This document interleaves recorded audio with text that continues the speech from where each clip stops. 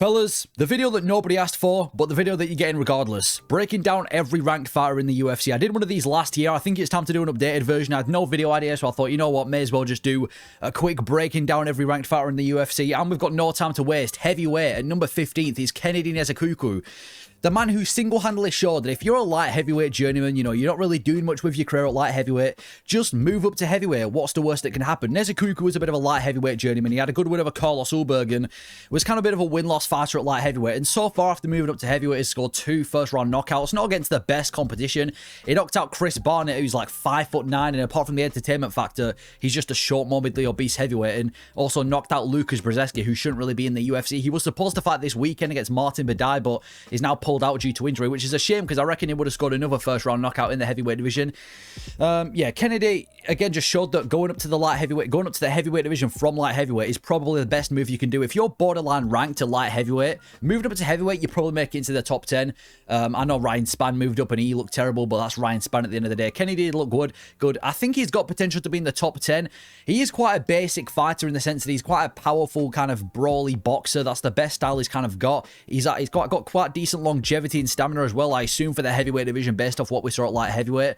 I can't really see him breaking into the top 7. I think his limit is like a Marcin Tybura or a Sergey Spivak. One of these more well-rounded heavyweights that tend to be really skilled and have been experienced for a while. I think those are the guys that are going to give problems to Kennedy Nzechukwu because, like I said, even though he is 2-0 in the heavyweight division with 2 first-round knockouts, you look at the competition that he's been facing at light heavyweight, it hasn't been the best, but he's had some good wins, like I said, at light heavyweight. Ian Cutelaba aged quite well. Carlos Ulberg has aged amazingly, but I think you give him somebody elite, he probably struggles at heavyweight based off the fact that he lost to OSP last year, so Kennedy Nzechukwu, shame we couldn't see him compete tomorrow because I reckon he would have got another first-round knockout, but he does deserve to be ranked in the heavyweight division because all you need in this division is 1 or 2 wins and you're suddenly in the top 15, and that was perfectly displayed by Talishan Teixeira. 1 win in the UFC, and he's scored a fight with Derek Lewis. Now, he's one of the up-and-coming prospects of the heavyweight division. There's quite a few prospects that have entered this division, and Talishan Teixeira happens to be one of them. 1-0 in the UFC, at UFC 312, where he kind of just ran through Justin Tafa, just finished him in the first round, landed an elbow, and Justin Tafa quit,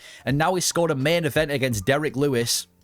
Now, even though he is a bit of a knockout machine at heavyweight, he's quite big for the division, he's a wild striker, I don't see him as, I don't view this guy the same way I was viewing Sergey Pavlovich or a Cyril Gane, in the sense that he's this unstoppable heavyweight who's going to be the next big thing. He's very beatable. He's a very wild, chaotic striker. I can see Derek Lewis clipping him, even though he is probably supposed to be the favourite against Derek Lewis. So I think he can probably make it into the top 10 because all you need in the heavyweight division is a bit of power, a touch of athleticism, which Talishan Teixeira has, and you're probably in the top 10. So I can see him going quite far. I think his limit is similar to like a Kennedy Nzechukwu, maybe somebody like a Sergey Spivak or a Jelton Almeida who can take him down, or just anyone who's elite in the heavyweight division. I know there's not much elite heavyweights, but just anybody who's elite when it comes to skill can probably beat Talishan Teixeira. He's kind of all this wild, swinging, chaotic style, hasn't got the best skill, but he did just get a good first round knockout, and if he beats Derek Lewis, then fair enough. But he is one of the better heavyweight prospects. I'm not too mad at his main event with Derek Lewis because it's going to be him and Derek Lewis throwing it down. There's no way it goes to distance, you know.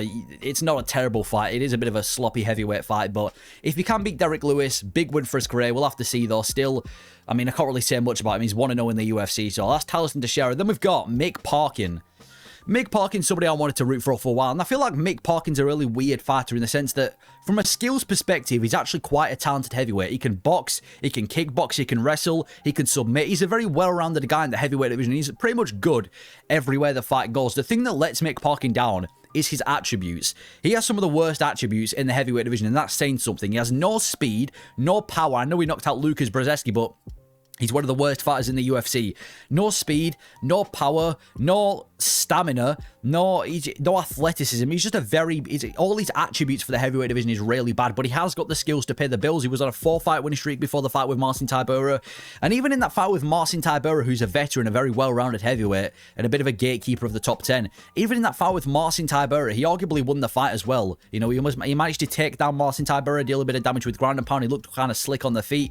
But I feel like Mick Parkin, if he just gets a diet plan, I'm not saying he needs to cut down to 205 because he is quite a big heavyweight, and I feel like he'd get demolished at at 205. So I think if he just gets a bit of a diet plan, sorts out his conditioning a bit more. Apparently all sick going into the Marcin Tybura fight, but regardless, he's never really been that athletic anyway. So I think Mick Parkin, skilled guy, it's not a skill issue, it's more of an athleticism and an attribute issue that he needs to sort out in his training camp. So I still think he's got potential. I hope he doesn't get cut, because I can see Mick Parkin, a guy that's not got this big personality or this extremely fun fighting style. I can see him eventually getting cut from the UFC if he becomes a bit of a win-loss fighter, which I hope doesn't happen, because I like Mick Parkin a lot, but he's got potential. He just needs to improve his attributes a bit, and that loss to Marcin Tybura, you know, it could have gone either way. Number 12, Shamil Gaziev, the future god of the heavyweight division, the man who could potentially open up a super heavyweight division and become double champ. But in all seriousness, all jokes aside, I can genuinely see Shamil Gaziev being a bit of a prospect in the heavyweight division. He has talent, man. He has talent to be like at least a top, maybe a top 7 fighter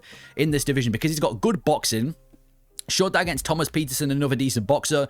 Knocked him out cold. Roughed up Martin Badai on the feet with his boxing. He's a pretty solid boxer, Shamil Gaziev. And the grappling, he's got good grappling too. He showed it when he fought Dontel Mayers, where he essentially just laid down on Dontel Mayer for 15 minutes. So he can grapple and he can strike, and he's dangerous pretty much everywhere the fight goes. The biggest flaw to Shamil Gaziev is the fact that he's not the quickest. He's obviously clearly not the most athletic, and his stamina is kind of bad. He showed that in the fight with Rosenstrike, where he looked good early on, but after the first round, you know, he was getting picked apart. But to be fair, he made it 4 rounds with Rosenstrike before quitting, but his stamina is awful.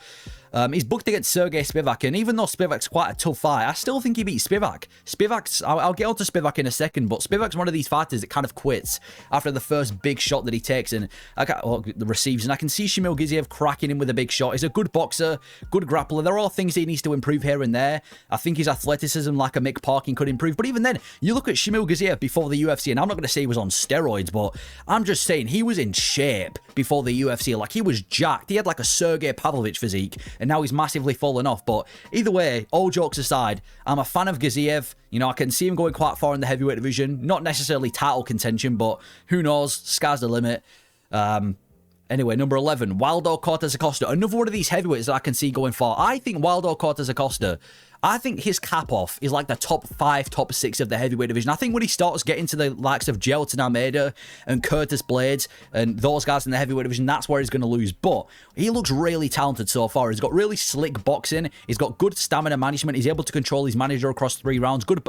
He's had a couple of professional boxing matches too. His grappling's effective. He's pretty much well-rounded for the heavyweight division, and he's got a bit of KO ability too. He just knocked out Ryan Spann in the 2nd round, and we just talked about how light heavyweights have success moving up. He just knocked out Ryan Spann. Was the guy to shut down the prospect of Rebelis to Spain, beat Thomas Peterson on the regional scene for a belt. And most people hate him for the fight with Andrei Arlovsky, where he was just mocking Andrei Arlovsky while picking him apart. But Waldo Cortez Acosta, well-rounded dude. I can see him beating a Mick Parkin. I can see him beating a Marcin Tybura. I think he definitely beats Tybura. I reckon he literally gets to like the top 6. Who knows, you know, how far this guy can go. I don't think he's shown enough to make me think there's going to be a potential top 5 guy one day, but very talented. I think for the rest of his career, he's going to be in the top 15 of the heavyweight division. He's looked good so far. 6-1 in the UFC. I think in the heavyweight division, I don't think he's going to leave the rankings. I reckon he'll be ranked for a long time. Quite, you know, again, another quite an unathletic guy, but for a heavyweight, he is quite talented. Anyway, number 10, we've got Tai Tuivasa. This guy was once on the highest of highs, fighting in a main event in a #1 contender fight against Cyril Gane, dropped him at one point in the fight, whereas if he would have knocked Cyril Gane out cold at that moment in time, we would have had fucking Tai Tuivasa versus John Jones at UFC 285. But after that Cyril Gane fight, which was a fight of the year contender, by the way, it just all went downhill from there. After that, he faced Sergey Pavlovich, got bum-rushed by Pavlovich. Then he faces Alexander Volkov, gets finished by Volkov. Then he faces Tybura, gets scrambled by Tybura, and then faces Rosenstrike, and loses pretty comfortably to Rosenstrike. He's now on a 5-fight winning streak, which is kind of crazy how he's still ranked number 10 in the division. I think he's ranked number 10 anyway, if this is accurate. It's crazy how he's still ranked number 10. And I think he is genuinely like a loss away from getting cut from the UFC. I think the biggest issue as a Tuivasa fan, because you can't dislike him. He comes to brawl every fight. He comes in, you know, in these exciting or these fun walkouts, goes out there, lays it out like a, you know, just a guy in a barbecue trying to get a fight done. And he goes out there swinging for the fences, gets the knockout. So you can't hate Tai Tuivasa. He's a likable dude, but he never improves. Since his fight with Cyril Gane to his most recent fight, he has shown zero improvement. If anything, he's getting worse. His grappling has looked worse, and he's fucking massive. Like, I don't know if you guys saw it, the UFC 312 press conference. They did like a press conference where they brought a bunch of Australian fighters on screen. Tuivasa was huge. He looked morbidly obese, so I don't know what his plans are. Apparently, he's not going to be fighting for the rest of 2025, so I think his best days are definitely behind him. Not sure if he's ever going to win a fight in the top 15 again, but I hope he does. He's one of the more entertaining heavyweights, but we'll have to see. Derek Lewis, without a doubt, as of right now that Ngannou's left the UFC, he is the hardest hitter in the heavyweight division. I don't think there's a single heavyweight that hits as hard as Derek Lewis. This guy hits like a truck, most knockouts in heavyweight history. And again, listen, I'm cool with Derek Lewis fighting once a year in a fight night main event against a guy that's going to bring it, and seeing a Derek Lewis KO into him taking his shots off, chucking it into the crowd and having a good post-fight octagon interview. I'm cool with that. He's not, I mean, it's clear that he's not going to become a top contender in the heavyweight division, considering he's lost to a bunch of top contenders. He lost to Spivak, he lost to Pavlovich, Almeida, Gone. I mean, Tuivasa was able to knock him out, but he's a bit of a win-loss fighter. But regardless, when he wins, he does it in emphatic fashion. I mean, he's actually got quite a good resume. He beat Francis Ngannou before Ngannou was the big thing. He beat Blades twice, knocked out Alexander Volkov in the last minute, knocked out Marcin Tybura, knocked out De Lima, knocked out Nascimento, beat Roy Nelson too. He's actually got a pretty solid resume for the heavyweight division, but you know what you're getting with Derek Lewis. It's either going to be him getting outclassed and probably finished, or it's going to be him getting outclassed and then out of nowhere landing a knockout blow to win the fight. That is Derek Lewis, and you just can't hit a guy like that. He's, again, another likable guy for the heavyweight division. I hope he does beat Talisman Teixeira. I know that you know, heavyweight is a division that needs prospects, but I don't think Talisman Teixeira is going to get to the top anyway. So, hope he wins his next fight, but again, a heavyweight that you just can't really dislike. Number 8, Marcin Tybura. He's the new Neil Magny of the heavyweight division. In other words, he's the gatekeeper of the top 10 of the heavyweight division. He's been around for quite some time. He's got that veteran experience. And he rises to the levels of his opponents, I feel like, is Marcin Tybura. You know what you're getting with Tybura. An unathletic, gritty heavyweight who wants to smudge you against the cage, rough you up in the clinch, do enough on the feet, take you down when the time's right, and if you're one-dimensional, he'll expose you. If not, he'll pick up a decision win. That is genuinely Marcin Tybura. He's not elite enough to be a top heavyweight. Aspinall flattened him. Volkov picked him apart. Derek Lewis knocked him out cold. Spivak submitted him recently, but he has had some pretty good wins, and I think he's won, I might get this one wrong, I think he's won like 8 or 9 of his last. I know he lost to Aspinall and Spivak, but apart from that, he's won like 13 fights straight. So he obviously got that win over Tuivasa in the main event, beat Denise, battered Denise, and shut down him as a prospect. Also shut down the prospect of Mick Parkin. So he's single-handedly just stopping these prospects from getting into the top 10 of the heavyweight division. He's just a gatekeeper with his Marcin Tybura. He doesn't really bring much to the UFC in terms of personality or in terms of anything, to be fair, because he's never going to be a top contender, but he always does enough to get rid of the prospects and keep himself in the top 10. It is what it is with Marcin Tybura. Gets the job done. Sometimes won't get the job done, but has done enough to stay in the top 10. Well-rounded is what it is. Then we've got number 7, Sergey Spivak. Now, I actually think Spivak's quite a talented heavyweight. He's got a good pressure boxing style that he uses to set up the clinch, and when he's in the clinch, he wants to use his judo to take you to the mat and eventually find a submission. And he's worked on a few occasions. He mauled Derek Lewis. He beat Tuivasa, recently submitted Marcin Tybura as well. He's a good clinch grappler, is Sergey Spivak, but he is one of the biggest quitters I've seen in the UFC. Spivak seems like he starts off every fight really well and then quits. I mean, if you look at his most recent fight with Gelton Almeida, he was beating Gelton Almeida. He took him down and was out grappling him. And then Gelton Almeida, the grappler, landed one clean shot on Spivak on the feet, and he decided that that's enough. I'm not having any more. He main evented in Paris against Cyril Gane and took one bad body kick and quit for the rest of the fight and became a punching bag. Aspinall landed an elbow on him and he decided to cower up and take no more. He is quite a big quitter, in my opinion, is Sergey Spivak, where he's a talented jiu-jitsu grappler who has a decent boxing base, but he's got no heart. He takes one bad shot or something doesn't go his way, and he just seems to give up in the octagon. I don't understand what his game plan is. I don't think he could ever become a top contender regardless, but there's sometimes where he goes out there and kind of, you know, just shocks the world. That's a bit of a big statement for Spivak, but proves people wrong, like the Derek Lewis fight and the Tybura fight, but I don't know, man. I don't think he has the heart or the will to win and get into the top 5 of the heavyweight division. Is what it is. Sergey Spivak, you know what you're getting. Number 6, Gelton Almeida. This might be a bit of a hot take. I think Gelton Almeida, apart from John Jones, is the toughest test for Tom Aspinall in the heavyweight division. I think he will definitely fight for a belt. Gelton Almeida, without a doubt, is going to be fighting for the heavyweight belt one day. I don't know if it's sooner or later, but I do believe that Jailton Almeida will be fighting for a belt within the next couple of years. And listen, I know he had that bad loss to Curtis Blades, but he's the best grappler right now at heavyweight. I don't care what you say.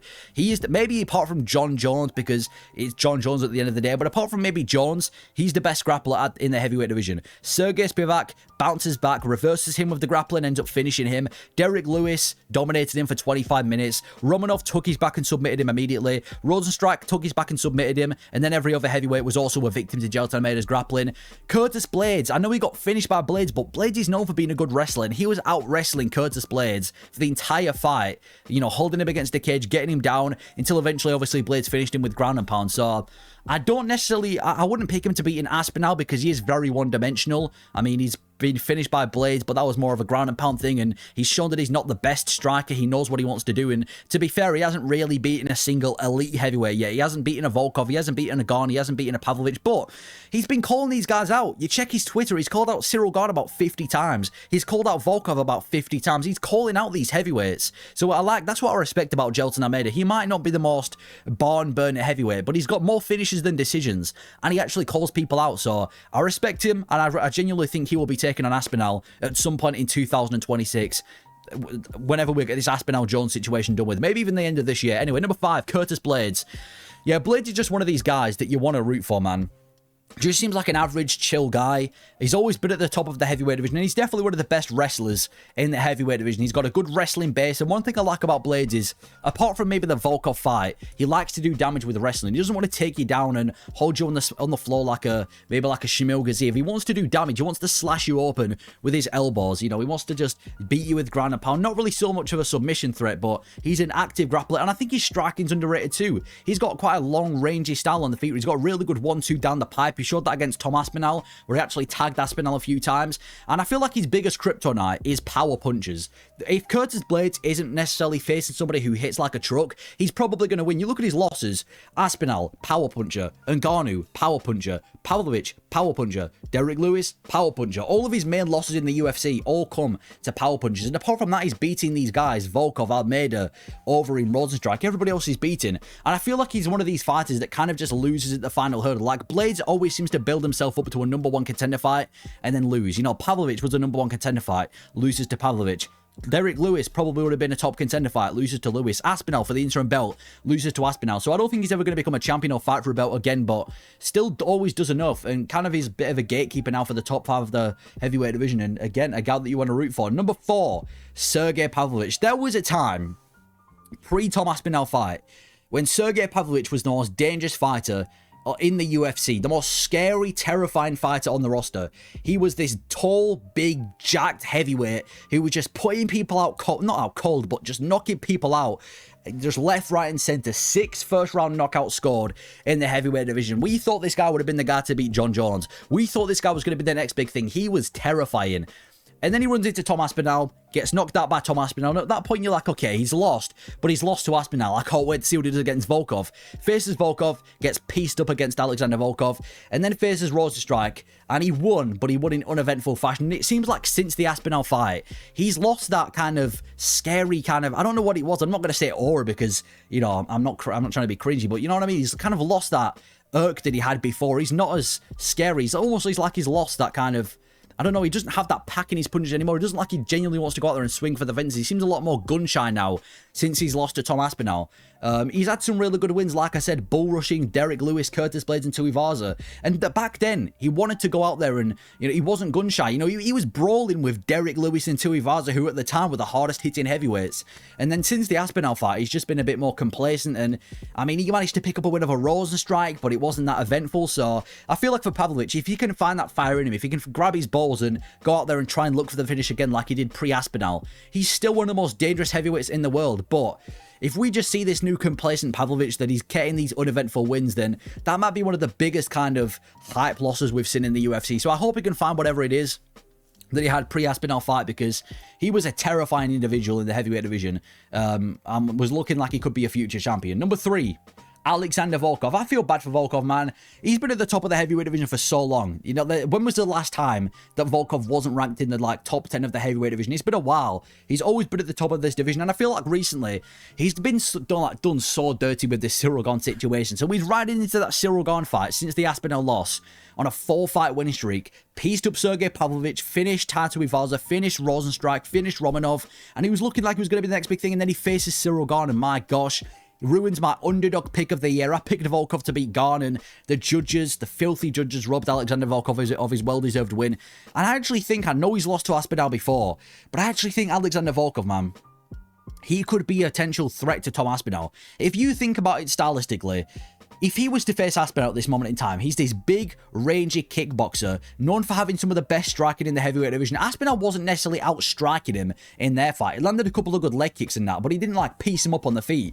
And his his grappling seems to have improved tenfold since the fight with Aspinall. He showed that in the fight with Romanov. He showed that in the fight with Taito Ivaza. He showed it in the fight with, a little bit in the fight with Ciryl Gane. I still think Aspinall obviously beats him again, but he could have been a stylistic threat. I'm not sure who he's going to be taking on next. Apparently, there's rumors of him taking on Jelton Almeida, but we'll have to see. But I feel bad for Volkov, man. He could have been the next title challenger, but regardless, still one of the best kind of overlooked heavyweights in the world. He's not getting these quick highlight reel finishes. He's not this big brash personality on the mic, but if you really look at Volkov, even on like vlog series, he's just a chill dude, man. Hope he does well. Hope he, wins his next fight, whoever it's against, is what it is. Number 2, Ciryl Gane.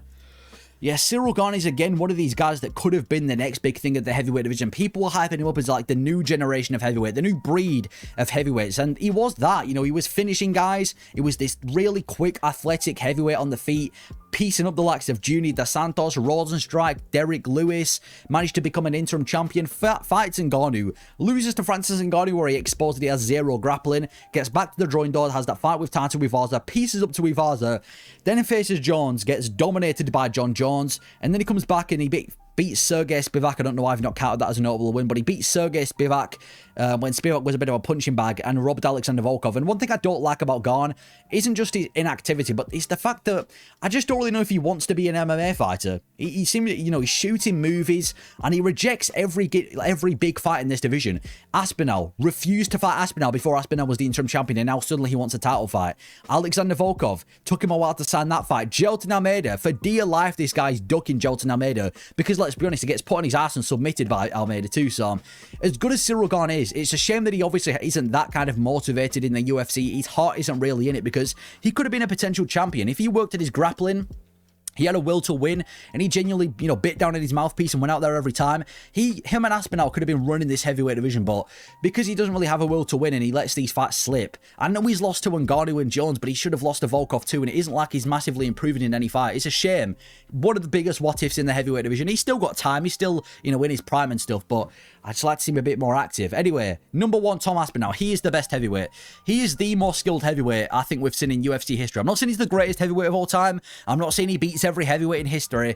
But from a skills perspective, we've never seen anybody like Tom Aspinall. He moves like a welterweight. And I know people said that about Ciryl Gane, saying that he moves like a welterweight. But Aspinall moves like a welterweight in all aspects, with the grappling, with the striking, with everything. Rapid on the feet. And he's just, there's not a single weakness to Tom Aspinall. It's like that Vitor Belfort meme where there's no weakness. Apart from maybe him leaving his chin in the air, there is zero weakness. He can submit, he can wrestle, he can knock you out. He's got good kicks for the heavyweight division. He is so talented, and he's beat 5 of the current top 10 heavyweights. He's the most, as of right now, he's got the best resume in in this current heavyweight era. I'm not saying he's got the best resume ever, but out of all the ranked heavyweights, he has the best resume. Blades knocked him out. Volkov submitted him. Pavlovich knocked him out. Spivak knocked him out. Burr knocked him out. Orlovsky submitted him. He's just tearing through these heavyweights. Shortest average fight time in UFC history. And I reckon he'd chin John Jones, which is why Jones won't fight him. And another reason I like Aspinall so much and why he's one of my favourites is because I've been watching this guy grow. When there's a fighter in the UFC and they're a bit of a prospect and you get bought on the hype early on and they actually materialise into something big. That's the kind of situation I had with Tom Aspinall. I've been watching this guy. I think the first time I watched him live was when he fought Spivak in the Apex, and I remember he knocked out Spivak. And since then, I've just been a huge fan of Tom Aspinall and watching him grow and become a better fighter and become pretty much unstoppable in the heavyweight division. It's just good to see. It's a shame that the champion is John Jones, who we'll get onto in a second, who's ruining this division and ruining Aspinall's prime, but I'm hoping that fight's going to get made in the summer. I've been hearing rumours that him and Jones are officially booked for summer. I can't say where I got these rumours from, but I'm hoping they're true, but Tom Aspinall, one of my favourite fighters, the best heavyweight we've ever seen from a skills perspective, and definitely the best heavyweight right now in the world. And the champion, Jon Jones. Now, listen, I know he's one of the greatest of all time, or the greatest of all time, and he's had an amazing legacy. But if we're going to talk about strictly heavyweight Jones, he has ruined the heavyweight division. He has. Let's not act like he hasn't ruined the heavyweight division. He's had 2 big pay-per-views, 2 finishes, whatever. He's ruined the heavyweight division. He ducks Francis Ngannou for 3 years when he's bulking up. The second that Ngannou leaves the UFC, coincidentally, he comes back against Ciryl Gane, a stylistically favourable matchup, takes him down and submits him. Then he gets injured when he gets to fight booked with 41-year-old Stipe, refuses to fight Aspinall, takes a year off, and comes back against 42-year-old Stipe, beats Stipe in the second round or third, whatever it was, by hitting him with that spinning back kick. And that's his heavyweight legacy. He hasn't beaten anybody currently. Well, he's beaten Gane, but apart from that, he's not really beaten any of the modern heavyweights. Refuses to fight Tom Aspinall. And obviously, there's a bunch of other problems that I can go into in Jones' career. But he's ruined the heavyweight division. He's been a champion since March of 2023. And he's fought twice. Twice against uneventful contenders. It's not like he fought twice against Ciryl Gane and then Tom Aspinall. He's fought twice against Ciryl Gane and Stipe, the decrepit Miocic. So he's ruined the heavyweight division. I hope Aspinall flattens him out, but we're talking about Jon Jones. In my opinion, the greatest of all time, and I can see Jones beating Aspinall. I can see that happening. It would not necessarily surprise me if he does it, because he gets it done every single time. It's Jones that we're talking about. I can see him taking Tom Aspinall to deep waters and getting a finish at some point in the fight, because it's Jones at the end of the day. You know, it is what it is. But I hope his fight with Aspinall happens, because I really do feel like he'd get flattened out. But we'll have to see. It is what it is. That's the heavyweight division. Light heavyweight division, number 15, you've got Anthony Smith. Smith should have retired a long time ago. He should have retired a long time ago. He's in this weird stage in his career where he's just not being able to pick up a win. He just got battered by Dominic Reyes, started crying afterwards, saying it might be it. I feel like now's the perfect time for Anthony Smith to hang up the gloves. He's going to be fighting Zhang Mingyang, which is one of the worst possible fights for Anthony Smith. And I know he was able to submit Vitor Petrino in Brazil last year, which is like one of his biggest modern day highlights, but he's just not really been able to do anything crazy with his career, apart from submitting Vitor Petrino and getting a good win over Ryan Spann, who's completely washed. In the past couple of years, he hasn't really done anything. Obviously, the biggest high of his career was getting that title fight against Jon Jones, and to be fair, he went the distance with Jones. I'm not sure if that's something we need to praise Smith for or take away from Jon Jones for, but he's taken so many losses against so many guys in this division. I don't reckon he's going to beat Zhang Mingyang. I think his next fight is going to get finished, and then that will be the end of Anthony Smith. Was at one point a good kind of gatekeeper for the top 15 of the heavyweight division, and I guess he still serves that role, but he just doesn't really do anything with his career anymore. Anthony Smith, not really got much going for him. So that's Anthony Smith. Number 14, you've got Alonzo Menifield. Again, one of these light heavyweights that, you know, it just shows how kind of uncompetitive this division is. If the likes of Alonzo Menifield is in the top 15 of the division, he beat Jimmy Crute. That's, I guess, a good win, but Jimmy Crute's a loss away from being cut from the UFC. The win over Dustin Jacoby was good, and he beat Paul Craig, but he hasn't beaten anybody in the top 15 of the current heavyweight division. He just fought Julius Walker, who was some guy in the regional scene on short notice, and went to a very close decision. He's an explosive wrestler with powerful hands. He's just a bit of a mid-fighter as Alonzo Menifield. I don't think within the next year he's still going to be ranked. He obviously got finished in 12 seconds by Carlos Ulberg, knocked out brutally by Azamat Murzakanov. Even OSP was able to beat him. So, you know, he's one of these powerful wrestlers. Doesn't really have much going for him. I don't think he's going to be in the top 15. There's not really much you can say about Alonzo Menifield anymore, is there? So, Menifield, number 14, just a bit of a weird fighter, innit? Number 13, you've got Bogdan Guskov. I do think Bogdan Guskov's got potential, but I think he might be one of the more overrated prospects. I'm really not bought on the hype of Bogdan Guskov. Like, it seems like in every single Bogdan Guskov fight, he has to go through adversity to get a win. Obviously, his UFC debut, he got finished by Volkan Oezdemir. In his win over Ryan Spann, he was getting pieced up by Ryan Spann until he found the knockout shot. In a couple of his other wins, he was getting beaten until he got the knockout shot. Even in his most recent fight against Billy Elakena, who's this guy on the regional scene on like 5 days notice, that guy nearly submitted Bogdan Guskov in the first round.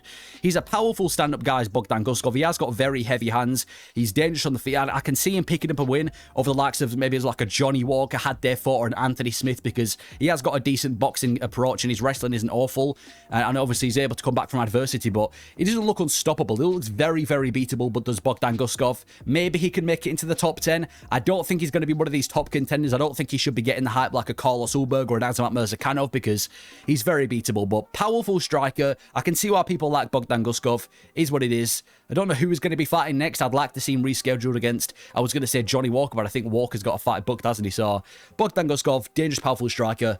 Don't think he becomes a top contender in the light heavyweight division. Then we've got Azamat Murzakanov.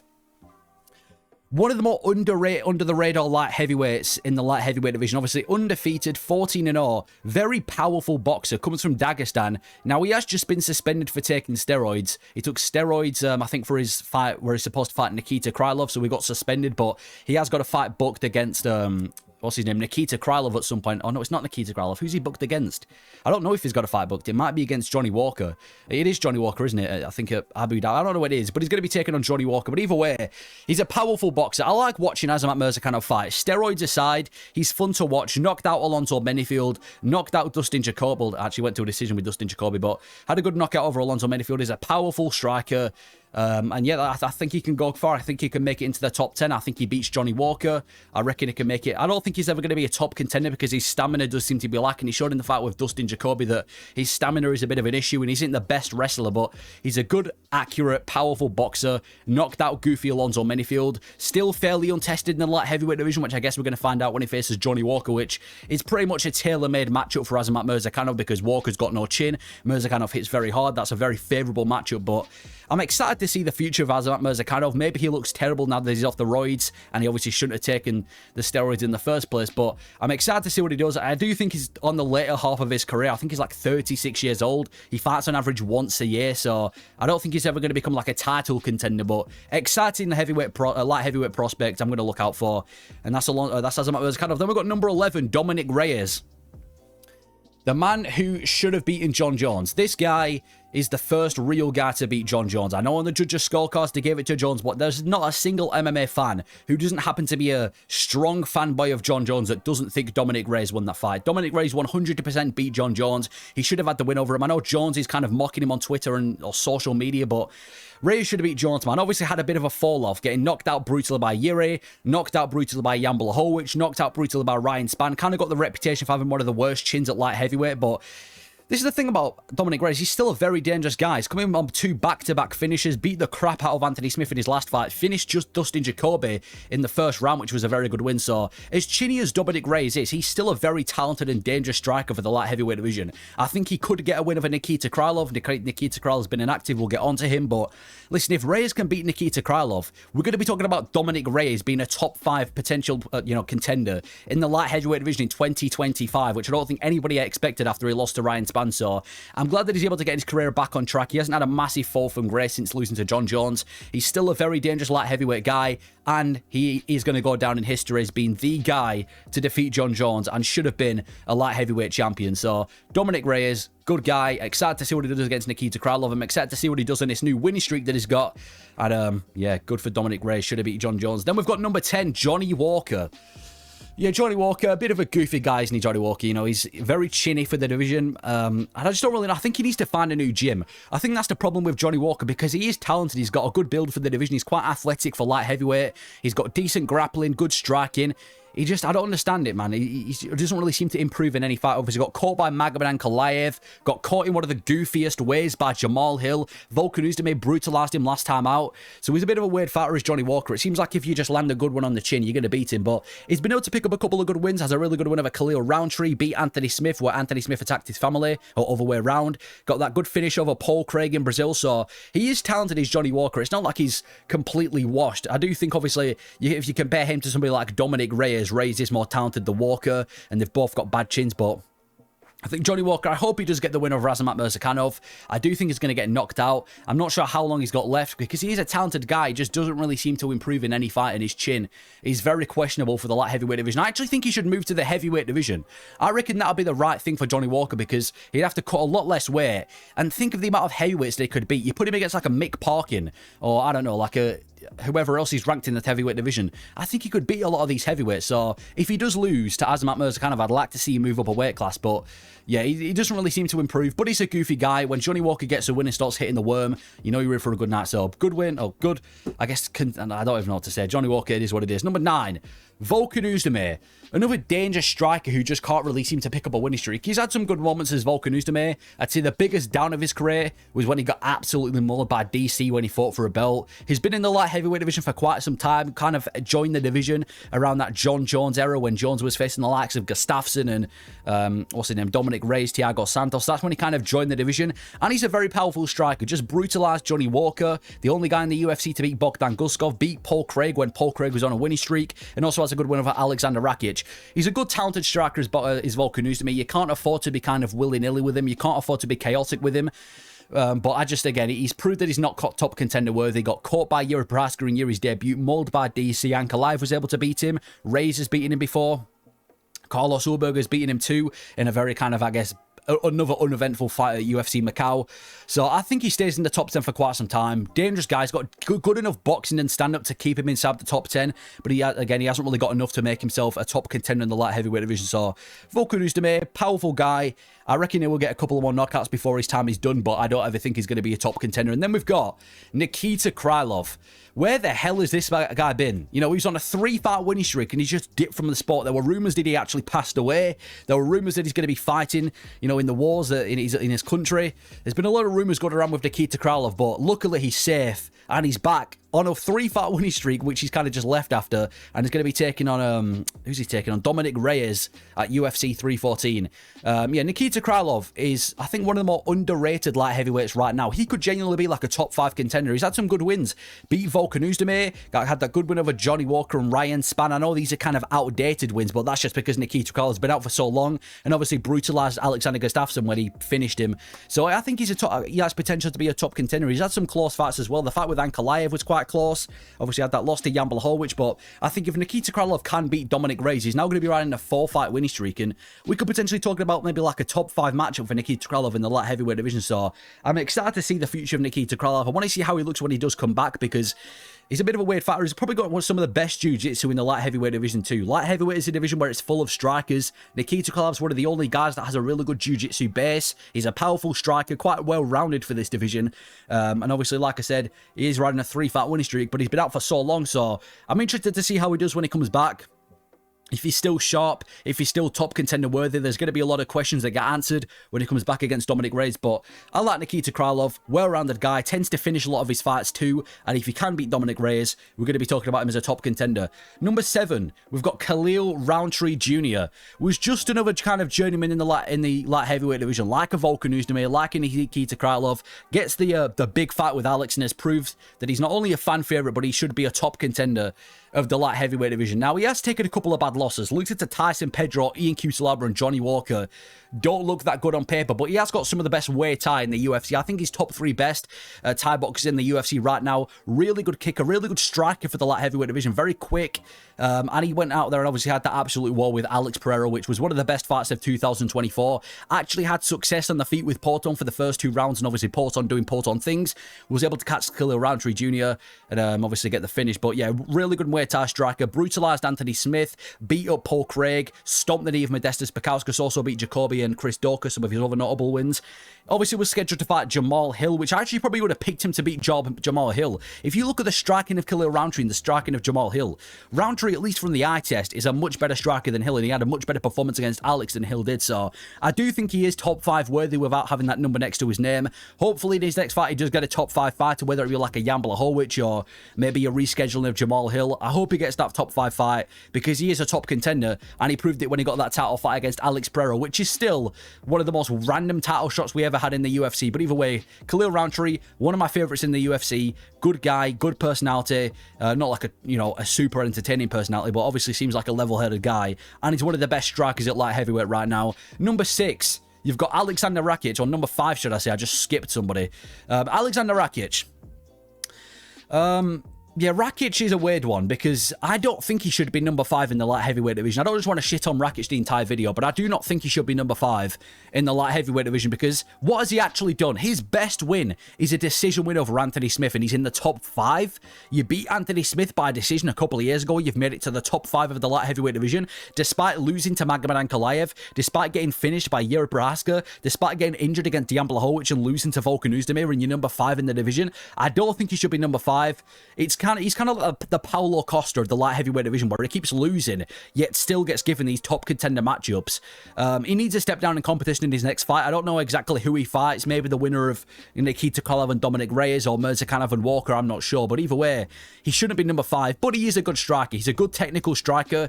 It seems like ever since he has come back against Jan Blachowicz, he hasn't really been the same as he were before. I know he had that good first round against Yuri until he inevitably got finished, and he's just not really been living up to expectation. When he fought Ankalaev, I know we're talking about the best in the world, but he barely threw anything in that fight with Magomed Ankalaev. I want to know the significant strikes for Rakic in that fight, because it looked like he threw nothing. So he's a good striker. He's obviously top 10 worthy. I think him versus somebody like Khalil Rountree would be a really fun fight, but I just personally don't think he's number 5 worthy. I don't think he's earned that spot to be number 5. And yeah, that's Alexander Rakic. Then we've got Jan Blachowicz, who should be number 5. So Rakic should have been number 6, but I didn't put number 6. Either way, Jan Blachowicz. Yeah, Jan Blachowicz, I feel bad for him, man. Polish Power, one of the best and most likable guys in the light heavyweight division. Obviously had that big championship run when he managed to knock out Dominic Reyes, knocked out the likes of Luke Rockhold, the first guy to beat Israel Adesanya in the UFC, which also happened to be one of the worst ever commentary performances in the UFC from Joe Rogan, Anakin DC. But yeah, I feel bad for Jan Blachowicz, man. Obviously has that fight with Alex Pereira when Pereira moves up, and it was a very close fight. I don't think it was a robbery, but it was very close. Had that fight with Glover Teixeira where he got submitted, arguably lost, or arguably beat, should I say, to Carlos Ulberg. I thought that fight could have gone 50-50, but you could have given him that win over Carlos Ulberg. He's still got it, man, does Jan Blachowicz. I know he's not going to be a champion, he's not going to be a top contender, but I feel like he has still got it. He hasn't had a legitimate win since 2021 when he beat Israel Adesanya, if you're not counting the Alexander Rakic injury, which sucks, but he still proved in that fight with Ulberg. He's still dangerous, still got really good leg kicks, still a powerful striker. He is 42 years old, but he can afford to get away with it in the light heavyweight division. I just hope we see Jan Blachowicz get another win. I hope he's not going to be one of these fighters that we kind of, you know, he drags his career on a little bit too long in order to get a win. I hope in his next fight, whoever he faces, he picks up a good win and maybe retires coming off a win, because he is a likable guy. One of my favourite light heavyweights on the roster. And like I said, great career, former champion, had some really good wins on there, beating the likes of Reyes after Reyes had just fought Jones and Israel Adesanya. So I like Polish Power. I like Jan Blachowicz. I hope he can pick up a win soon. And again, great career. Number 4, Jamal Hill. Yeah, one of the bigger personalities in the light heavyweight division. I feel like people have kind of started to like Jamal Hill a little bit more. Obviously, after he lost to Alex, he was one of the most hated fighters in the UFC, but at least he's got a bit of personality. I know he's a very goofy guy, goofy personality, not the most likable person, but you know, he takes the opportunities he takes the opportunities when they come, and he tries making the best out of it. He gets that big title fight with Alex Pereira. I mean, obviously Jamal Hill was a former champion, but he gets that big fight with Alex Pereira at UFC 300, gets knocked out, then gets that fight with Yair Prochazka, gets finished, and obviously had that submission loss to Paul Craig. But he's a powerful, not the most technical, not the most coordinated, but a very powerful striker. Beat Glover Teixeira to become the light heavyweight champion, but to be fair, that was when light heavyweight was in a really poor era. Got that goofy knockout over Johnny Walker, beat the brakes off Jimmy Crute, OSP, and Thiago Santos. I do think he needs to prove himself, though, a little bit, because with all due respect to Jamal Hill, I'm not saying he shouldn't be in the top 5. He's obviously a former champion, but if we're looking at the modern light heavyweights, the best one is Johnny Walker. That's the only modern light heavyweight he's beat. He hasn't beaten an Ankalaev. He hasn't beaten a Jan Blachowicz. He hasn't beaten a Carlos Ulberg. It would have been good to see him face Khalil Rountree, because that would have given us an idea of how good Jamal Hill is against the top contenders. But I'm still going to watch Jamal Hill fight, because even though you can say he's, you know, irritating and whatever, he's never really in a boring fight. It's either you or him, and that's what I like about Jamal Hill, even though he has got one of those saltiest personalities in the light heavyweight division. But either way, Jamal Hill, hope he can fight maybe Khalil Rountree soon. He is a fun guy to watch, even though obviously never going to be a champion again. Number 3, Carlos Ulberg. Yeah, Ulberg, kind of similar to Sergey Pavlovich, used to be such this dangerous, chaotic fighter, and it's now kind of put the brakes on a little bit. Obviously, he was riding like a 6-fight winning streak where it was nothing but finishes. Had that 12-second knockout over Alonzo Menifield at UFC. I forgot which card it was, but he knocked out Alonzo Menifield last year. And it seems like since the Volkan Oezdemir fight, he just hasn't really been as good. He fought Volkan Oezdemir, was a little bit, timid, and then he fought Jan Blachowicz, which was a bit of an uneventful fight. Arguably lost that fight with Jan Blachowicz, where all he did was leg kick Jan Blachowicz at range and run away from Jan Blachowicz against the cage. So he hasn't really done anything significant so far in the light heavyweight division apart from beating Alonzo Menifield, but because he's got those 2 good wins, he is now a title contender. He obviously got finished by Kennedy Nzechukwu a couple of years ago, but since then he's managed to pick up a massive winning streak, and I think he's about a win away from a title shot. Call him boring, say he didn't deserve that win over Jan Blachowicz. If he goes out there and beats a Yair Prochazka, which I think is the fight to make, he's going to be fighting for a belt in the light heavyweight division. In terms of how good he is, he's a good, powerful striker. I think he needs to put the gas on a little bit more. I'd like to see him go for the finish. I'd like to see him actually look like he wants to win. And we haven't really seen his grappling get tested so far in this division, but he has got, obviously, a decent submission game. But Carlos Ulberg, I think he's got potential. He is quite young for the light heavyweight division too. I think he's only in his 30s, so I'm excited to see Carlos Ulberg, I guess, face Yuri Prochazka, because there's no way that Yuri makes it a boring fight, but it is what it is. Top contender, arguably lost to Jan Blachowicz, but I still think we've got questions to be answered when it comes to Carlos Ulberg. Then number 2, Yuri Prochazka. You know, when you look back at the old era of the UFC, and you look back at the likes of Wanderlei Silva and Chuck Liddell and, you know, Cro Cop and some of the more unique fighters we've seen, Yuri Prochazka is like a modern day version of those guys. In a decade from now, we're going to be looking back at this era of the UFC, and Yuri Prochazka is going to be one of the fighters that we highlight. He's one of the most entertaining fighters in the UFC. It doesn't matter who you put against Yuri, he's going to make it a fun fight. Such a dangerous and just unique striker. His hands are down. He's got this bobbing head movement.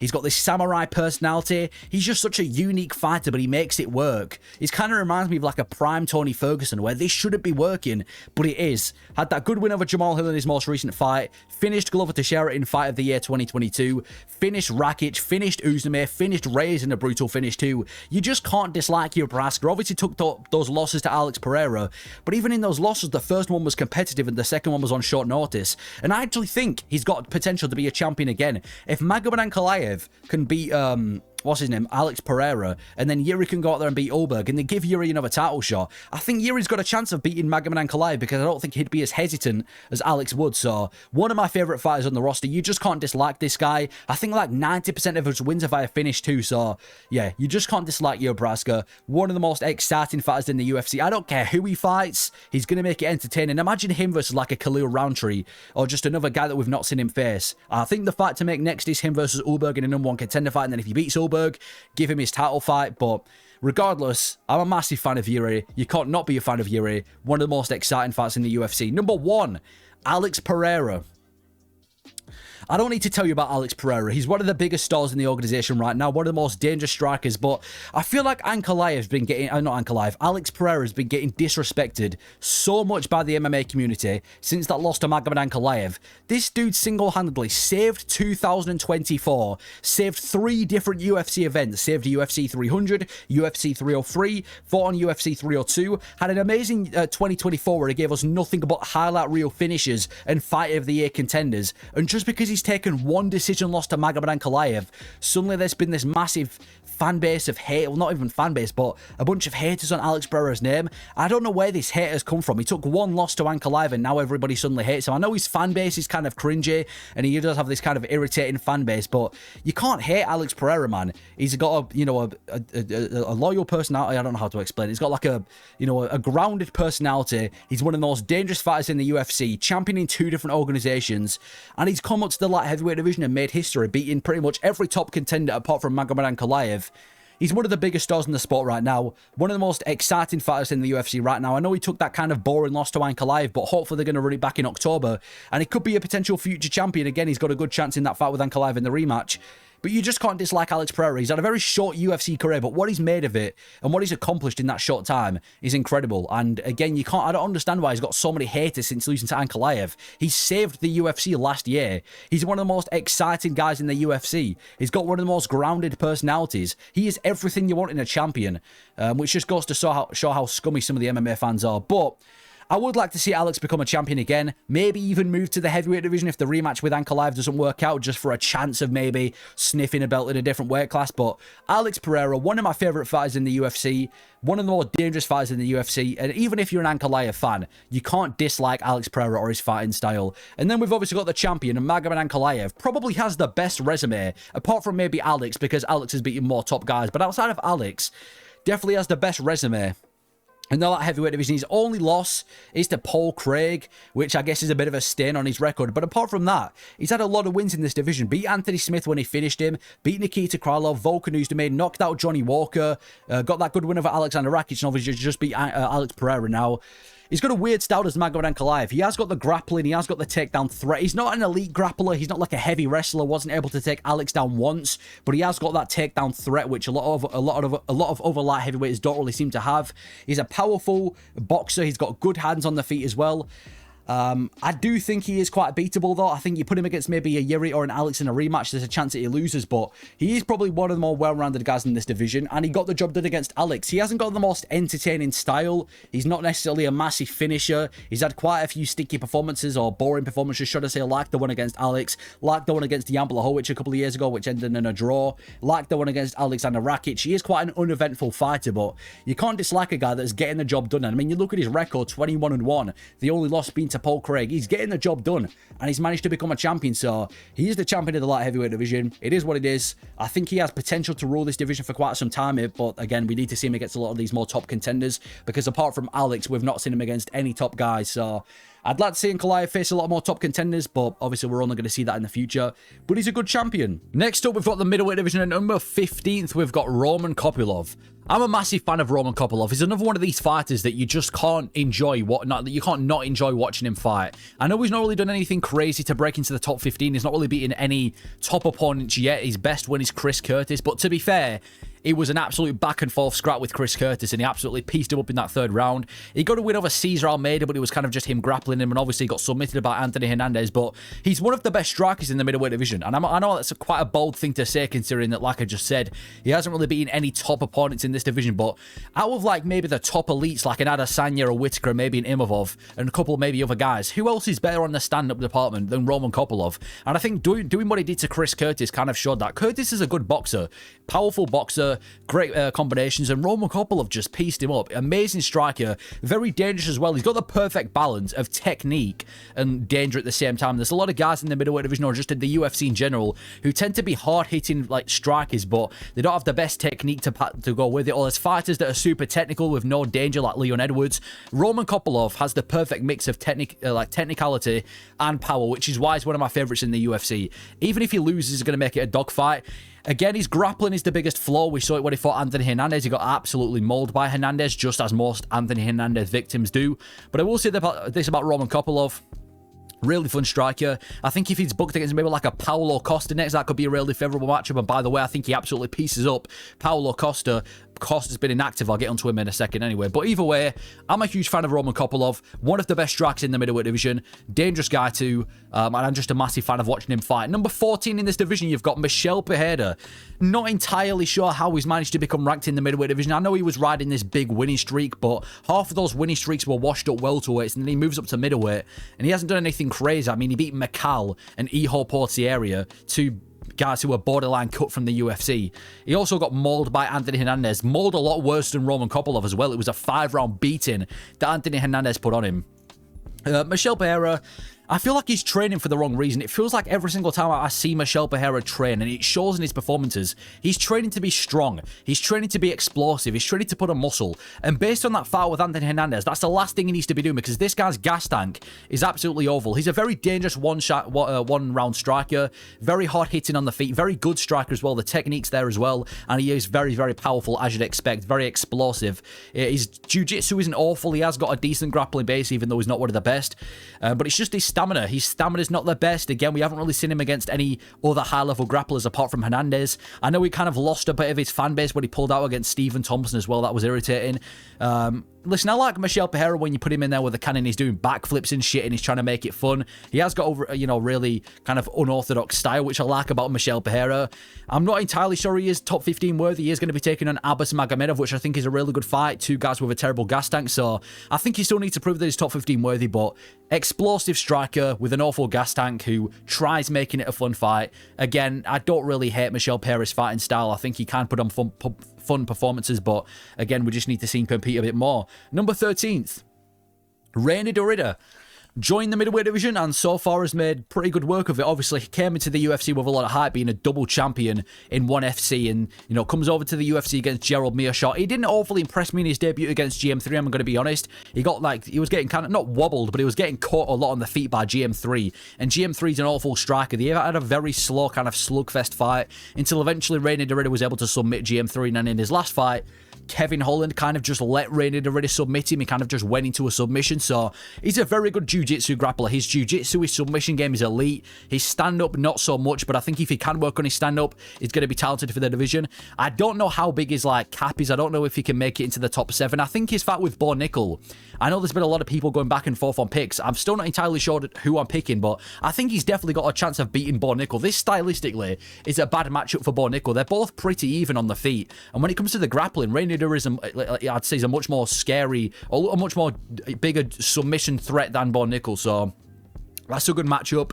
I think he can make it into the top 10. Not sure if he ever becomes a top contender. I think he's a little bit too one-dimensional for that. Again, when GM3 is close to beating you, I can't think you're ever going to be a top contender. And plus, Kevin Holland kind of just let himself be submitted. And Kevin Holland at welterweight and middleweight are two different fighters. So I still feel like there's a lot of questions to be answered when it comes to Reina Dorita, but he's a likable guy. I think he's a tough guy for Bo Nickel. And if he can beat Bo Nickel, we're going to be seeing Reina Dorita in the top 10. So I'm a fan of him in the UFC. I'm glad he's come over to the organization and he's done well so far. Number 12, Paulo Costa. Another one of these fighters that has kind of fell from grace. Was once this undefeated prospect in the UFC, riding this huge winning streak. Very powerful guy. But he's had no good wins in the UFC when you really look back at it. Yoel Romero, Luke Rockhold, Uriah Hall, Johnny Hendricks, these are all old, decrepit versions of themselves. He hasn't beaten a single top 15 fighter currently in the middleweight division. And I don't know why he keeps getting privilege. Obviously, gets that title fight with Israel Adesanya, gets absolutely pieced up by Adesanya. Then I think after that he goes and faces Robert Whittaker. No, it was Marvin Vettori after that, where he got beaten by Marvin Vettori, weighing in 12 pounds heavier. Gets the free win over Luke Rockhold, but even then he still made it a bit of a dogfight. Then he gets pieced up by Robert Whittaker, then he gets pieced up by Sean Strickland. So I don't know why he keeps getting these top contenders. I know he was once a title challenger, he was once a big name in the middleweight division, but as of right now, he's not relevant. He's not relevant as a fighter. He's beaten no good names. His last win was Luke Rockhold in 2022, and before that I think it was Uriah Hall or Romero. So he needs to get a good win. In terms of personality, that's a different story. He's one of my favourite middleweights. In fact, I think a lot of these fighters can be quite corny on Twitter, but I will say about Paulo Costa, he does make me laugh on Twitter. He is one of the funniest guys on Twitter. I think his Twitter account is amazing, but in terms of in-octagon ability, I don't even want to call him bad. It's not like he's a bad fighter. He's a powerful striker. He's got it in him. He needs to prove it. He needs to get a win. He needs to beat somebody, whether it be a Roman Kopylov or somebody else. He needs to get a win and pick up a win and prove that he's still top 15 worthy. But I'm a fan of Costa. Obviously, former title challenger is what it is. I'm a fan of him as a person, though. I think he's one of the funniest in the UFC. Number 11, Brendan Allen. Brendan Allen is a fighter that I just feel like can't reach his potential. He's a very talented grappler in this division. He's got good jiu-jitsu, good grappling. I'd say he's got a good stand-up as well. He's a little bit more well-rounded than somebody like Anthony Hernandez, who he just lost to. He's had some good wins, absolutely mauled and out-grappled Paul Craig, beat Kevin Holland, Andre Muniz, had a very close fight with Chris Curtis before, but he has been finished by Strickland in his last couple of fights, lost to Imavov, where, to be fair to him, he was out-grappling Imavov in the first round, and then classic Imavov just goes out there and beats him. And then he got beaten by Anthony Hernandez, mauled by Hernandez, to be fair. So I think the problem with Brendan Allen is just his fight IQ. There were many times in that Anthony Hernandez fight where he could have won. Like, he could have gained top position, and he kept going for submission over position, which put him in bad situations. And I think if he tried keeping that fight on the feet, he would have had a much better chance, because he was a much better striker than Anthony Hernandez. So I feel like Brendan Allen, even though he has been taking a couple of losses, he's still got potential. His jiu-jitsu is elite. His grappling is amazing. It's just his fight IQ and maybe improve his stand-up a bit to be a bit more well-rounded. And I think he's top 10 worthy. So I'm a fan of Brendan Allen, one of the better grapplers in this division. Again, he needs to pick up a win. He needs to, get going again. To be fair, you really look at who he's lost to. He's lost to Imavov and Hernandez in his last two fights. He's not like he's lost to a can. But yeah, good grappler, just lacks the fight IQ. Number 10, Marvin Vettori. Marvin Vettori was, again, once a top middleweight. The middleweight was in a dark era when Marvin Vettori was fighting for a belt. That was when middleweight was in its darkest era. He's now kind of just turned into a bit of a journeyman, a bit of a gatekeeper for the top 10 of the heavyweight, for the middleweight division. He hasn't really done much significantly. His last win was it Paulo Costa's last win? No, it was Roman Dolidze at UFC 286, I'm pretty sure. And he's just been losing a lot recently. Got battered by Jared Cannonier, took a year and a half off, comes back, loses to Dolidze in a rematch.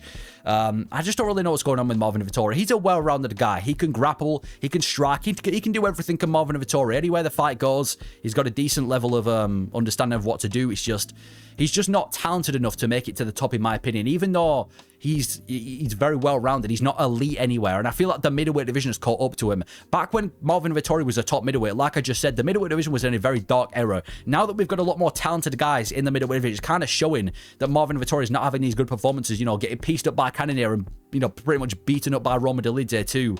Just shows that. So I'd like him to be a bit more active. I'd like him to take on one of these up-and-coming unranked middleweights to prove himself worthy of being in the top 10. I think he's a very well-rounded guy. He's got one of the best chin... No, he's got the best chin in the UFC as well, by the way.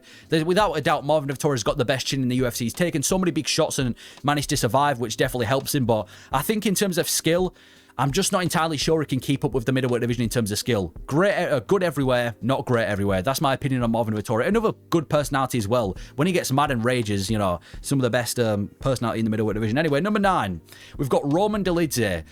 Yeah, Delidze is a weird one as well. You know, he's just got that really good win over Marvin Vettori, a guy that's beaten him before. And he's pretty well rounded too. He's got good grappling. His stand-up's good as well.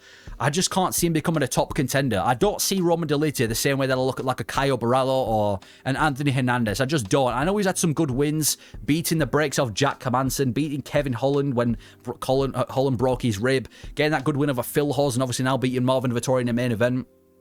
I don't think he ever makes it into the top 5. He kind of proved that when he lost 5 rounds unanimously to Imavov, and he has lost to Vettori before. He's just not elite. Similar to Marvin Vettori, he's good everywhere the fight goes. He's just not elite. I feel like in the middleweight division, you have to be extremely elite in one discipline, or you've got to be elite everywhere. And I just don't think Roman Delidze is that. I think him versus Cannonier could be a close fight, but I'd probably favour Cannonier to win that one. I think there's a couple of good fights in the division. I think maybe he's going to be taking on maybe an Adesanya or a Whittaker next, because those guys coming off losses, but I'm with full confidence that both of those guys beat Roman Delidze. So I think he'll be in the top 10 of the middleweight division for quite some time. He's good enough to stay in the top 10. He's well-rounded. He's quite dangerous, but I don't think he's ever going to be a top contender of the division. Number 8, Anthony Hernandez, one of my favourite middleweights. I've been watching Hernandez in his rise for quite some time now, and he's just such a likeable guy. You want to root for Hernandez. Like I just said, likeable guy, good personality, and he reminds me of like a modern-day Cain Velasquez, where he does everything with the grappling. He's got elite grappling, but he stays busy with it. He's actively looking to deal damage with ground and pound. If you escape a situation where you're getting beaten up, he'll look for a submission. If you escape a submission, he's back to ground and pound. He's such a busy and effective grappler, and you would expect it. You look at him, the guy's built like a 7-Eleven worker. You don't think that from Anthony Hernandez. He just looks like a normal guy. You take a look at him, you wouldn't expect him to be a fighter mauling people, but it just seems like he keeps having these good performances.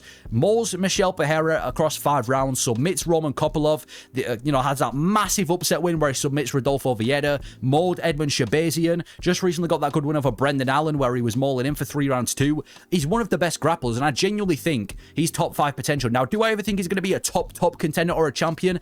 I don't. I think he's a little bit too well-rounded for that. His stand-up definitely shows where he fought Brendan Allen and he was getting kind of picked apart on the feet by Brendan Allen, so I think a big weakness of Hernandez is the striking, but his striking defense is good. I'll give him that. And again, the grappling is amazing. So I think he can probably make it into the top 5. I think when he starts facing the likes of Cannonier and Borralho, that's where he's going to struggle. Guys that are well-rounded and are very good strikers. But I think up until then, there's definitely a lot of favourable matchups for Anthony Hernandez in the division, and I'd like to see him continue to grow. I think he could potentially even drop to 170. I think Anthony Hernandez is quite small for the division, and he probably could move down to 170 if he can't become a top contender in the middleweight division. But either way, one of my favourite fighters to watch, just straight mauls people like a modern day Cain Velasquez. And if he can make it into the top 5, I'm very excited. I think him versus Whittaker is the fight to make next, but we'll have to see. Huge fan of Hernandez, amazing grappler. 7, Jared Cannonier, the Killer Gorilla. Kind of got that veteran experience now, bit of a gatekeeper these days, but yeah, Cannonier is just one of these guys that you want to root for. He's never going to be a top, I know I've said this multiple times now, but he isn't going to be a top title contender again, but he's still one of these guys that are going out there and having these really good performances. Obviously just fought Gregory Rodriguez in a main event and took some early adversity and came back and fired back and battered him. Had that fight with Marvin Vettori a few years ago. He beat the brakes off Marvin Vettori. He has taken a couple of losses, but you look at who he's lost to as well. Adesanya, champion. Whittaker was on a roll at the time. Imavov and Barallo, two of the top contenders of the middleweight division right now. And even the Imavov stoppage was a controversial one, and he survived 5 rounds with Barallo too. So even though I don't think he's good enough to keep up with the top elites of the division, he's still very talented. He's just about breaking the top 5, and he's had some good wins, beating Strickland a few years ago, which is aged really well. Like I said, beating the brakes off Vettori, brutalizing Derek Brunson, that win over Hermansson. He's had a lot of good wins of Jared Cannonier, but he's in this weird position now where who do you give him next? You want to give him Adesanya or Whittaker coming off a loss? Well, both of those guys have already beat him. It doesn't make sense to give him a Chimaev and Imavov or Barallo because they've also beaten him and they're coming off wins. But at the same time, there isn't really any up-and-comers who you give to Jared Cannonier. Maybe like an Anthony Hernandez is the guy or the fight you make, but he's a good guy. He's a good fighter as Jared Cannonier. Powerful, explosive, hard-hitting striker who has a decent pace across 5 rounds. I'm a fan of Jared Cannonier. Moving down from the heavyweight division too is crazy, so I'm a fan of the middleweight division, Jared Cannonier. Number 6, Caio Barallo, the fighting nerd of the middleweight division. Now, even though he's not typically like the other fighting nerds in the sense that he's going out there and brutalizing people early on, that's simply because he's reached a higher level than those guys. He is a top contender in the middleweight division, and I didn't really expect Caio Barallo ever to be a top contender. When I was watching him on his rise, I thought, you know, he might make it into the rankings, but he's never going to be a top contender. But now, obviously, with the recent success, he's done it, and he's had a lot of good wins. Beating Arman Petrosian, that good win over Abbas Magomedov for his showcased grappling, knocked out Paul Craig, beat Jared Cannonier and was close to finishing him. So he's a very tough guy for a lot of guys as Caio Barallo. He's well-rounded, he's got good wrestling, not elite wrestling like Chimaev level, but he has got a wrestling base, and he's got a good rangy striker training out of the fighting nerds. I actually think he's one of the stylistically more tough fights for Dricus du Plessis in the middleweight division. Stylistically, he's got that sharp, rangy striking style and that grappling to back it up. So I think he could be tough. Only ever taken 1 loss in his MMA career. I think him versus Imavov in a number 1 contender fight would be a banger too. And he's just such a likable guy. He kind of is like one of the head coaches at the Fighting Nerds gym. Really likable guy that you want to root for. So I'm excited for Caio Barallo. Can't wait for who he fights next. Whether it's a Strickland, whether it's a Whittaker, whether it's whoever. I want to watch Caio Barallo fight, and he's one of my favorites in the middleweight division. Number 5, Robert Whittaker. I mean, talk about likable guys. He might actually have the crown for being one of the most likable fighters in the UFC. Another one of these fighters that you just want to root for. And he has been incredibly unlucky. Obviously, former champion, but he's been very unlucky in his recent couple of fights as Robert Whittaker. Lost to Adesanya twice, but the second one was very close. Then he gets a couple of wins, gets the fight with Dricus du Plessis, loses to Dricus, but then Dricus goes and becomes a champion. And then he gets a fight with Chimaev in what would have been a number 1 contender fight, and he gets mauled by Chimaev. And you look at who he's lost to. He's lost to the 3 best in the division at the time as well. He's elite. He is genuine. I know he's a bit of a top 5 gatekeeper nowadays, but no one's getting in the top 5 from beating Whittaker. Look at his resume. Costa, Cannonier, Vettori, Gastelum, Derek Brunson, Darren Till, some of his massive wins in the middleweight division. Elite striker, really good takedown defense, and I still think he's got it in him, man. I probably favour him to beat an Anthony Hernandez. I probably favour him to beat some of these other guys coming up in the middleweight division. If you put him against like a Roman Dolidze, he's battering Roman Dolidze too. So I'm a huge fan of Whittaker. I hope he can build himself back up. I don't think he becomes a champion because obviously we just saw what Chimaev did to him, and we've already seen what Dricus did to him, and obviously we need to see him against like a Barallo and Imavov. But you can't dislike Whittaker. One of my favourite middleweights. I'd say he's definitely a top 5 middleweight of all time, and just such a likable guy. Number 4, Israel Adesanya. Second greatest middleweight of all time. I know it's kind of cool to mock Adesanya these days, and a lot of people dislike him for his weird antics and his fighting style and whatever, but you've got to respect Adesanya and the run that he's been on. He is, in my opinion, the second greatest middleweight of all time, just behind Anderson Silva. That reign that he had from like 2018, 2019 up until 2024 was special, or technically 2023 was special, but yeah, listen, he might have... I know his title run was kind of controversial. He had a couple of boring fights. He was a bit of a leg kick point merchant, but he was dominant, man. You look at his wins, beating Whittaker on 2 different occasions, Cannonier, Vettori, Costa, Romero. I know some of these wins haven't aged amazingly, but he was still dominant in the middleweight division for that certain era. And that win over Alex Pereira in the rematch at UFC, I think it was whatever UFC event, 287, I think it was. It's one of the best rematches in UFC history, one of the best comebacks in UFC history. The guy that's beaten him on 3 different occasions, and he comes back and gets the knockout. So as much as you can dislike Adesanya, during his title reign, he was active, he was dominant, it was pound for pound one of the best. He at least tried to bring personality into the middleweight division, and he had to fight during the worst era too, and he at least tried to bring personality. So you've got to respect Adesanya for that. Obviously taking a couple of losses, and he's not really been able to keep up with the modern middleweights like a Dricus and Strickland and Imavov, so he is definitely a little bit washed. He's not a top middleweight anymore, and I think he is close to retirement. But either way, He was a dominant middleweight in his prime. He's still an elite striker, and he actually looked good against Imavov too up until he got caught. I just think the reflexes have gone. He's not the same fighter he used to be, and it is what it is. Number 3, Khamzat Chimaev, future champion. Future champion, straight up. If there's a single contender in the UFC who's not a champion who I can look at and say, I'm guaranteed they're going to become a champion, it's Khamzat Chimaev. He's terrifying. I have never seen a grappler like Khamzat Chimaev. He is the most terrifying grappler right now in the UFC. One of the scariest contenders in the UFC. What he's done in all of his 14 fights and what he's done in the UFC so far is nothing short of incredible. I know he's had a couple of dodgy performances. The draw with Usman, it should have been a draw. The fight with Gilbert Burns was quite close, but mauling Kevin Holland, mauling Li Jingliang, and the most impressive one in his most recent fight, Whittaker, looked amazing on fight week. Saying that he's amazing, his takedown defense is on point, he's never been ready as he is now, and for Chimaev to go out there, take him down and submit him within a couple of minutes is absolutely terrifying. Him versus Dricus is a super fight, and I do think he beats Dricus. I fail to see how anybody in the middleweight division can survive the grappling of Chimaev. He reminds me of Khabib, where he's just so dominant with the grappling, where you know exactly what he's going to do, but you can't stop it. He's such a terrifying striker, terrifying fighter as Chimaev. Now, you asked me this before the Whittaker fight, I might have said that he's beatable, I might have said he's a little bit overrated, I might have said he's got a few problems, but now that he's got that good win over Robert Whittaker, Chimaev's definitely next in line. He needs to fight for a belt, and I'm almost guarantee he's going to be a future champion, because who is surviving the grappling of Chimaev? He's strong, his grip, his strength, everything about Chimaev, I can't see anybody beating him. Future champion. Number 2, Strickland. Yeah, Strickland had his big moment when he beat Israel Adesanya a couple of years ago, got that massive upset after Adesanya just beat Pereira. Dog walked him for 5 rounds and become the middleweight champion, but since then, he's just failed to deliver. He went out after that and fought Dricus du Plessis, and that was actually a decent fight against Dricus where he lost the belt, gets that win over Costa, which was really boring, and then goes out there against Dricus in the next fight, and again, didn't perform at all, had nothing significant or nothing going for him in that rematch with Dricus du Plessis, which has kind of lost a bit of his fan base now. He's an interesting personality. He's one of the most interesting personalities in the middleweight division. He's kind of like a GTA character. Reminds me a lot of Trevor from GTA 5. He is a really interesting personality. A bit kind of, he can't really stick to his own word. He's very kind of back and forth on his takes. So he can't really, stick to his own words. But, yeah, I also think a lot of the main issue people have with Strickland is the fact that he always promises to go out there and have a war. And then he'll kind of just leg kick and teep to the body and jab for 5 rounds straight. So he's a bit of a boring fighter. I feel like he's Strickland, and I don't think he becomes a champion again. But I will say about Strickland, even though he's a basic fighter, he masters the basics better than a lot of people in the UFC. He has a very basic style. Jab, teep to the body, Philly shell, jab, teep to the body, but he does it better than anyone. He sticks to the basics, and it managed to make him become a world champion. So you've got to respect Strickland for that aspect. He's one of the best press conference kind of fighters in the UFC, where you want to watch him at a press conference. But apart from that, yeah, he's just, I think he's lost a bit of his fan base because of his performances. Anyway, number 1, Nassourdine Imavov.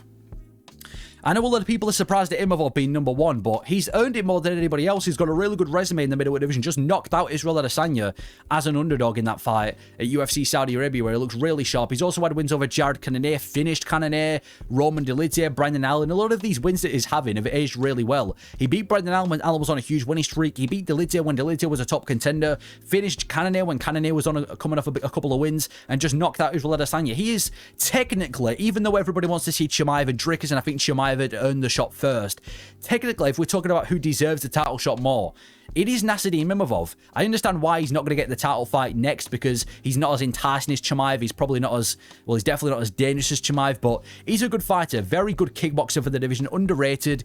Hasn't got this flashy style which gets people overly interested, but he's dangerous. He's powerful. He's got a good technical kickboxing base. His grappling isn't awful either, and I think he definitely earns a title shot in his next fight, if not a fight with Borrallo. He has taken a couple of losses. Lost to Strickland a couple of years ago, where Strickland 50-45 him, which is why I think a lot of people kind of are at a bit of a distaste with him getting the next title shot, because we've seen him against Strickland and he's lost. But what's to say he can't become a champion? What's to say you put him against Dricus du Plessis and he can't beat Dricus? You know what I mean? So Imavov, top contender of the division, which brings us on to the champion, Dricus du Plessis, the best middleweight in the world.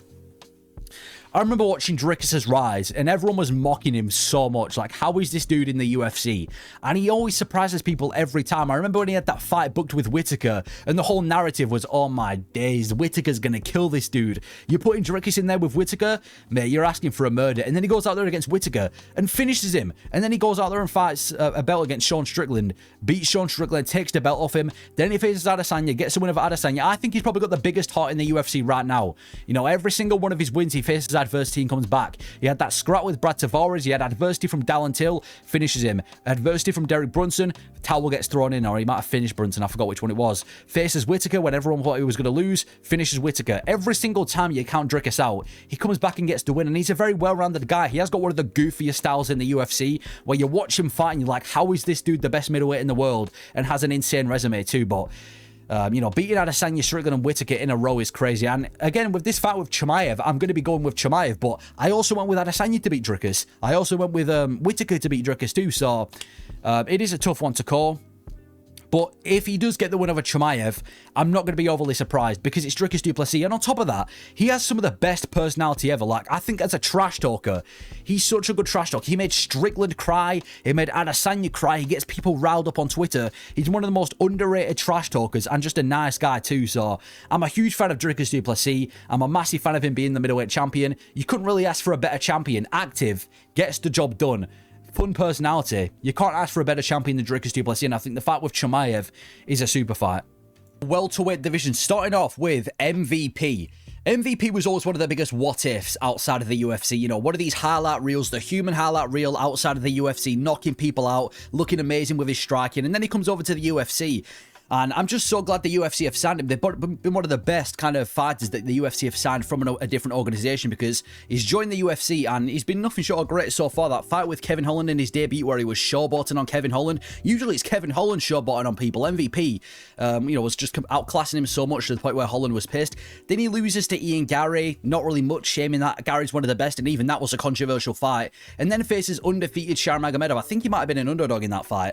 And even though it was, you know, it was a lot of kind of just both of them staring at each other the entire fight, MVP did the better out of the two of them, with the first guy to beat Sharmagomedov, and looked pretty good with his striking in that fight too. And he's one of the hardest strikers to beat in the UFC. There was a reason why Ian Gary didn't really want to stand with him, because when they were striking, MVP was winning the striking exchanges. Apart from the elite of the welterweight division, well, even the elite welterweights, I'm not sure, beat MVP in a pure striking match. He might be one of the best strikers in this division. I do think grapplers are his kryptonite. If you're getting out grappled by Ian Gary, I can't see him going too far in the welterweight division, considering there are so many heavy grapplers in this division. Like, even a Gilbert Burns could probably give MVP crazy problems. But listen, if we're going to see MVP in these fun striking matchups for the remainder of his career, I don't mind that. I know he's up there in age, and this isn't prime MVP. Prime MVP was never in the UFC, which is a shame. But if I just see MVP in these striking fights for the rest of his career, I'm cool with that. Fun striker. He's a very unique as well. There's never really been a striker like MVP. I'd like to see him get that highlight reel knockout in the UFC. I think that'd be good. But again, that's just him stepping up in competition. There ain't these cans that you can KO anymore. You're in the big leagues. Not sure who's next for him. Probably going to be a step up in competition, considering, you know, he has just beat Sharmagomedov and he was ranked. But I'm a fan of MVP. I'd love to see what he does in his next fight, and hopefully he gets put in a fun striking matchup. Maybe against like a, I don't know, like a Jeff Neal would be good at this point, because Jeff Neal just pulled out against Carlos Prates. But I love MVP stand-up style, and he's one of the best additions to the UFC roster. Vicente Luque. He's had a pretty weird career as Vicente Luque. It's been a bit up and down. There was a time when he was on a winning streak and people thought he was going to be the next big thing in the UFC, this guy going under the radar. And you know, had some really good wins. Mike Perry, Tyron Woodley, even though Woodley was a bit old. Got a good win over Bilal Muhammad back in the day. Rafael dos Santos, Michael Chiesa. He was doing his thing. And then he reaches Bilal Muhammad in a main event. Kind of loses to Bilal Muhammad, and it was never really the same after that. Got battered by Jeff Neal. Buckley was able to finish him. He lost to Stephen Thompson a couple of years ago too. Same for Edwards. But he has bounced back in his most recent fight, where he absolutely brutalized Temba Garimbo, put him in a door choke within about a minute and sent him out cold. So he is back in the winning column.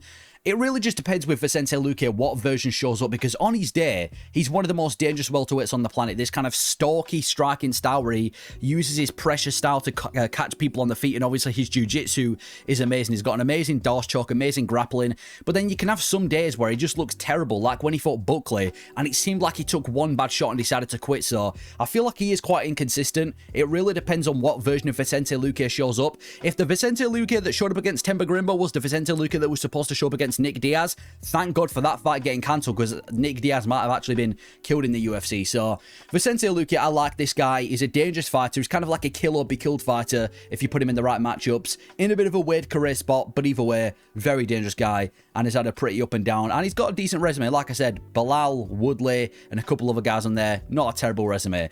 Number 13, we've got Carlos Prates, one of the most hyped up prospects of the welterweight division right now. Obviously, just had a fight booked with Ian Gary. I've heard this whole narrative that, oh, Gary's going to win with the grappling. We've never really seen, oh, you know, Prates is a one-dimensional fighter, but we've never really seen Carlos Prates get put in bad positions with grappling. Like, when has he ever really struggled with grappling in the UFC? Just because he stood up, that doesn't mean his grappling's bad. If anything, it's him where we've seen grappling from in the Neil Magny fight where he took down Magny, but he's definitely untested, but he's looked amazing so far. Battered Li Jingliang, which is a good win. Slept Neil Magny out cold. It was a bit of a weird knockout. It didn't seem to connect flush, but he slept him out cold. He must have crazy power for the welterweight division. He must have these dynamite hands where he just takes one big shot and you're getting knocked out cold. Because I remember in that Li Jingliang fight, he had him wobbled in the whole time. Finished Charles Radke as well with a knee to the body. Obviously from the Fighting Nerds, and his stand-up, he is definitely one of the best strikers. And I'm going to say this a few times in this segment, but he is definitely one of the best strikers in the welterweight division, and you can't count him out against Ian Gary, because when it comes to Carlos Prates, all it takes is one. I can't even just sit here and say that he can't become a top fighter because of his grappling, because like I just said, we don't know how good his grappling is. I don't know the limit for Carlos Prates. We need to see how he does against Gary. If he goes out there and makes easy work, or at least gets a finish over Ian Gary, this guy is legit, because if we see how Gary's performing against the likes of Jeff Neal and Shafkat, so if Carlos can put a statement on Ian Gary, instant top 5 contender, maybe even in a number 1 contender fight after that. But very exciting fighter on a huge winning streak with a bunch of knockouts from the Fighting Nerds. I don't personally think he's going to become a top contender and a champion, but I can't say that with confidence. But I will say this, he's a fun striker, he's a dangerous striker, and he just seems to go out there and go for the kill every single time, which is something you've got to respect. Number 12, Michael Morales. One of the more under-the-radar prospects in the welterweight division right now. I think there's reason why he's not as hyped as much as Carlos Prates.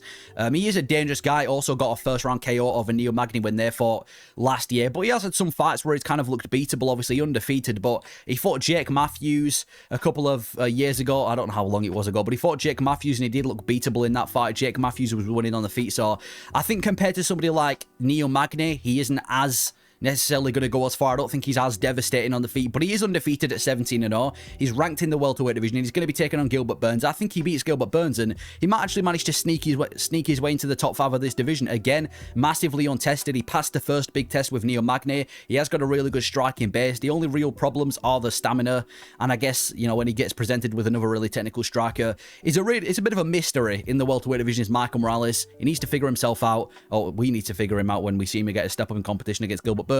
But I'm excited for the future of him. Number 11, Stephen Thompson, another striker. Just going to be striker after striker. Obviously, Stephen Thompson's at this stage in his career where he's not in his prime. He has only got a couple of years left, and I dare to say washed. But if we're talking about UFC history as a whole, he has to be one of the best strikers in UFC history, at least from the eye test. I know they can argue that, he's been knocked out by Anthony Pettis, Joaquin Buckley knocked him out, but from a karate point of view, he's definitely been the best. I know there's Lyoto Machida as well, but he's definitely one of the best karate fighters we've ever seen in the UFC. He's always had pretty solid takedown defense. Even in his fights with Bilal and Woodley, where the game plan was to take Stephen Thompson down, he's shown that he's got good takedown defense, and his stand-up is next level. His combinations, his switch kick that he landed on Kevin Holland a few years ago, where he absolutely pieced up Kevin Holland and showed Holland that there's levels to this shit. He's an amazing striker, and I feel like we're at that point in Stephen Thompson's career where we just need to see him put in fun fights. Don't feed a young, up-and-coming grappler to Stephen Thompson for them to maul him. I want him in these fun stand-up matches. I think somebody like Brian Battle could be a fun fight, or any other striker in the welterweight division to fight Stephen Thompson, because he's at that stage in his career where he hasn't got too much time left. He has still got the striking ability. Let's just see him in these fun striking fights. And obviously, he's the nicest guy in the UFC. You're not going to find a nicer guy in UFC history than Stephen Thompson. If there was a belt for being the nicest guy, he's already the champion and he's defended it about 20 times. So, Stephen Thompson, likable as fuck. One of my favourite fighters in the UFC from a personality perspective, and as a striking style, he's one of the best karate fighters we've ever seen in the UFC.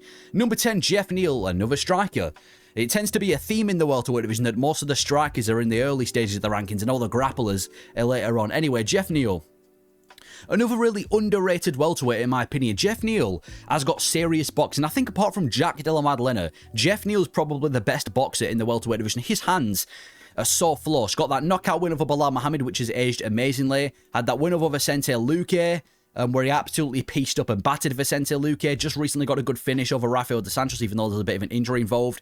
Pieced up Mike Perry. He's had some good wins as Jeff Neal. He has fallen short recently to the likes of Ian Gary, but that was a very close fight. Shavkat, even in that fight with Shavkat, he was piecing Shavkat up, so I'm a massive fan of Jeff Neal. It's a shame we couldn't see him take on Carlos Prates. I think that would have been such a fun, striking matchup, and I think he had a good chance of beating Carlos Prates too. He just got really good boxing. Powerful, solid boxer. If he works on his grappling a little bit and maybe works on getting on the inside, I think he can go quite far in the division, but even if he doesn't improve, his current self is still on his good day. Very dangerous welterweight, so I'm excited when Jeff Neal fights, even though it doesn't really tend to be that often. He's a little bit inactive. He fights on average once a year, but great boxer, one of the best in the welterweight division, and on his good day can piece anybody up. Number 9, Colby Covington. Yeah, to go from Stephen Thompson from Colby Covington. Now, I know no one really likes the personality of Colby Covington. He is a bit of a dick, but I will say this. He knows how to sell a fight. Like, I'm not going to sit here and lie. I am entertained when Colby Covington grabs a mic. You know, this is the UFC at the end of the day. He says it best. It's the Ultimate Fighting Championship, not the Ultimate Feeling Championship. He knows how to sell a fight. Whether you love him or you hate him, you're going to watch a Colby Covington fight, and he's definitely not the same Colby Covington he used to be. You know, getting pieced up by Buckley. He looked awful in that fight with Leon Edwards. I don't even know if he is going to fight again. He seems to be kind of worrying too much about gambling, but in his prime, he was one of the most toughest wrestlers to beat. I remember when he mauled Tyron Woodley, beat Jorge Masvidal a few years ago. Those fights with Usman early on, when he made it super competitive. And up until that, he was just mauling people like RDA, Robbie Lawler, Damian Maia. So in his prime, very good grappler, very good dangerous pressure wrestler. Used his boxing to get in the inside and eventually wanted to take people down and wear them out. And because his fighting style wasn't the most entertaining, he used his mic skills to hype his fights up. I don't know if, like I said, if he's going to fight again, but in his prime, Colby Covington will go down as being one of the biggest trash talkers in UFC history, which I guess is something, you know, you can be proud of, because he sold a couple of pay-per-views and you know, came close to winning an actual UFC belt. So yeah, I want to see Covington fight again. I hope he's not done. Obviously not the same as he used to be. Kind of just looks like he shows up for a payday every now and then to be a punching bag, but it's what it is. Number 8, we've got Gilbert Burns. Yeah, another fighter that's kind of fallen from grace. There was a few years ago when Gilbert Burns was one of the most dangerous fighters on the planet. You know, he did lose to Kamaru Usman, but then he pulled through, got that good win, good submission over Neil Magny. A good win over Jorge Masvidal, retired Masvidal, and then even that fight with Khamzat Chimaev made Chimaev go for an absolute war. There was an argument you can make that Gilbert Burns should have won that fight. Amazing jiu-jitsu, some of the best jiu-jitsu and submission ability in the welterweight division right now. His boxing at one point was pretty crisp. I remember in that Masvidal fight, he looked really good on the feet, but I think we've kind of learned from there that it wasn't necessarily Gilbert Burns looking next level. It was more just Masvidal looking awful, because when we saw him face Sean Brady, Brady was outstriking him across 25 minutes. So I do think Michael Morales beats him. I think we will see Gilbert Burns retire in the next 12 months, but he has had a good career. Beating Stephen Thompson, like I said, the win over Masvidal, the win over Woodley, when Woodley was closer to his prime, submitting Neil Magny. He's had a good career, fought for the belt at one point, even though we got destroyed by Usman.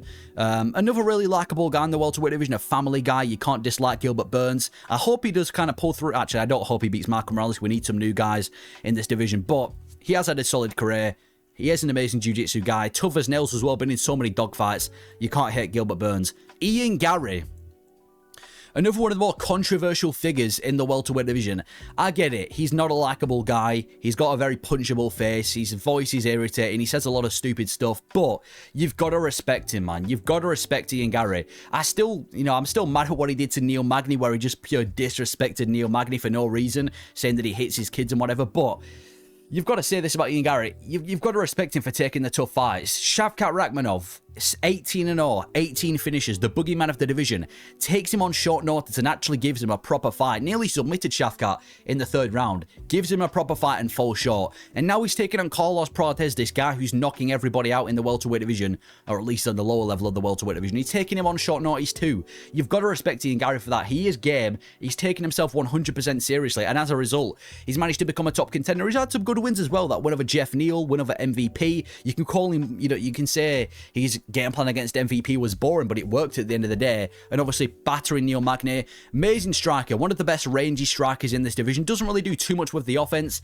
seems to be kind of feeling his opponents out a little bit too much, but his grappling, his takedown defense is some of the best. Even his offensive grappling is amazing too. You can tell at his work with Shooter boxes improved a lot. I think he does beat Carlos Prates, and I don't think even with that loss to Shavkat that his time at the top of the welterweight division is done. I really do feel like we are going to see Ian Gary get close to contendership again. He is still young, he's still got a bright future ahead of him, and he's very talented for the welterweight division despite what you think of his personality. Number 6, we've got Joaquin Buckley. This guy went from being a middleweight journeyman who was a loss or two away from getting cut from the UFC to honestly being a top contender in the welterweight division. This guy has completely turned his career around since moving to 170. Finishing Alex Morono. It was a decision when he beat Alex Morono, but, that fight with Ruziboyev on short notice where he goes out there and out-wrestles Ruziboyev, finishes and brutalizes Vicente Luque, knocks out Stephen Wonderboy Thompson and pieces up and finishes Colby Covington. In my opinion, he's a win away from a title fight. I think him versus Brady would be an amazing fight as like a number 1 contender fight, but I actually think in this division, he's one of the biggest stylistic problems for Belal Muhammad. Think about it. He's extremely strong coming down from the middleweight division. He has got a decent stamina. His stamina's not awful. Very, very explosive. He's got good wrestling, amazing wrestling if anything, and his stand-up is also improving too. Like I said, knocked out Stephen Thompson and battered Colby Covington. He is a nightmare matchup for Belal Muhammad in this division. He's obviously got to work his way to a title shot, but he's a top contender. Even a fight with Usman next would make sense for Buckley, so you've just got to respect it, man. Move down to 170. He's a completely different fighter. His career has changed massively, and he's genuinely a top contender of the welterweight division. I know he's, there's a bit of a personality issue where he kind of just trash talks, and that terrible call out he had of Conor McGregor was awful, but at least he has some personality for the welterweight division. I want to see him face a top contender, and it is what it is. Number 5, we've got JDM, a guy who's going to be fighting Belal Muhammad for a belt in a couple of months' time. Do I think he beats Belal Muhammad? I don't. I think Belal Muhammad is going to rule this division for quite some time, but I will say this about JDM. Best boxer in the welterweight division, and in the higher weight classes, so from welterweight upwards, I'd say he's the best boxer in the UFC. Obviously you can't compare him to like Topuria and Peter Yan, but in the higher weight classes he's the best boxer in the UFC. His combinations are amazing.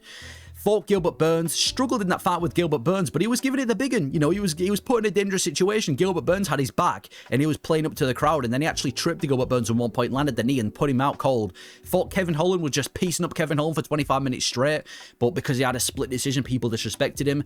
Knocked out Randy Brown, another really good win. Randy Brown's an insane striker too, so even though he hasn't really beaten a top welterweight yet, and he has had a bit of a rushed title shot, I think he's earned it, man. He has got grappling questions which are going to be answered when he faces Belal Muhammad, but crisp striking, one of the best boxers in the welterweight division. Chill guy as well. You just can't hate JDM. When JDM fights, it's going to be fireworks. So I'm a huge fan of JDM. It would be sick to see him go out there and beat Belal Muhammad, but I just don't personally think it's going to happen. He's been out for quite some time, but we'll have to see. Number 4. Kamaru Usman, second greatest welterweight of all time. This guy from the era of like 2019 to 2022, up until he got knocked out by Leon essentially, was the guy. I did not see this guy getting beaten. Pound for pound number 1 in the world. I just couldn't imagine anybody beating Kamaru Usman. He starts off his title reign by mauling Tyron Woodley. Then he faces Colby Covington, breaks his jaw. Faces Masvidal when Masvidal was in his absolute prime. Even though it was a boring fight, beats him. Faces Covington again, beats him again. Faces Masvidal again, sends him to the Shadow Realm. He also fought Gilbert Burns and somebody in the title run as well and battered Gilbert Burns. 2021 Kamaru Usman looked completely unstoppable, and again, second greatest welterweight of all time. He's achieved so much in the welterweight division. His title reign was like no other, and even in the fight with Leon Edwards in the rematch, mate, had he lasted that last minute, he would have beaten Leon Edwards because he was dominating Leon in that fight too. He, in his prime, was insane. And even in his last fight against Khamzat Chimaev, it was on short notice in the middleweight division. And he didn't even look that bad. I thought he should have been a draw. So, Kamaru Usman, yes, he's washed. Yes, I don't know why he hasn't retired yet or why he hasn't fought sooner. But in his prime, he was different, man. Prime Usman is a bad matchup for any welterweight on the planet. So, yeah, you've just got to respect Usman and what he's achieved. I know nowadays he's kind of...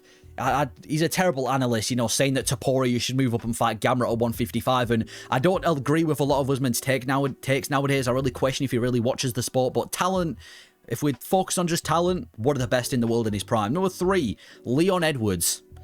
Yeah, it's a shame what's happened to Leon, man, because I feel like Leon is too much of a perfectionist, where he is one of the most technical, high-level, well-rounded fighters, maybe not well-rounded, but technical fighters in the welterweight division. He just lacks the mental strength, and I feel like with Leon, this is the problem. It's dogfights and it's pressure that Leon struggles with. Look at somebody like Justin Gaethje. He's not a perfectionist, and even if he gets caught by a big shot, he's going to go out there and scrap for the finish. Whereas I feel like with Leon Edwards, he's one of those fighters that if it doesn't go his way, if, you know, somebody manages to take him down or put him out of his rhythm, he's done for the whole fight. Leon's this weird fighter where, like, I know he got that knockout over Usman, which kind of just contrasts what I've just said, but he just doesn't really have too much heart, does Leon, in my opinion. It seems like you put him against a tough fight, and after a tough round or two, he kind of just doesn't really seem to adjust. He's allergic to a dogfight. He's too much of a perfectionist, in my opinion. Everything has to be precise and technical, and it's costed him losing to these pressure grapplers like Belal Muhammad, like Sean Brady, like, well, nearly to Usman the second time around. So it is what it is. But I will say this about Leon. He has had one of the greatest knockouts in UFC history, knocking out Usman in the 5th round. He battered Nate Diaz for 24 minutes straight until he got rocked in the 5th. Beat Colby Covington dominantly too. Other good wins over Cerrone and Luque. But I feel like for Leon Edwards, we're going to need to see a style change if he wants to be a top welterweight again. We're going to have to see a style change. I know it's easy to say, oh, work on your takedown defense, but I'm sure he's worked on his takedown defense. So maybe it's a grappling issue. Maybe it's a heart issue. Maybe he needs to stop being so much of a perfectionist. I don't know what it is, but I hope he can get back on track. But yeah, he's definitely kind of fallen from grace since the Belal Muhammad loss. Number 2 in the division is Shavkat Rakhmonov. Yeah, still in my opinion the boogeyman of the welterweight division. I know ever since that Ian Gary fight, he's kind of just lost a ton of his hype. His stock has kind of gone down. People don't really want to see him win. But when you really put it into perspective, this guy is 19-0. 18 finishes, number 2 in the division, 4 ranked wins, only guy to beat Ian Gary, choked out Stephen Thompson, Jeff Neal, and Neil Magny, and people still want to disrespect this guy as if he's not the number 1 contender. He is, in my opinion, the most deserving contender of a title shot. He was supposed to get one at UFC 310, Belal pulled out, and now he was supposed to get one at UFC 315, and obviously he pulled out, which is why JDM's next, but a tough fight for anyone, man. I know that Ian Gary fight, he did look kind of beatable, but his stand-up looked very good in that fight. His grappling, his takedowns looked pretty sharp too. And obviously, he's one of the most dangerous submission artists in the welterweight division. I do think Belal beats him. And even though I can't say if he's going to be a future champion or not, he's still fairly early on in his UFC career. He's still got a lot of time to improve. And he's still one of the most dangerous fighters in the UFC. So I don't really like this new wave of disrespect that have come Shavkat's way since beating Ian Gary. But it is what it is. Number 1 is Sean Brady. Yeah, this guy went from that loss to Belal Muhammad is terrible, because apart from that, he's been smoking people, and then you look at his only loss in his career, and it's him getting finished on the feet by Belal Muhammad. But yeah, Sean Brady's an absolute dog. I think he's got potential to beat Belal Muhammad in a rematch, similar to Joaquin Buckley. I think stylistically, even though he's lost to Belal before, he's a terrible matchup for Belal Muhammad. Just got his biggest win yet against Leon Edwards. He seems to have completely changed his career. He's really good boxing, really good offensive boxing. He can stand up for 25 minutes. He showed it against Burns. And his wrestling is insane. And one thing I like about Brady as well is he's actively looking to finish the fight. He's not one of these wrestlers that takes you down and, you know, just wants to gain points. He takes you down and then he's actively looking to deal damage with ground and pound, actively looking to finish the fight. And that showed in the fight with Leon Edwards where he dominated Leon. Same thing for Calvin Gastelum, tugging down and submitted him. Really good submission artist, really good wrestler. His boxing's clearly improved too. And you can't completely write Sean Brady off ever becoming a champion. I do think there's some tough fights for him, but I think if the Sean Brady that shows up against Leon Edwards is the Sean Brady that we're going to get for a while, I don't see this guy ever leaving the top 5, and I think there's a slim chance that he can become a champion. So I'm a huge fan of Sean Brady. Seems to be fairly level-headed, even though he talked a bunch of shit about Leon after the win. But he's one of these grapplers in the UFC that I'm just a massive fan of. And then we've got the champion, Bully B. Belal Muhammad. I've got contrasting feelings on Belal Muhammad. On one hand, listen, he is not the most entertaining fighter in the UFC. Very, very, very low finishing rate. The most recent finish he had in recent history was the win over Sean Brady.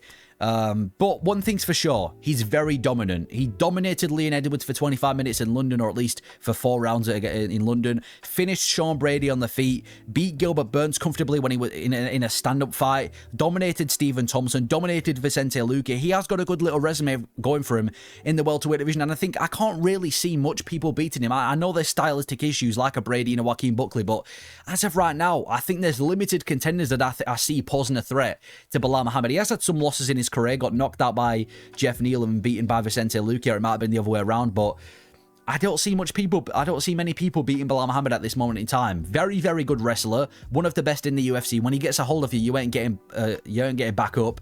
Very good control as well. His stand-up isn't elite. He's not one of the best strikers in the division, but because of the huge threat of the takedown defense, it means that he can land shots on the feet, and he showed that against Leon. I'm interested to see how he's adjusted and how he's improved since the fight with Leon when he fought JDM, which I do think he wins. And I can't wait to see him against the other top contenders of the division. But you've got to respect Belal. You know, active fighter, willing to take on the top guys and the top contenders of the division, and he's worked his way up to becoming a champion when everybody said he was never going to do it and everyone disrespected him. So you've kind of got to respect him for that. But I go back to my original point. He is not the most interesting fighter. If I had to select anybody in the division to be a champion, it wouldn't be Belal Muhammad, but it is what it is. And then we've got the lightweight division, the best division in the UFC. Starting off at number 15th with Ignacio Bahamondes. I've still got a lot of questions to be answered when it comes to Bahamondes. I'm intrigued by this guy. He seems to have done really well so far, finishing Jalen Turner, but Jalen Turner's got awful fight IQ, and knocking out Manuel Torres, which has actually aged really well. Here's the thing about Bahamondes. Compared to a lot of the rest of the lightweight prospects, I think his cap is going to be around the top 7. I don't think he makes it into the top 7, whereas I can see somebody like a Yoel Alvarez or a Fares Ziam or some of the other unranked guys maybe making it further. But again, there's so many questions to be answered. I'm hearing big things from the likes of Belal Muhammad, who trains with Bahamondes. And he's been able to perform so far in his UFC career. Like I said, finishing Manuel Torres, which has aged really well. Submitting Jalen Turner, seems to be really well-rounded. Quite big for the division too, so I'm excited to see what Bahamondes does next. I'm not sure who he's going to be facing. Maybe you give him like a Benil Dariush. And to be fair, I know I just said his cap is probably the top 7, but I could probably see him beating a Benil Dariush if we're talking about 2025 Dariush. He's taken a couple of losses. He lost to Ludovic Klein a few years ago, but Ludovic Klein's one of the best unranked lightweights right now, and since moving up to 155, he's, you know, torn the division apart. So when it comes to Bahamondes, still a lot of questions, but he's a long, rangy guy. Great head kick. He's, you know, a couple of head kick knockouts on his career. Good rangy striker with a decent grappling base, as he just showed against Jalen Turner. So I'm excited when it comes to Bahamondes. Likeable dude as well. I haven't really seen much of his personality. I watched him on the fight week of UFC 313, and he seemed to be a likeable dude. So hope he goes far. I'm excited to see what his career kind of holds, but still pretty green in the lightweight division, and I want to see how he does when the competition steps up. Number 14, we've got Grant Dawson.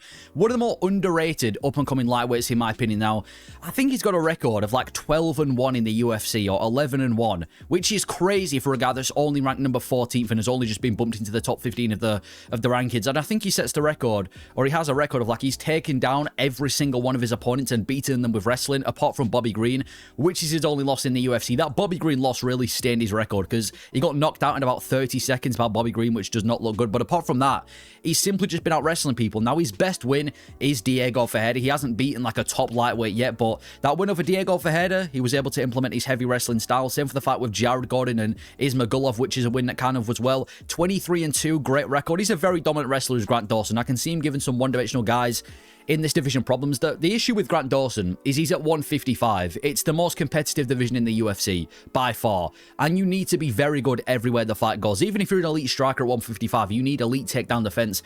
And I feel like the problem with Grant Dawson is he has nothing really to offer on the feet. His stand-up is pretty awful.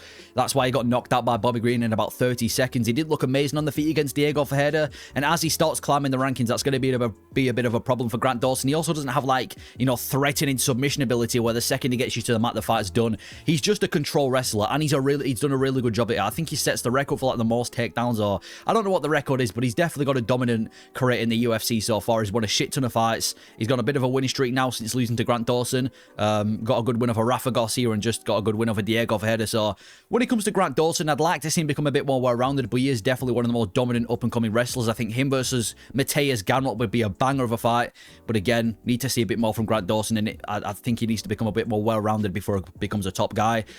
Benoit Saint-Denis. Listen, I'm not going to over-hate Benoit Saint-Denis because I know, you know, there's a lot of things you can kind of dig at him about. You know, the fact that he doesn't deserve to be ranked, the fact that he's French, the fact that, you know, he got dominated by Moicano in the second round against Poirier. But I do think Benoit Saint-Denis doesn't deserve to be in the top 15. Like, what has he actually done to be in the top 15? He beat Matt Frivola. Well done. You've beaten Matt Frivola and you're number 13th in the division. I know Matt Frivola was ranked at the time, but we've just seen Matt Frivola get slept by Fares Ziam, and he's not in the rankings, and he's been knocked out by Dustin Poirier, which was a huge jump. I still can't believe people were picking Benoit Saint-Denis to beat Dustin Poirier. Like, fair enough, he was on a winning streak, but we're talking about a legend in Dustin Poirier against Benoit Saint-Denis. And even though Saint-Denis didn't look too bad in the first round against Poirier, inevitably got knocked out. Main evented in Paris against Moicano, where the UFC, let's be honest, we they made that fight so Moicano would lose, and then Moicano just dominates him with the wrestling terribly, so he's a bit of a weird position now.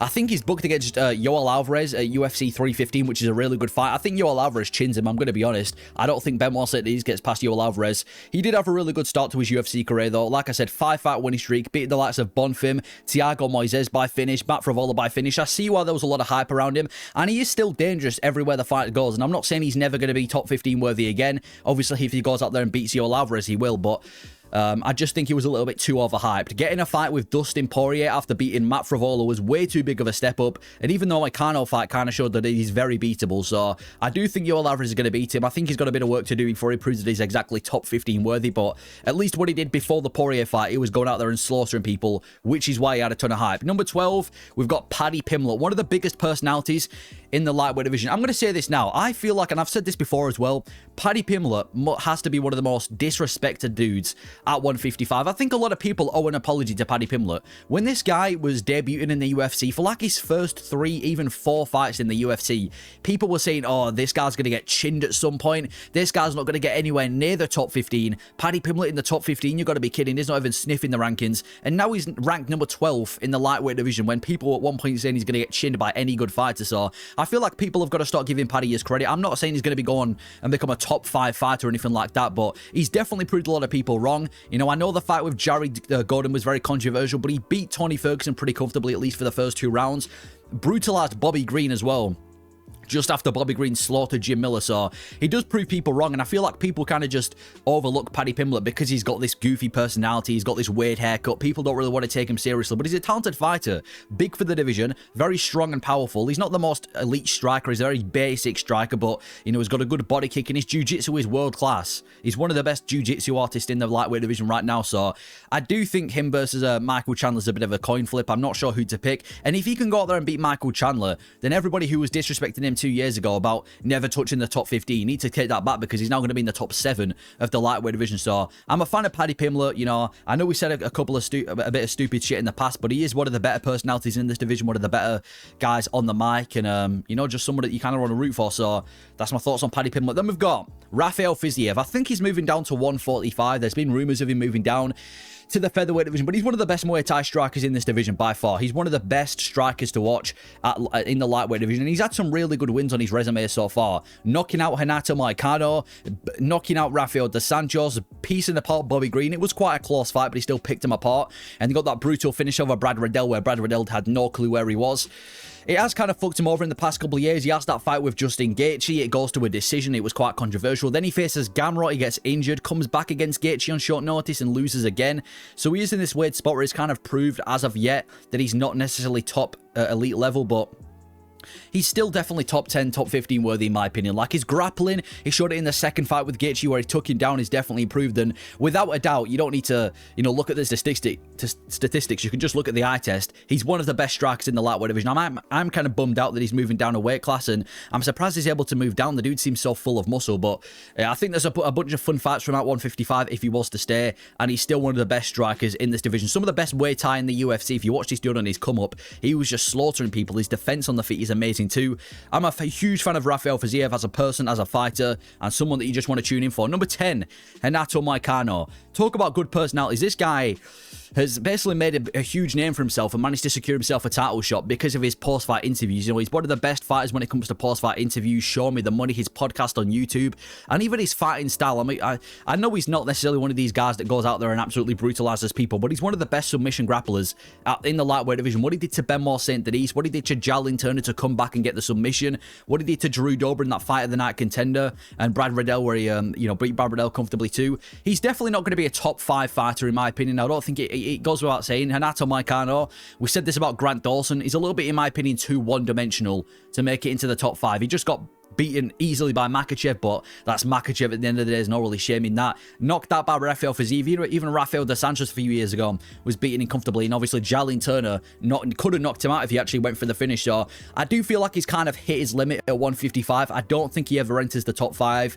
of the lightweight division unless maybe Dan Hooker gets ranked, but even Dan Hooker, I'd favour him to beat Renato Moicano. So he's just a fun personality that you want to root for in the lightweight division. Really good grappler, a little bit one-dimensional. His stand-up is very poor, but It does seem to be improving, and he just got a huge title fight where obviously he lost, but that was obviously the highlight of his career. So, huge fan of Moicano, one of the best personalities, good grappler. Don't ever think he's going to become a top contender, but it is what it is. Not everybody can be a top fighter. Number 9, we've got Beneil Dariush.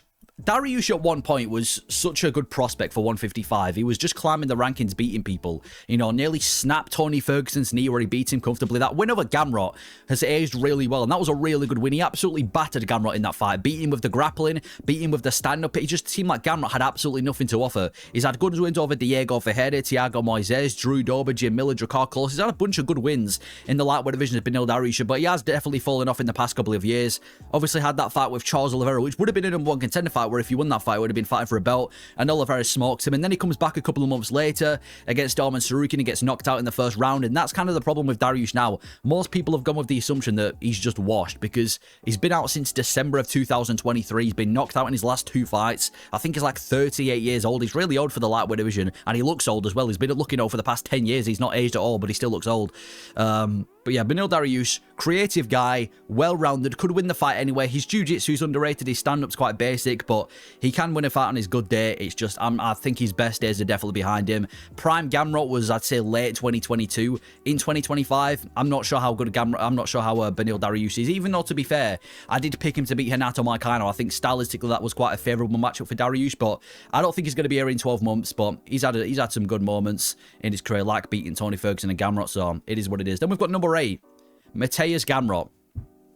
Apart from maybe Makhachev and Tsarukyan, he's definitely one of the best grapplers, or one of the best pure wrestlers at 155. I remember his fight with Arman Tsarukyan, where it was such a fun grappling matchup. The scrambles in that fight, the wrestling sequences between the two of them. And I feel like Gamrot's kind of overhated. I know compared to the rest of the 155s, he's not going out there and performing these barn burners. He's not one of the most interesting fighters in the UFC. But that fight with Tsarukyan was amazing. A win that's aged really well, even though it was quite controversial. He was beating Rafael Fiziev when they fought. He beat Jalin Turner. He beat Rafael Dos Santos. I feel like the problem with Gamrot is, again, he's not really putting the stamp on these wins. The fight with Jalin Turner, split decision. The fight with Tsarukyan could have gone either way, and he lost that fight. And then we fought Dan Hooker, a striker with good takedown defense. We kind of saw Gamrot not get exposed, but show us that he's not elite level. So I don't think Gamrot's elite level. I don't think he's ever going to make it into a title contender, but who knows if he can improve his striking, maybe become a bit more of a submission threat. You know, it could go quite far, because he is definitely one of the best pure wrestlers in this division, and he showed that when he fought Tsarukyan. He showed that when he fought other guys. Didn't look amazing against Dariush a few years ago, but after that Dariush fight, it kind of worked himself back up. I'd like to see a bit more finishing ability. He's not the funnest lightweight, but it is what it is with Gamrot. Then we've got Michael Chandler, the most motivational man in the UFC right now. I kind of feel bad for Chandler. This dude has been waiting for, what, 2 years for that Conor McGregor fight, and it's pretty much been confirmed that he isn't getting the fight. But at the same time, I don't feel bad for him, because he might be one, apart from like Sean O'Malley, he has to be one of the most gifted fighters in the UFC. Like, he debuts, he fights Dan Hooker, knocks Dan Hooker out, then he gets an immediate title fight against Charles Oliveira, loses that by finish, then faces Gaethje, loses that by decision. Then he goes out there and wipes out Tony Ferguson for a free win, goes out there and loses again to Dustin Poirier, takes 2 years off, gets a number 1 contender fight with Oliveira despite everything, and obviously gets finished by, or loses a decision to Charles Oliveira, where he shot about 50 back of the headshots, and now he's dropped down to Paddy Pimblett's level. Listen, Michael Chandler, I feel like his best days are definitely behind him. Even in the UFC, when he joined, he wasn't in his prime. Prime Michael Chandler was back in like a Bellator, when he was beating the likes of Benson Henderson and Eddie Alvarez, and becoming the Bellator champion. When he joined the UFC, he was definitely past his prime. It's similar to like an MVP, but he's definitely had a decent career so far, and even if you hate him, even if you think he's fake and you think he's a bit dirty, which I agree with, by the way, he's still a fun fighter. Like, Michael Chandler has never had a boring fight in the UFC. Every single one of his fights, whether it's a finish or a decision, have been fun fights, which you've got to respect Michael Chandler for. He is one of the most guaranteed fight of the night fighters in this organization, and I do think he beats Paddy Pimblett. I am leaning towards him beating Paddy Pimblett, even though it is a bit of a coin flip, so we can get back in the winning column. He does seem like a likable guy, but he also seems a bit fake, and I'm not a fan of this whole dirty style that he has, where he's grabbing the cage, smearing blood into people's faces, eye gouging, back of the headshots. But he is definitely one of the most athletic lightweights we've ever seen. This explosive wrestler who's quite short and stocky for the division, but super athletic, great stamina, hits like a truck, good wrestler, good, decent striker, I guess. But I must say this about Michael Chandler: he has some of the worst fight IQ in the UFC. Some of the decisions he's made, like when he had Poirier rocked against a cage and he shoots a takedown, and some of his decisions in the octagon have just been nothing short but stupid. But Is what it is, fun fighter, and you're going to tune into a Michael Chandler fight regardless of who he's facing. Dan Hooker. If you'd have asked me 2 years ago that Dan Hooker was going to be top 6 in the lightweight division, or even at top 5 just after he beat Gamrot, I would have never believed you. But he's kind of had a career resurgence. He's kind of done the Oliveira route, blonded his hair, come back with a ton of tattoos, and he seems to be a bit of a different fighter now. And he's legit, man. He's got dangerous striking, and his takedown defense with city kickboxing, which you'd expect has been amazing. That win over Gamrot, even though it was very close, was an amazing win for Dan Hooker. And most people expected Gamrot to go out there and beat him, and he has a fight of the year contender, smoking Mateus Gamrot. That win over Jalen Turner as well. It's a shame we never got to see him versus Justin Gaethje, because that would have been, I think that would have been a much better fight than the Gaethje fight with Fiziev. Not that the Fiziev fight was bad, but Hooker versus Gaethje would have been one of those fights that you look back on and you're like, holy shit, that actually happened. Again, I don't think he's going to become a title challenger. I don't think he's ever going to get a title shot, because we've seen him against Makhachev before. He got folded like a lawn chair. He fought Dustin Poirier, and to be fair, that fight with Poirier has actually aged quite well, because he had an amazing fight with Dustin Poirier where he actually put Poirier in bad decisions. He's tough as fuck, is Dan Hooker. One of the toughest fighters in this division. His chin's still kind of questionable, but I guess he's only really shown a bad chin against power punches and when he went down to 145. But he's definitely a tough motherfucker. Goes out there and tries going for the win. Amazing kickboxing, great takedown defense as well. And he's just someone that, again, you kind of want to watch fight. You kind of want to watch him fight because of just how good of a fighter he is. Then we got number 5, Dustin Poirier. Yeah, you just want to root for Dustin Poirier. He's one of those fighters that you just want to see succeed. I've heard a lot of people saying that they dislike Dustin Poirier. There's something about him that they don't like, but I've been a huge fan of Dustin Poirier. When he got that fight with Islam Makhachev, I was rooting for him heavy. Nothing against Islam Makhachev. It's just, you want to see Dustin Poirier. He's been around for so long. Like, obviously, he had the featherweight division and then moved up to 155 in the late 2010s, and he's just been a top fighter for so long, and he's only lost to the best, apart from Michael Johnson. But apart from that, he's only lost to the best, like Justin Gaethje. They're 1-1 against each other. And he finished Justin Gaethje at one point in the Charles Oliveira fight. He was dropping Oliveira, then he got submitted. Khabib, it's Khabib at the end of the day. Makhachev had a fight of the year contender and impressed everybody against Makhachev, even though he lost that fight. And he's had some great wins, beating Conor McGregor twice, with one of them being by knockout. I'm pretty sure he's the only guy to knock out McGregor in the UFC. Like I said, the win over Justin Gaethje, the Max Holloway win that has aged quite well since Holloway's moved up to 155, finishing Michael Chandler, Eddie Alvarez, Anthony Pettis, Benoit Saint Denis, which was one of the most hyped up wins of 2024. You just can't dislike Dustin Poirier. Really good anti-grappler, one of the best boxers in the UFC by far.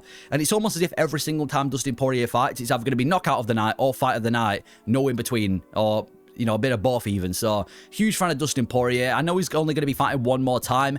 He has said he's going to fight once more, which I think you've got to give him a favourable matchup. I know some people might want to see Paddy Pimblett face him if Paddy Pimblett can get past Chandler, but do we really want to see Dustin Poirier's retirement fight be Paddy Pimblett? I personally don't. I'd rather see like a Poirier versus a Holloway, or a Poirier gets another top 155er. But either way, you've got to respect Dustin Poirier for the amount of bangers he's produced in his career. One of my favourite 155ers. Then we've got Max Holloway, predominantly 155 Max Holloway, not the featherweight Holloway. We'll get on to featherweight Holloway, but Holloway at 155. Now, he's obviously lost to Dustin Poirier, as we just discussed, but to be fair to Max Holloway, when he did fight Dustin Poirier at lightweight, he moved up on very short notice. It was on like a week's notice or whatever it was.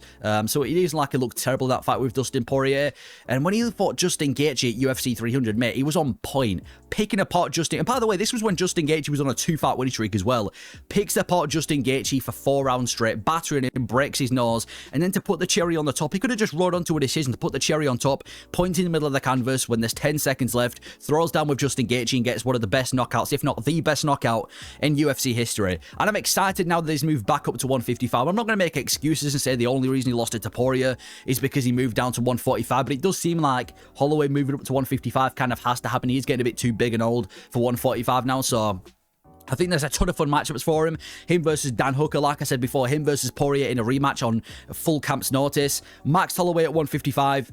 I can't wait to see what he does. I don't know how many fights he's going to have at this division, but I can't wait to see what he does. And again, one of the most likable dudes in the UFC, the daddest man on the planet. You cannot dislike Max Holloway. He goes out there every time. Again, similar to Dustin Poirier, one of the best boxers in the UFC. And he's shown that on multiple different occasions. He's only really lost to the best as well in the featherweight division, which I'll get onto. But so far at lightweight, I think he shakes up this division, and I'm excited to see what he does next. Then we've got number 3, Justin Gaethje. Now, let me get this out the way. I do not want to see Justin Gaethje get a title shot against Makhachev because it's not going to be competitive. He's going to lose again. He's going to get submitted by Islam Makhachev. It's a bit of a waste of a title fight, in my opinion. You shouldn't be on a 1-fight winning streak against Rafael Fiziev, and that should earn you a title fight because you're the only guy in the top 5 who's really coming off a win apart from Sarukian. So I think for Justin Gaethje, if we just talk about him as a whole, yeah, he's definitely one of the best. I mean, he is the walking bonus in the UFC. Every single one of his UFC fights have ended in a performance bonus. Some of them has had multiple bonuses too. He's definitely the most entertaining fighter in the UFC. Every single Justin Gaethje fight is a banger. I mean, whether it's Dustin Poirier, whether it's Michael Chandler, whether it's Tony Ferguson, he goes out there as fight of the year contenders, or fight of the night contenders, and fight of the year contenders nearly every single time he fights. And he's such a valuable fighter to the 155 division. He does struggle when he gets to the elite of the elite grapplers like a Khabib and like an Oliveira, and it didn't look good when he just got taken down by Rafael Fiziev, which is another reason why I don't want him to fight Makhachev. But the guy's got underrated striking, really good striking. I feel like people, again, kind of have this connotation to Justin Gaethje that he's kind of just this messy, sloppy striker that throws down. He's actually got a lot of technique since working with Trevor Whitman. His wrestling's not awful, even though it's definitely not some of the best in the division, but he's definitely one of the most fun fighters in this division. And I hope that's what Justin Gaethje is. I hope he becomes one of these guys that for the next few years, we just stick him in fun fights, like BMF-worthy fights, co-main events of pay-per-views, for him and another contender to just throw down. I don't really want to see him near the belt. I don't think he's champion-worthy. He's not, in my opinion, balanced enough for that, but still one of the best fighters in the UFC. And if there is a fighter that you can guarantee is going to have a fun fight, no matter who they're facing, it's going to be Justin Gaethje. And then we've got number 2, it's Charles Oliveira. One of the bigger, I mean, Charles Oliveira's title run was insane because Oliveira, unlike every other champion, Oliveira's title run just felt different, man. The Oliveira era was different because it felt like every single time Oliveira won, it was like we were winning. I know this sounds really cringy, and I hate when people say we when talking about fighters, but when Oliveira was winning during his title reign, it was like we were winning with him, if that kind of makes sense. He was just one of the most just interesting champions, the personality, the charisma that he had, and obviously him going out there and slaughtering people every single fight despite being counted out. He gets the title shot against Michael Chandler, finishes Michael Chandler, comes back from the fight, faces Dustin Poirier, finishes Dustin Poirier, faces Justin Gaethje, but it wasn't really for the belt, but it should have been. Finishes Justin Gaethje. He's such a fun fighter, man, and I actually think he's definitely an even scarier version than he was in his title run, and he showed that in the Michael Chandler fight that he just had. He's got wrestling now. Previous to the fight with Michael Chandler, Oliveira was just a really good BJJ. I mean, the best Brazilian Jiu-Jitsu artist in the UFC. You're not going to find anybody with better submissions and better Brazilian Jiu-Jitsu than Charles Oliveira. That's a given. Man, he had this heavyweight style where he was able to crack people on the feet. But now in that Chandler fight, he's shown that he's definitely been working on his wrestling. So he seems to have had the full package. I want to see him get a title shot soon. I'm not saying it should be his next fight. I'd like to see him and Sarukian run it back because that was a very close fight. And if there's anybody in the 155 division that's going to beat Makhachev, Oliveira is definitely one of them. I know he got dominated the first time out, but he seems to have improved a lot since then. One of the most interesting fighters from, you know, just an entertainment perspective, a fighter that you want to root for. And if Oliveira ever becomes a champion again, the lightweight division would be, I'm not going to say saved because it isn't like Makhachev needs to lose the belt, but it would definitely be in a great position. So huge fan of Oliveira. Again, unless you're a Dagestani diehard fan who hates everybody who's competitive with Islam Makhachev, then you're going to hate Oliveira. But apart from that, a guy that you just want to root for. And then Arman Sarukian. I feel bad for Sarukian as well. This guy should be the real #1 contender of the lightweight division. I mean, he has earned it. Beating Oliveira, Dariush, Yoel Alvarez, and the run that he's been on in the UFC, the competitive fight that he had with Makhachev before. He is the #1 contender fight, and then a fucking back injury, of all things, is what stopped him from fighting Makhachev, which is just a shame. But I think he's a really, I think he's definitely got champion potential. I'm not saying he beats Makhachev. I wasn't picking him to beat Makhachev, but I think he's equal with Makhachev when it comes to wrestling. Obviously, they fought before, and early on in that fight, Arman Sarukian looked really dominant with the wrestling. The only issue was the stamina that let him down. And then when he fought Gamrot, even though he lost that fight, it was a split decision and he could have won that fight, and his wrestling looked amazing in that too. The Oliveira fight avoided danger from the submissions of Oliveira, was out wrestling him too. He's got this high-paced, flashy stand-up. Not one of the best strikers in the division, but definitely has a stand-up base. I was looking so forward to him versus Makhachev because I truly believe he is stylistically the most difficult fight for Makhachev. And even Ilia Topuria, listen, there's a reason that Topuria is not moving up to 155 to face Arman Sarukian. And I think it's because Sarukian beats him. I reckon Sarukian beats Ilia Topuria because of his wrestling, the fact that he's a proper 155er. He's tough, he can escape submissions, he's a smart fighter, he's got a decent level of stand-up. It's a nightmare matchup for Topuria too. I hope he does get a title fight someday. I think him versus Oliveira is the fight to make, but it is a shame he never got fought Makhachev because I think he would have been a really tough test for Makhachev, and I can see him kind of being at the top of the lightweight division for the next few years. So fan of Sarukian. Shame he pulled out last minute. But it is what it is. Still one of the best 155ers out there. And then we've got Islam Makhachev. Yeah, he goes without saying, he is the best fighter currently in the UFC. There's nobody in the UFC right now better than Makhachev. I'd go as far to say, and I know it's quite a debatable thing, but I'd say he's probably the greatest lightweight of all time. I know it's between him and Khabib, but I think resume-wise, even though Makhachev You know, hasn't. There's a couple of wins on his resume that are kind of, you know, not controversial, but aren't the best quality names. I still think resume-wise and dominance, he's better than Makhachev. He's a lot more better than Khabib, in my opinion, and I would put him as the greatest lightweight of all time. But yeah, I mean, yeah, this guy's just, I just can't see Makhachev losing. I don't think there's a single fighter in the UFC right now who I would pick to beat Islam Makhachev. And we're talking about a guy in the 155 division, potentially moving up to 170 if JDM beats Bilal. I don't think Sarukian beats him. He's beat Sarukian before, obviously. When Oliveira was in his prime, smoking, everybody goes and submits Charles Oliveira, submits Dustin Poirier, submits Dan Hooker, submits Renato Moicano, beats the shit out of Bobby Green. This dude's a finishing machine. He can finish you everywhere the fight goes. Obviously beat Volkanovski as well on 2 different occasions, knocking out Volkanovski the second time and beating him the first. He's beaten every good fighter around his weight class. There isn't a single fighter that's elite near his weight class that he hasn't beaten, apart from Ilia Topuria, which is hopefully the super fight we're going to be getting soon. But Volkanovski, in his absolute prime, the first fight was close, knocks him out cold in the second, and the whole rumor of Volkanovski being washed, I know it was on short notice, but only came after Makhachev suddenly knocked him out. And then obviously, like I said, submitting Charles Oliveira when Oliveira was in his prime, smoking everybody. Yeah, he's going to go down as one of the greatest of all time. I personally already have him in the top 10 of the GOAT list. I think most people should have Makhachev in the top 10 just because of dominance, being pound for pound one of the best fighters we've ever seen. From a skills perspective, the best fighter currently in the UFC.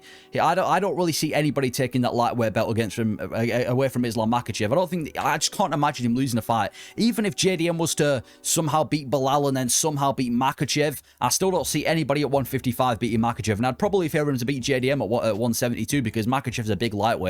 He is the best fighter we've got in the UFC right now in the modern era, and I can't see this guy losing unless Topuria can clip him, or, you know, he stays around a little bit too longer than he should have and somebody manages to beat him. I don't see anybody beating Islam Makhachev. He's by far the best fighter in the world, and this whole narrative that he's boring too, he's not, but this dude is a finishing machine. I think the last decision he had was a fight of the year contender with Alexander Volkanovski back in 2023, and apart from that, it's just been Makhachev straight finishing people early on, and the one where it actually went into the later rounds was when he fought Dustin Poirier, finished him in the 5th and managed to secure a fight of the year contender for 2024. So this whole narrative that just because he's from Dagestan he's boring, I think he's one of the most entertaining champions we've got right now. And obviously personality wise, I know a lot of people in the West don't really like him, but I think he's a funny guy. You know, he don't really take things too seriously. But again, you can't really, unless you're like you're a McGregor fanboy and you hate this new wave of Dagestani fighters, I can't see how you dislike Islam Makhachev as a champion. I'd love to see Oliveira as a champion. It'd be cool to see Topuria become double champ, or at least win a belt in a second weight class. But Makhachev, he's the best fighter we've got in the UFC. He just destroys everybody. He's exciting to see, and he's a great champion. I think he's going to go down as top 5, one of the greatest of all time, and I don't see anybody beating him. And I think he's probably got the best chance out of every champion of winning a belt in a second weight class. So Islam Makhachev, without a doubt, best fighter right now in the UFC. And then for the featherweight division, starting off at number 15th, we've got Dan Ige. Dan Ige is a weird one because he's having competitive fights against ranked opponents, but he just can't pick up a win to save his life. Like, he just fought Lerone Murphy, nearly knocked him out, but inevitably loses a close decision. Even when he fought Diego Lopez on 3 hours notice, which was, you know, a sick thing to do, by the way. Even when he fought Diego Lopez, it was a fairly competitive fight in the later rounds where he ended up losing a decision. So it isn't like he's getting dominated against these ranked opponents, but he just can't really seem to pick up a win. He's had a couple of good wins, knocking out Andre Philly, Nate the Trainer, and Barboza. But I'm pretty sure he is fighting outside the rankings now against Sean Woodson. So I'm a fan of Dan Ige. You can't not be a fan. He's got a fun style. Like I said, fighting on 3 hours notice as well. I just think he needs to pick up a couple of wins to stay in the top 15 of the featherweight division. This is a competitive division. If you wait and winning against the top guys, I mean, you can see on screen how many ranked guys he's actually lost to in the past couple of years. So I feel like Dan Ige needs to go out there and put a performance against Sean Woodson to prove that he's still ranked worthy. But he's still dangerous. Good jiu-jitsu, good boxing, powerful guy. I just don't know if he can keep up with the talent in the featherweight division. And same for Calvin Kattar at number 14th. Calvin Kattar's had a huge fall from grace. He's a weird fighter, is Calvin Kattar. Pressure boxer, but it just doesn't really seem to be going his way. He doesn't really seem to make any adjustments in any fights. It seems like ever since he got massacred by Max Holloway, he's never really been the same, because he used to, you know, be on this huge come up, beating the likes of Danny Ige, Andre Philly, Shane Burgos, Jeremy Stevens. Took a beating from Max Holloway, comes back and beats the crap out of Giga Chikadze, where we're all like, oh my gosh, Calvin Kattar's still legit. He just lost to the best in Max Holloway. And then after that, it's kind of all been downhill for Calvin Kattar. You know, taking a loss to Josh Emmett, but that was quite a close fight, to be fair. Getting injured against Arnold Allen. Losing the fight to Aljamain Sterling dominantly at UFC 300, then just recently losing to Yusuf Zalal. I'm not sure if Calvin Kattar's top 15 worthy anymore. And like I said, it was only a few years ago when he beat the absolute brakes off of Giga Chikadze, and he was once a top featherweight. He can't really seem to keep up anymore. I know a couple of his losses have kind of been bad luck because of injuries and close decisions, but I just feel like he needs to change his style a little bit, whether it be the grappling, even though I don't really blame him for not having the best grappling when he's in the featherweight division, where it's just pure strikers.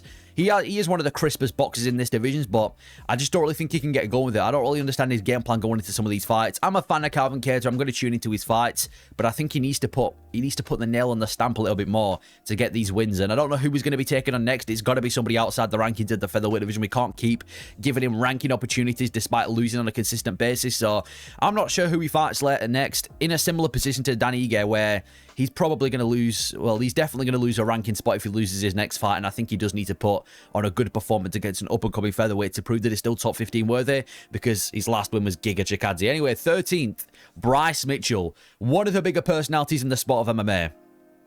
He's a comedic guy, Bryce Mitchell. He's a comedic guy. One of the best personalities in the featherweight division. The press conference they had with Gene Silva was hilarious. I can't wait for the second one as well. If we talk about him as a fighter, I feel like people kind of overlook Bryce Mitchell in his style because of his personality. Like, people see the goofy kind of unserious. I mean, I wouldn't say unserious. He's definitely a serious guy. But, you know, people see the goofy personality of Bryce Mitchell and they automatically assume that he's a bit of a goofy fighter. His grappling is legit. I think he's one of the best grapplers in the featherweight division. We just talked about how the fact that there's not many major grapplers in this division. He didn't look that bad against Ilia Topuria. I know, you know, he didn't dominate Topuria or anything like that, but he didn't look too bad. Dominated Edson Barboza badly for 3 rounds straight. Same pretty much with the Dan Ige fight. Just put Kron Gracie to sleep with grappling. Same with Andre Fili. He's legitimately one of the best wrestlers in this division, and even like his stand-up's awful as well. He's got a decent base of stand-up. He's obviously not one of the best strikers in the featherweight division, but he hasn't got a terrible base of stand-up. He can strike too, and I feel like it would be funny as fuck to see this guy go out there and be the first guy to beat a fighting nerd in the UFC by beating Gene Silva, then rock the mic and call somebody out with his country accent. I'm a fan of Bryce Mitchell. I know we said some controversial shit in the past, but regardless, I'm a fan of him. I think his fighting style can be quite uneventful at times because it isn't like he's a super heavy finisher. He's not a submission machine or anything like that, but I think if he can go out there and get a good win over Gene Silva, that's going to be huge for Bryce Mitchell's career. And yeah, man, just a fan of him as a fighter overall. Has taken a couple of bad losses, getting put into the shadow realm by Josh Emmett, where we all never thought he's going to come back. And then the fight with Topuria, where he kind of got beaten up on. But apart from those 2 losses against some of the best in the division, one of the hardest hitters as well, he's looked pretty good so far in the UFC. Number 12, we've got Youssef Zalal. I feel like people are over-hating Youssef Zalal on his recent performance against Calvin Kattar. I think he's one of the better personalities in this division as well. He seems to be quite charismatic. He's going in these podcasts with Rampage Jackson in his post-fight interviews, and he seems to have a little bit of hype around him. Seems to be quite an exciting, you know, personality. And his fighting style, apart from that one performance against Calvin Kattar, he's been looking good in all of his wins. Submitting people, knocking people out. That fight against Jack Shaw, where he lands the knee and then immediately gets a submission. He's a really talented fighter, is Youssef Zalal. Quick, snappy striker who has submission ability to back it up. And I feel like in that fight with Calvin Kattar, you can't really blame him. He did the job in the first 2 rounds, and, you know, people like to critique him for running away in the third, but at least, I mean, if you look at it from a game plan point of view, why are you going to put yourself in risky situations when you're already 2 up on the scorecard? So even though I know the fight with Calvin Kattar wasn't the most interesting, he's still got the win at the end of the day. He's still in the top 15, and he's also the only guy in the UFC, apart from Josh Emmett, to go to a decision with Ilia Topuria, and he did it on short notice too. Went to a decision with Ilia Topuria, actually made Topuria look quite beatable at the time, also lost to Sean Woodson, but that was Youssef Zalal 1.0. We're now talking about 2.0 Youssef Zalal. And I think he can go far in this division. Snappy striking, good grappling. If he works on a couple of things, I think this guy could be a legit problem and a star potentially in the featherweight division because of his personality. Anyway, number 11, we've got Giga Chikadze. Giga's a weird one. I mean, first of all, this guy's got one of the more interesting builds in the UFC. I don't know if this guy's ever done a shoulder press in his life, but regardless, Giga Chikadze, solid kickboxer. One of the, I'd say he's probably the best, or the second best kind of pure maybe not the second best, but one of the best pure kickboxers in the featherweight division behind the likes of Yair Rodriguez. He comes from Glory Kickboxing. I mean, he's again similar to like a Calvin Kattar. He hasn't really been able to pick up a win over any of the modern day featherweights. I don't think. I know he's booked against David Onama, but he's had some good wins. Edson Barboza, Alex Caceres, Cub Swanson. He's a solid kickboxer as Giga Chikadze. Great kicker, quite dangerous on the feet as well. Just for Arnold Allen, and even though he lost that fight to Arnold Allen, it isn't like he got dominated and obviously took an absolute beating from Calvin Kattar. I just feel like Giga Chikadze, he needs to be a little bit more active, in my opinion. He's kind of doing this thing where he fights once a year, and that's kind of why he's not really been able to keep up with the modern featherweight division. So I think he needs to be a little bit more active, maybe improve his... I don't know what it is necessarily he needs to improve, but I just think it's kind of outdated, his style of relying on kickboxing to win fights. But it is what it is. I don't really like him as a person as well, I'm going to be honest. This dude seems to make an enemy out of everybody. I remember that fight with Arnold Allen. Arnold Allen is one of the least controversial fighters, one of the nicest guys on the UFC roster. And then he's going up in Arnold Allen's face in the weigh-ins when Allen's being respectful, saying that, you know, I'm going to punish you for bringing, what was it? I think bringing spies into Giga Chikadze's training camp. Why the fuck would Arnold Allen, of all people, bring in spies? Who do you think he is? But yeah, I don't know about it. He tries coming off as intimidating as Giga Chikadze. You ain't Yair Rodriguez, but still a good kickboxer. I think he pieces up David Onama, and he's another one of these fighters that just does enough to keep in the top 15 of the division. Then we've got number 10, Lerone Murphy, fighting this weekend, tomorrow. He's kind of like the Leon Edwards of the featherweight division if he had a little bit more, I guess, aggression, or if he had a little bit more kind of front foot style. He is going under the radar. For a 15-0 undefeated fighter with 2 ranked wins, he does kind of go under the radar in the featherweight division, and I understand why. He's not one of these big, brash personalities. He's not one of these super exciting fighters on the market. He's in octagon performances. It isn't like he's going out there and getting pure finishes and putting a stamp on these wins, but he's getting the job done. You know, that fight with Dan Ige, he took a massive shot, came back and was able to beat Dan Ige. His recovery looked amazing. He's well-rounded as well. I know I compared him to Leon Edwards, but he's definitely got better grappling than Leon Edwards. His wrestling is legit. His fight with Edson Barboza, pieced up Edson Barboza on the feet in one of the best fights of 2024, massively underrated event. Even that win over Gabriel Santos a few years ago was aged really well. He had a good win over Gabriel Santos, and Santos has done his thing in the featherweight division too, so I don't personally think he beats Josh Emmett tomorrow. I think Emmett's too dangerous, and Lerone Murphy's shown in the past that he has kind of got chin issues. He showed it against Edson Barboza and Dan Ige, but I think out of everybody in the featherweight division, he has to be one of the most well-rounded dudes in this division. I can see him being in the top 10 for quite some time, even if he loses to, like, you know, a Josh Emmett and then ends up fighting, I don't know, like a Sean Woodson. I can see him staying in the top 10 for a while because he is well-rounded, he is talented. It just depends. And if he can beat Josh Emmett, we're going to be talking about Lerone Murphy being someone in the top 5. Like I said, kind of does go in the radar. He's not putting a rubber stamp on these wins.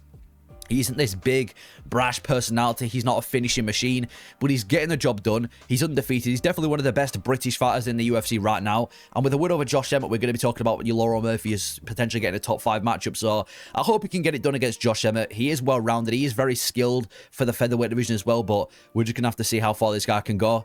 And then number 9, we have Aljamain Sterling, former Bantamweight champion. Obviously had a great legacy in the Bantamweight division. If we just talk about him in the featherweight division, yeah, I like Aljamain. I'd like to see him as a little bit with a little bit more activity. I know he fought twice last year, and I think he's eyeing up UFC 316 for this year.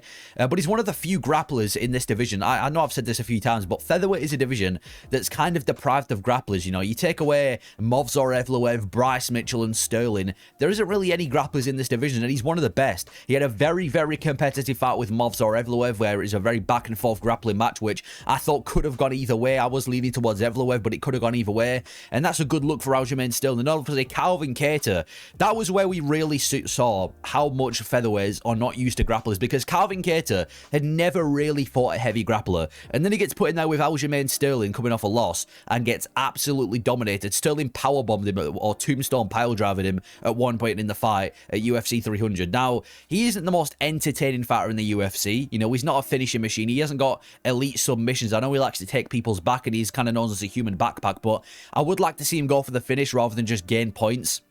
His stand-up is quite weird as well. He's got this weird, unorthodox stand-up style, but it's mainly to set takedowns up.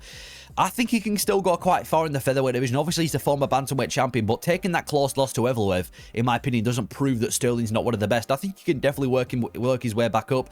Don't think he becomes a champion in this weight class, just because, again, I think the likes of Evloev, Volkanovski, some of the top guys of this division are going to be too much for him, but I still think he can make it into the top 5. He's one of the best wrestlers in this division right now. If he can make it, maybe work on his stand-up and his submission game, I think he can be a real problem, because he showed in that fight with Evloev, very well-rounded guy.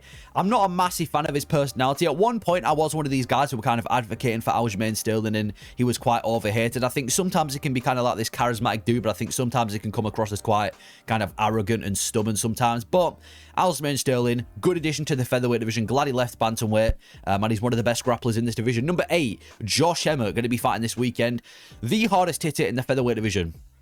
He's like the rebirth of Jeremy Stephens, even though got knocked out by Jeremy Stephens. Yeah, he's the hardest hitter in the featherweight division by far. His overhand right, mate, when that lands on people, they don't get TKO. They don't fucking move. They got knocked out straight. Some brutal knockout. That Bryce Mitchell KO, one of the most brutal KOs in UFC history, where he made him twitch on the ground.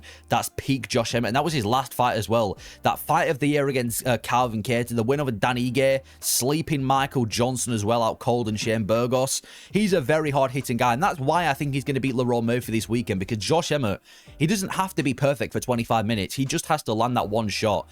He's taken a couple of losses, but it isn't even like he's taken any shameful losses. The fight with Yair Rodriguez was an interim title fight when Yair was in his prime, and he did get submitted by Yair, which is a bit of a bad look, but you know, Yair is, I guess, underrated on the ground. And then losing to Ilia Topuria, he's one of the only guys, like I said with Yusuf Zalal, to survive 5 rounds with Ilia Topuria, even though he took a beating in that fight. And he did get brutally slept by Jeremy Stephens, but when Jeremy Stephens knocks people out, they don't fucking move. So, yeah, Josh Emmett, very dangerous guy. I think outside of the overhand rights, there's sometimes where he can kind of be put in a bit of an uneventful fight. Like the Michael Johnson fight and the Bryce Mitchell fight previous to the knockout wasn't the best fight. So I do think he needs a good job at finding his range. But once he finds his range and lands that overhand right, no one in the featherweight division apart from maybe Topuria, who's just different, can survive it. And that's why I think he's going to land it and beat Josh Emmett, beat Lerone Murphy this weekend. But yeah, Josh Emmett, very, very dangerous guy. I think if he can work on his technical striking a little bit, even though it is tough because he's getting up there in age in the featherweight division, he can potentially become a top 5 fighter again. But definitely the hardest hitter in this division. Number 7, Arnold Allen. You just want to root for Arnold Allen. You know, he's one of these featherweights that you just want to root for. At first, when he first entered the UK, you know, MMA scene, and when he was kind of on the come up, I thought, you know, Allen, he's a fun fighter, a bit of a dull personality. But the more I see interviews, and specifically his Twitter account of Arnold Allen, you see this dude's he's definitely not mentally wired perfectly, but he's a likable dude. If you go and check out his Twitter, he tweets about the most random shit ever. And that's just what I like about Arnold Allen. I like his personality. Even in his interviews, the one that he had with Nina Drama, he's kind of like this, he always speaks as if he's really uncomfortable, but I'm a massive fan of Arnold Allen and his personality, and even his fighting style. He's still got potential to be a top contender. You look at his 2 losses, Max Holloway, and that performance against Holloway, even though he did lose, it wasn't like he got dominated. Like we've seen Holloway put on performances like he did against Korean Zombie and, you know, Justin Gaethje, and the one against Calvin Kattar. Arnold Allen actually put up a decent fight against Holloway, and the Evloev fight. That illegal knee kind of fucked him over, and he had a competitive fight with Evloev, who, as we know now, is one of the best wrestlers in this division. And he's had some good wins. Steamrolling Dan Hooker in 1 minute was definitely his best win. The win over Sadiq Youssef and Calvin Kattar. The win over Giga Chikadze at UFC London last time out. I'd like to see a big fight for Arnold Allen next. I'm not sure who it's going to be. Maybe it's going to be something between Yair and Pitbull. Maybe it's going to be the loser of the main event, Yair of Lopez and Volk. I'm not sure who it is, but I want to see Arnold Allen become a top fighter. Walk forward striker, really good kickboxer for the division. Likes to scrap, likes to bring the fight to people, and he's a really good anti-grappler on top of that too. So I'm a huge fan of Arnold Allen. I want him to succeed in the UFC. Funny guy. I think his humor is underrated too. Again, I kind of fell for the trap that Arnold Allen's kind of a dull personality, but when you get to know this guy a bit more, he's a funny guy. I'm a massive fan of Arnold Allen, and I hope he does well. Number 6, we've got Brian Ortega.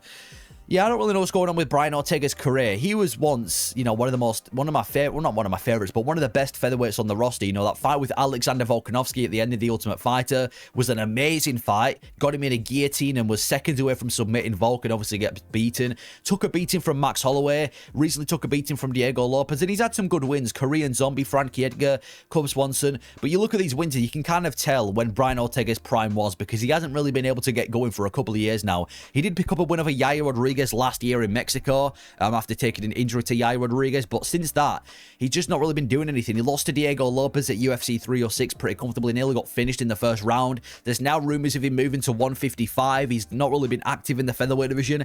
He's one of these fighters that I'm looking at. I'm like, what is he really doing with his career? Because I actually think moving to 155 is the wrong move for Brian Ortega. Why is he moving to 155? He's going to be he isn't even like in the featherweight division. The problem is his attributes. He's got good jiu-jitsu in the featherweight division, one of the best Brazilian jiu-jitsu artists, but what advantages could he have in the lightweight division? against bigger guys, against most dangerous guys, in another really competitive division where you've lost your speed advantage. You haven't got, you know, a significant amount of power in the featherweight division, in the lightweight division too. There's a shit ton of more grapplers. I don't really understand the advantage of Brian Ortega moving to 155 personally. I think it's a bad career move. I don't see him succeeding, but if he does that, it is what it is. But he has got some of the best jiu-jitsu in the featherweight division. You know, submitting Yair Rodriguez, nearly submitted Alexander Volkanovski. It's just, I don't really know what he's doing. Seems to have lost the will to win in the UFC, but it is what it is. Number 5, we've got Yair Rodriguez. One of the best pure kickboxers, I'd say, in the featherweight division. I'm leaning towards him over Pitbull. I think he can school Pitbull in his not school, but I'm definitely thinking he can beat Pitbull in Pitbull's UFC debut. But yeah, one of the best kickboxers in the UFC. Very, very crafty. I'd say he's probably the craftiest fighter in the UFC right now. Like, I know you've got some fighters that just do dumb shit and you have to go and spin around and people call it crafty, but when it comes to actually making this crafty style work, Yair Rodriguez is one of the best kickboxers. Has that interim title fight with Josh Emmett where he picks apart Josh Emmett and gets the submission. That last second knockout over Korean Zombie. Wins over the likes of Jeremy Stevens, Caceres, Philly, Dan Hooker, and I guess a washed BJ Penn as some other notable wins. He has taken a couple of losses. The loss to Frankie Edgar kind of doesn't look that good and obviously took a beating from Holloway and Volkanovski, but those were the two best at the time. I think there's a ton of fun matchups for Yair Rodriguez. Him versus Arnold Allen, obviously him versus Pitbull, him versus Diego Lopez, even him versus Topuria would have been fun in the featherweight division. I feel like for a guy that's at the top of the chain, I would have liked to see Yair fight a lot more of these top guys. It seems like a lot of his wins, apart from Jeremy Stevens, who has he really beat in the modern day of the featherweight division? There's not really been much. So I'd like to see Yair face these top guys more because he is one of the best kickboxers. I just think that he does lack the grappling. And I think even in the fight with Volkanovski, he took one bad shot, and that kind of seemed to be the end for Yair. But still an amazing kickboxer. Can still potentially be a title contender if he does go out there and beat Pitbull. So I'm excited for the Pitbull-Yair fight. And then we've got number 4, Movsar Evloev. I think he should be challenging for a belt next. I'm not saying he should be challenging for a belt instead of Diego Lopez, but I think the winner of Lopez and Volkanovski should be facing Movsar Evloev. You can't really deny him. 19-0. Undefeated, and I know he's a decision machine. He hasn't finished a single fight in the UFC. He is the biggest decision machine in this organization, but 4 ranked wins, beats Dan Ige comfortably. I know the fight with Allen and, you know, Aljamain Sterling were quite close, and even the Diego Lopez fight were quite close, but you look at his resume, Lopez, Sterling, Allen, and Ige, and he's still not getting a title opportunity. He is probably the best wrestler in this division. I still want to respect the grappling of Volkanovski and when he showed it against Islam Makhachev, but I think the best pure wrestler in this division has to be Movsar Evloev, and that's why he succeeded a lot, because I know I've said this a few times in this kind of segment, but there isn't really much heavy grapplers in the featherweight division. So for Evloev to be a heavy wrestler and show how good it is against the likes of Sterling and Lopez shows that he's going to mix up the title picture of the featherweight division. I'd like to see him fight Lopez or Volkanovski, whoever wins that fight. I don't think he should go on have to fight another time before a title win, because I feel like whenever we prolong these title shots, they're going to win it anyway. You know, we did it with Ankalaev by giving him Rakic. We've done it before with Bilal Muhammad, making him go through Gilbert Burns. I think we just give Evloev a title shot. I think he's earned it now. One of the best wrestlers in this division, but he's still beatable as well. He's not like an unbeatable guy. Like I said, Allen, Sterling, and Lopez all gave him tough fights, so I want to see how he does at the top. I'm excited. I wouldn't say I'm excited, but I'm intrigued to see how he does against some of these other styles. Definitely the best wrestler at featherweight. Number 3, you've got Diego Lopez, potentially a future champion within a couple of weeks' time. Yeah, Lopez is one of my favorite fighters in the featherweight division too. You know, he just comes to scrap every single time. It's never been a boring fight with Diego Lopez. His debut against Movsar Evloev was one of the best fights where he performs like amazingly in that debut against Evloev. It looked amazing in that fight. Knocking out Pat Sabatini, which has actually aged really well. Knocking out Sadiq Youssef at UFC 300. Taking on Dan Ige on 3 hours notice. And even though it was quite a close fight, still got the win. And that win over Brian Ortega, where he essentially just picked apart Brian Ortega for 15 minutes straight. Nearly got the finish in the first round. I'm a huge fan of Diego Lopez. Very, very powerful on the feet. Hits like an absolute truck. And his Brazilian Jiu-Jitsu is amazing too. He's one of these guys that likes to kind of damage people on the feet, take you to the ground with the stand-up, you know, drop you and everything, and then go for the submission on top of it. And it seems to have worked so far. I'm not sure he beats Alexander Volkanovski. It really depends on what version of Volk shows up. If Volkanovski's kind of washed, then You know, he could easily clip Volkanovski, but if Volkanovski starts to look like he did against Yair Rodriguez, I think he is in for a bit of a rude awakening is Diego Lopes, but still a top featherweight. Hasn't got this massive resume. I know he's beaten 3 ranked opponents at the time, but Brian Ortega is only his best win in the featherweight division. It'll be nice to see him against maybe like a, you know, a Diego, not Diego Lopes, a Movsar Evloev in a rematch, a Yair Rodriguez, like an Arnold Allen, and obviously we're going to be seeing him against Volkanovski, but fun fighter. I'm glad he's getting a title shot, and let's be honest, he is a lot more exciting than Movsar Evloev, which is why they've given him the title shot instead of Evloev. Number 2, you've got Max Holloway. Now, obviously, Holloway's now left the featherweight division, but he is one of the best featherweights in history, which is quite, you know, there's only been 5 featherweight champions, so it isn't like it's saying too much, but yeah, Max Holloway's longevity is some of the best. I mean, just look at this dude's resume, beating the brakes of Jose Aldo on 2 different occasions, battering Brian Ortega, the win over Korean Zombie where he sleeps him out cold, beating Arnold Allen, battering Calvin Kattar, and some other wins over legends in the featherweight division. He's been at the top of the featherweight division for so long now, so long, like genuinely for the past decade. He's been at the top of the featherweight division, and he's performed every single time. One of the best boxers in the UFC. If you're talking about history, like we're talking about longevity, one of the best boxers in UFC history, in my opinion. The way that he just picks people apart, one of the best output and volume strikers in the UFC. Amazing boxer, and you look at his losses too. He's lost the best of the best. Alexander Volkanovski on 3 different occasions when Volk was in his prime, and the second fight with Volkanovski was controversial. Losing to Ilia Topuria, the best modern featherweight in the world. Losing to McGregor, and that fight was ages ago, back when McGregor was on his come up and Holloway was still really young. So he's only lost to 3 of some of the best featherweights in history, and apart from that, he's just been straight piecing people apart. So you've got to respect Max Holloway. It has been a bit of a shame when Volkanovski was the champion and he was kind of just the #1 guy for like 3 years straight, picking everybody apart, getting rid of contenders. But yeah, huge fan of Max Holloway. You can't not like this guy. One of the most likable dudes in the UFC, and has one of the best fan-friendly styles in the UFC too. That one of a Justin Gaethje at UFC 300. I know that's a 155, which we already talked about, but in the featherweight division specifically, great career, one of the best featherweights in history. In my opinion, just one of the greatest of all time as well because of his, you know, his long resume. Number 1. Alexander Volkanovski, arguably the greatest featherweight of all time. It's still between him and Jose Aldo. I'm not sure how, I'd probably lean towards Aldo at this moment in time, but yeah, Volkanovski's reign between like 2019, 2020, all the way till 2023 was something special, man. Volkanovski in his prime was... He just looked unstoppable. We talked about Kamaru Usman earlier, where Usman looked unstoppable. I couldn't really see anybody beating Alexander Volkanovski. He was just beat, like, we knew how good Max Holloway was because of how good Max Holloway looked against every other contender. And then for Volkanovski to go out there in that 3rd fight and pick apart Max Holloway in the way that he did was amazing. That win over Jose Aldo. Yair Rodriguez drops Yair Rodriguez and finishes him. In my opinion, that was prime Volkanovski.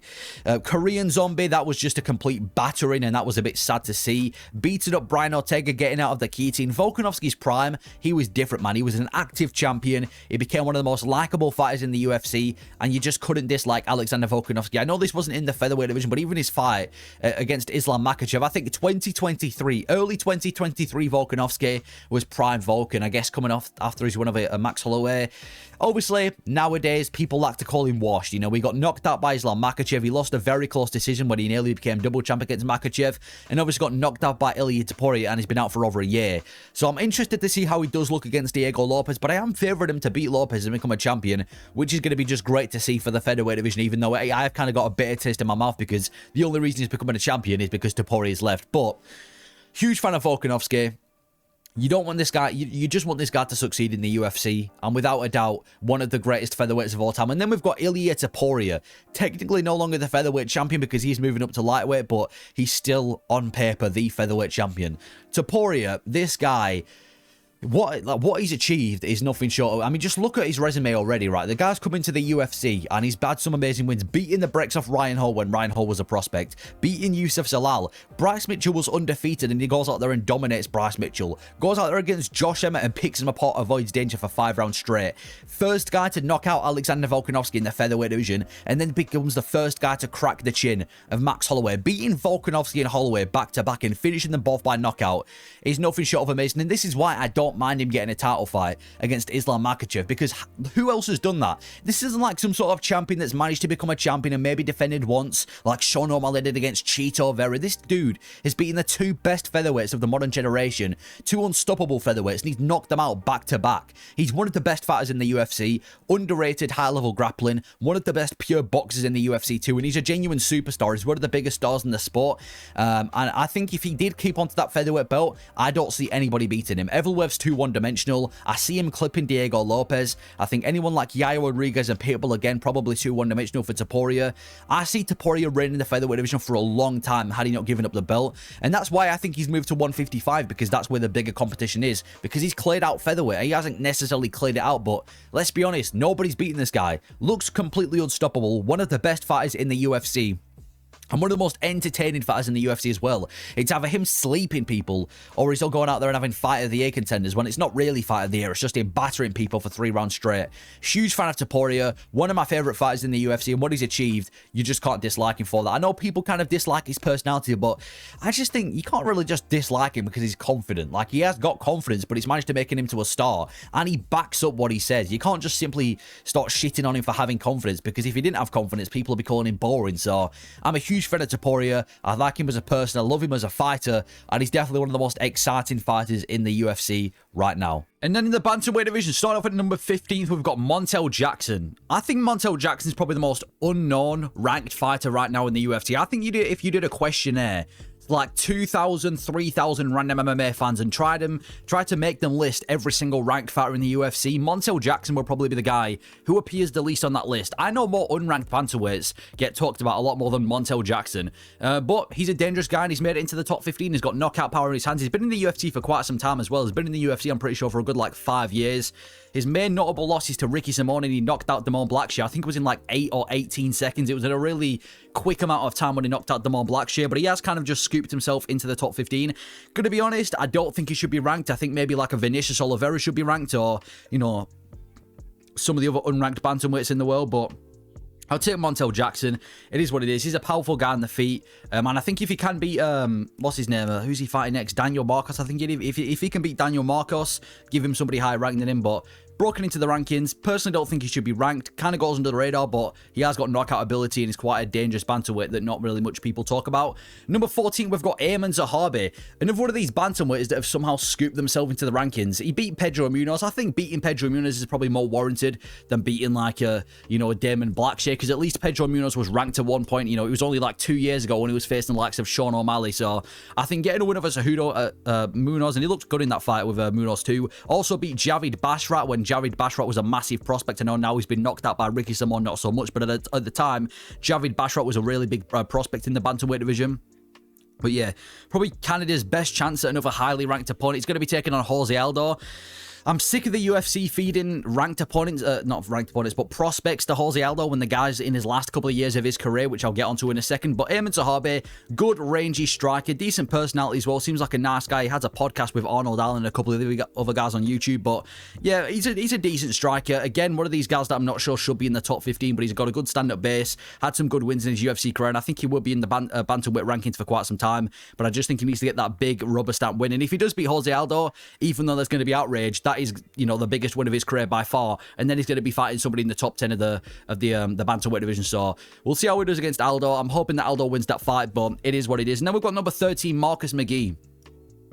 Now, Marcus McGee, I'm not so mad about the fact that he's ranked. He came into the UFC and he was on this huge winning streak with a bunch of knockouts. So much hype around this guy who was just slaughtering people in the bantamweight division. He had really good wrestling, really good takedown defense, but he hits like an absolute truck on the feet, and he's actually really technical too. And his last fight, he beat Jonathan Martinez, where Martinez could have won the fight, but his fight IQ let him down. Martinez was absolutely slashing the leg of Marcus McGee to the point where he could barely walk at it, and then he decides to shoot a takedown in that fight. So I think if Jonathan Martinez had fight IQ, he might have been able to finish Marcus McGee in that fight. But either way, Marcus McGee looked talented, and before that, he was just finishing people on the feet. Finished Gaston Bolanos at one point. Very dangerous striker for the bantamweight division. Hasn't got a fight booked right now, but I'm excited to see who they put him against next. Maybe, I don't know, some guy coming off a loss in the top 10. But I like Marcus McGee. I know his fight with Jonathan Martinez was kind of underwhelming compared to previous Marcus McGee fights. It was a little bit too technical for most MMA fans, but on a good Marcus McGee day where he goes out there and gets a finish, he's a very dangerous guy. Hits very hard, seems to be very technical. Another one of these fighters that I can see doing very well in the bantamweight division. Another striker too. I think him versus like a Montel Jackson could be really good if Montel Jackson wins his next fight. So I'm a fan of Marcus McGee. Good striker, powerful guy, good prospect coming into the bantamweight rankings. Had a good win over Jonathan Martinez, and I'm intrigued to see who the UFC put him against next. And then we've got Kyler Phillips.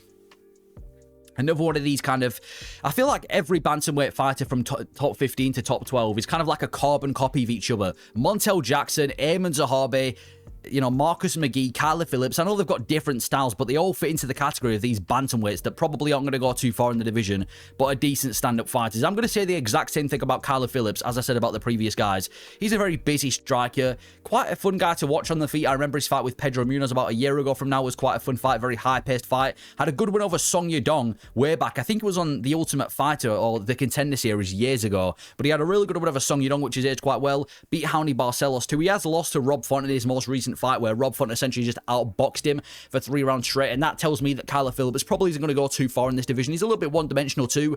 His takedown defense is pretty solid, but his takedown and grappling offense isn't really there. He has got a good stand-up base. He's a decent striker for the bantamweight division. Again, don't see him going too far though. And then we've got number 11, Jose Aldo. Yeah, man, Aldo. I don't know what the UFC are thinking with Aldo's new run, man. He's one of the greatest of all time, obviously in the featherweight division. But if we talk about his new bantamweight run, I mean, already his bantamweight resume is really good. Marlon Vera, Rob Font, Jonathan Martinez, Pedro Munoz. This is a really good, what's it called, resume for the bantamweight division. And he beat these guys when they were all ranked as well. And obviously some of them have gone on to do decent things like Marlon Vera. I just don't understand why the UFC keep feeding Jose Aldo these new prospects. Like, he comes back to the UFC after retiring against Merab, and they give him Jonathan Martinez. And at first it's like, okay, you're giving him Jonathan Martinez, you could have given him Dominic Cruz or Henry Cejudo or maybe even a Cody Garbrandt because you've been out for 2 years, but you give him Jonathan Martinez, is what it is. Beats Jonathan Martinez in Brazil. Okay, Aldo's back in the winning column. Hopefully we can give him a Cejudo now or a bigger fight. Mario fucking Batista. Okay, you're giving him another bantamweight prospect. Okay, that's interesting. Goes out there and loses a very, very close decision to Mario Batista. Okay, that's 2 prospects in a row. Who's he going to take on next? Eamon Zahabi, another bantamweight prospect. I don't know what the UFC are doing. What, is he going to face Montel Jackson next? Is he going to face Marcus McGee? Are you going to put him against Vinicius Oliveira? Is this just Aldo against prospects? I don't understand what the UFC are trying to do. It seems like they're desperately trying to make Aldo lose to in a bad fashion to one of these prospects, and then a prospect can build their name off Aldo and then go on to do good things. But at this stage in his career, he's still talented. He's still got it. He's got some of the best longevity in UFC history. And he's like I said, it was only a year ago when he beat Jonathan Martinez, and he also arguably beat Mario Batista. He still has skills. I actually think he looked better coming back to the UFC with his hands. He looked very crisp on the feet with his boxing in that fight with Jonathan Martinez. I genuinely think he's top 10 worthy. Maybe not top 5 worthy, but he's definitely top 10 worthy. But I just wish the UFC would give him like a legend, like a Cejudo, or when Dominic Cruz was around, a Dominic Cruz, or even somebody like a Corey Sandhagen if he can beat Eamon Zahabi. That's the level I'm talking about at this stage. I don't understand why they keep giving him these low-level, you know, not low-level, but no-name prospects that Aldo gets absolutely nothing from fighting them with. So I don't really like how the UFC have match-made Aldo on his comeback, but he has definitely got some of the best longevity in UFC history, one of the greatest featherweights of all time, and even in the bantamweight division, he seems to have looked a lot better since moving down than he did. He's taken a couple of losses. Peter Yan, Merab Dvalishvili, like I said, that close fight with Mario Batista, but 2 of those are the best in the bantamweight division, and one of them was arguably a robbery, so it is what it is. Number 10, Mario Batista, might actually be one of the most hated fighters in the UFC right now because of his performance against Jose Aldo. Now, coming into the fight with Aldo, I never really saw Mario Batista as a boring fighter. Like, he'd had some decent fights. He's a very, very high-paced fighter. He likes to pressure people with his boxing, then mix it up with the grappling. Obviously had that good win over Ricky Simon and Damon Blackshear, so he's a very high-paced fighter usually, he's Mario Batista. And then he fights Jose Aldo, and it seemed like that was the way the fight was going initially. He was kind of getting tagged on the feet, but then the whole game plan was just to hold Jose Aldo against the cage. You can't be doing that to a legend. You've got to do it the Jonathan Martinez way, where even if you think you can beat him by holding him against the cage, you're going to gain more by having a fun. I'm not saying let Aldo win, but come on, man. Holding him against the cage, not actively looking to do damage, just looking to stall against a legend like Jose Aldo in his comeback comeback fight is a bit of a shameful thing to do. When most fighters get the opportunity to fight somebody like Aldo, they go out there and try and get the win. Batista didn't do that, but I'm not going to say I hate him from the bottom of my soul like a lot of people do. If he keeps having these performances, like if he goes out there against Marlon Vera and has a very similar performance to how he did against Aldo, that's when I'm going to be like, okay, we maybe need to, we need to start, just cutting guys like Mario Batista from the roster because it's disgraceful. But if he goes out there and has a decent scrap with Marlon Vera, I'll forgive him for the performance against Aldo, but it wasn't a great look. A lot of people said he shouldn't have won the fight, and even though Mario Batista is a high-paced fighter, can't see him ever making it into the top 5. I mean, he's already been beaten by Corey Sandhagen before, and even Trevin Jones put him to sleep. So that's my thoughts on Mario Batista. Henry Cejudo, another one of the more disliked guys in the bantamweight division. This guy's career, man, his career IQ. We talk about fighters having bad fight IQ. I think Cejudo's just got terrible IQ in general. He has made 2 of the worst decisions in UFC history. So he's in his prime. He beats Dominic Cruz after beating TJ Dillashaw and Marlon Moraes, moving up to the bantamweight division. Everything's going good. Life's good for Cejudo. He's the double champ. He's pound for pound one of the best, and he's potentially could go down as one of the greatest of all time with a couple more wins. And in his prime of his career, when he's at his best, beating the best they have to offer in the bantamweight division, he retires in his prime. It isn't even like he was washed. He was absolutely in his prime, and he probably had a few years left.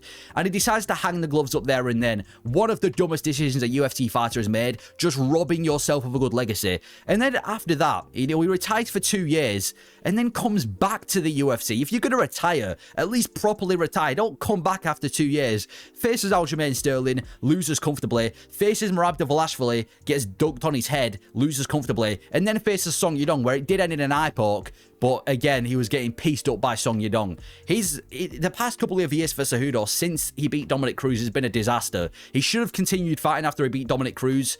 One thing I will say about Cejudo, again, one of the biggest personalities in MMA, I'd say one of the biggest stars in his prime as well, because of what he achieved. One of the few fights to become double champion in the UFC, was pound for pound one of the best combat sports athletes of all time, what he did in the Olympics as well. But this guy's new run to the UFC, despite being one of the greatest of all time, in my opinion, when I say one of the greatest of all time, I'm talking about top 30, not top 10 or anything like that. But for one of the greatest of all time, yeah, his comeback to the UFC has been nothing but awful. So terrible IQ from Cejudo. He should hang the gloves up before risking another loss. It's just like the Tony Ferguson thing all over again. Hang the gloves up before it's too late. Number 8, Rob Font. Bit of like, I see him for like the Calvin Kattar of the bantamweight division. They both train at the same gym, I'm pretty sure as well.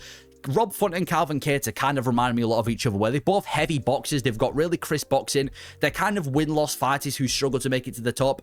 He's just doing enough to stay in the top 10, is Rob Font. He's a bit of a gatekeeper for the top 10. He's talented enough on the feet to stop these prospects coming in like Kyler Phillips and, what's his name? What's his name? Who did he beat? Adrian Yanez as well. He beat Adrian Yanez. He knocked him out too. So he's doing enough to stop these prospects coming into the top 15, but he always falls short at the final hurdle. Fell short against Aldo. Fell short against Sandhagen, Figueiredo, Vera, Pedro Munoz. You give him somebody that's a little bit too talented, a little bit too well-rounded, a little bit too skilled for the bantamweight division, he's losing the fight. You give him a prospect who's not yet really achieved that top 10 status, and he's going to beat them. He is the new gatekeeper for the top 10. He's the Neil Magny. He's the Martin Tybura. He's the Calvin Kattar of the bantamweight division. His biggest career highlight, in my opinion, was getting that win over Cody Garbrandt, and he is a slick boxer. Good, slick boxer with underrated grappling, but he's just not, he's not insane. He did just recently get a good win over, what's his name, Gene Matsumoto, where he stopped him from coming into the top 10. But that was on short notice, to be fair. So he's doing enough to stay in the top 10. I think he's going to be ranked for the rest of his career, and he's a talented boxer, but he's just not, he doesn't offer enough to get to that next stage into contendership in the bantamweight division. Top 7, we got Marlon Vera. Yeah, this guy, obviously, his biggest career highlight was fighting for a belt last year against Sean O'Malley, which should have never happened. The only reason he beat O'Malley the first time is because O'Malley obviously had an injury in his ankle. And he got absolutely pieced up and battered by Marlon Vera, and he's now in a really bad position in his career. He was going through, I feel like he's a bit of, I don't want to say fraud. I hate using the word fraud with everybody, but you look at his resume and his run-up, he was just beating nothing but old guys. Dominic Cruz, old veteran. Frankie Edgar was way past his sell-by date. A couple of his other wins, Brad Pitt, Pickett and Davy Grant and Pedro Munoz. That was a very close fight, and that is just after Marlon Vera lost to Corey Sandhagen in dominant fashion, and he got pieced up by Sean O'Malley, just lost to Davison Figueiredo. He's also lost to Song Yudong and Jose Aldo before. I feel like Marlon Vera, he is kind of one of these weird fighters where he kind of gets better as the fight goes on. Like round 5 Marlon Vera is a lot more dangerous than round 1 Marlon Vera. He's a decent striker, good range, very dangerous as well. He's got a really good kicking game. His head kick, obviously, the way that he knocked out Dominic Cruz, his kicking game is amazing, and I think he will be again one of these fighters that does enough to stay in the top 10 of the bantamweight division. You know what he did to Rob Font, absolutely massacred Rob Font, and Rob Font's a pretty solid striker too, so he is a good striker. But again, he's borderline top 5. I don't think he's doing enough to make it into the top 5. Even his fight with Mario Batista, if Batista comes with a grapple heavy game plan, you never know, man. Batista might do enough to beat Marlon Vera. It really depends on what version of Vera shows up.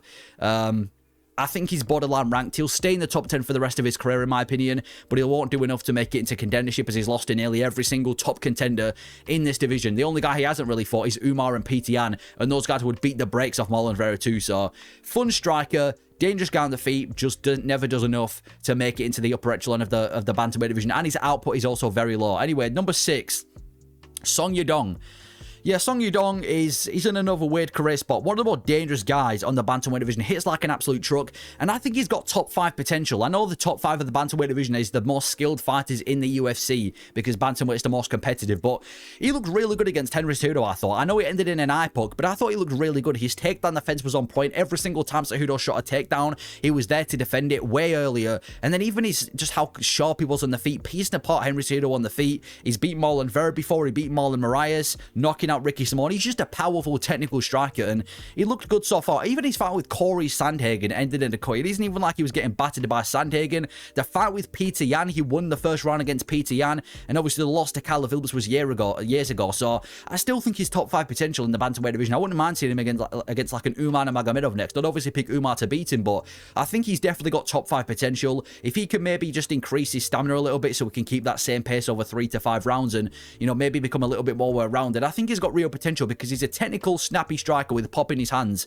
His chin's really good as well. He's got an absolute iron chin. Took many big shots from Petr Yan and Corey Sandhagen and was able to survive. So I hope he gets a big fight next, especially coming off that win over Cejudo. Maybe somebody in the top 5 like an Umar, but we'll have to see. But I think he has potential to be ranked one day, and he's just another guy that you want to kind of root for. Number 5, Davison Figueiredo. Now, obviously, he's a former flyweight champion, but yeah, Figueiredo, this might be... I honestly wouldn't count him out of becoming a future champion. I know I definitely wouldn't favour him to become a champion. I'd say the odds of him becoming a champion is like 15%, but he's one of the most skilled dudes in this bantamweight division. Since moving up to this division, he's looked amazing. Debuts against Rob Font in the bantamweight division, completely pieces up Rob Font on the feet with the boxing, and then mixes it up with the grappling to put the cherry on top. Then at UFC 300, faces Cody Garbrandt. Now, Garbrandt was doing well on the feet in the first round. Second round, Figueiredo got bored, decided he wants to end the fight, submits Cody Garbrandt, and then he faces Marlon Vera, and again just picked apart Marlon Vera, dropped him as well. I think it was in the second round. Then his fight with Petr Yan, it's Petr Yan at the end of the day. He's one of the best in this division, and even that was a competitive fight, one of the most skilled fights we've ever seen in UFC history. If he beats Corey Sandhagen at UFC, I don't know what the card is, but whenever he's fighting Sandhagen, if he can beat him, he's probably going to be fighting for a belt next in his fighting. He's obviously a former champion. He's got really good Brazilian jiu-jitsu, really, really powerful. Even for the bantamweight division, he was hard-hitting in flyweight, and I'd say that power has kind of transitioned to bantamweight too. So Davison Figueiredo, one of the most skilled guys in this division, still has potential to fight for a belt in the bantamweight division one day. I wouldn't bet him on becoming a champion, but he's still got that skill. Good everywhere the fight goes. Pop at his hands. I'm a huge fan of Figgy and everything that's accomplished between both flyweight and the bantamweight division. Number 4, Corey Sandhagen. He's kind of like the Curtis Blades of the bantamweight division, where every single top contender, he kind of just falls at the final hurdle. Corey Sandhagen's the king of losing a number 1 contender fight, beating the brakes off another contender, beating the brakes off another contender, getting a number 1 contender fight, and then losing said number 1 contender fight. That is pretty much the story of Corey Sandhagen. He gets a number 1 contender fight against TJ Dillashaw, falls short in a very close, controversial decision, gets that fight with Aljamain Sterling, gets choked out, gets that fight with Petr Yan, loses that fight. He also lost to Umar Nurmagomedov. I don't know why I've not counted that as a notable loss, but he obviously also lost to Umar Nurmagomedov in a number 1 contender fight, ironically. So it just seems like every big fight before he gets that title opportunity, he always fumbles, because I feel like Corey Sandhagen's always like, oh, this guy could be fighting for a belt soon. We're close to seeing Sandhagen versus O'Malley, Sandhagen versus Aljo Part 2, Sandhagen versus Merab, and then he'll fall at the final hurdle. But he is definitely one of the more skilled dudes in this division. I mean, very, very light on his feet. His IQ in the octagon is amazing. His grappling, his wrestling, and he showed that he improved against Rob Font and Marlon Vera. He has got amazing grappling. His takedown defense is probably better than O'Malley's too, because even when he fought Umar Nurmagomedov, yes, he got taken down a few times, but his takedown defense was still skilled. It's just he had a way too defensive mindset in that fight. And obviously on the feet, he's one of the best, outboxing Marlon Vera and out-wrestling him, outstriking Song Yadong, knocked out Frankie Edgar with that brutal flying knee, beat Marlon Moraes and Mario Batista too. He's one of the best in this division. I just want to see him against more top 5 guys. I'm glad they've booked him against Davison Figueiredo, who I'm probably going to pick him to beat, but even that's a very coin flip type of fight. I'd love to see him versus O'Malley. I'd love to see him versus Merab one day. I think he's got the style to beat Merab, even though I'd still favour Merab. He's just one of the best in the UFC, and he's been at the top of the bantamweight division for so long, and he succeeded for so long too, so... Corey Sandhagen, similar situation to Davison Figueiredo, where if he wins that fight, he's probably going to be fighting for a belt, and you can never count this guy off as becoming a champion. He's always come so close to that title fight, and always fallen short at the final hurdle, so it is what it is with Corey Sandhagen, but obviously, only time will tell. Number 3, Umar Nurmagomedov. Now, I'm basing this off these 2 fights that he's had in the bantamweight division, but yeah, one of the most skilled dudes in this division. I believe Umar will be a champion one day. I don't know how old he is. I think he's 29 years old, or he's definitely quite young. Well, not necessarily young, but he's definitely not old for the bantamweight division. I think he'll be a champion one day. He faces Merab in his second ranked opponent, and you're facing the best bantamweight in history, and he has a very close fight. I thought Merab won the fight. I'm not going to sit here and call it a robbery, but earlier on in that fight, he was picking apart Merab. It was a couple of times when he took him down. It's just the experience that he doesn't have in the bantamweight division, and he gets Corey Sandhagen for his first ranked opponent and beats Sandhagen everywhere the fight goes. Was outboxed him. Yes, there was the threat of the takedown, but he still outboxed him and obviously out-wrestled him too. And even though he has taken that loss and he's no longer this undefeated prototype of Khabib or anything like that, he's still got a ton of potential. I don't really see much guys in the top 5 beating this guy. You put him against, Davison Figueiredo, you put him against Sean O'Malley. Yes, these are tough matchups for him, but I still think he pulls through. I think he'd out-wrestle Petr Yan too. Petr Yan's notoriously bad against wrestlers, and Umar Nurmagomedov is arguably the best wrestler in this division, tied with Merab. So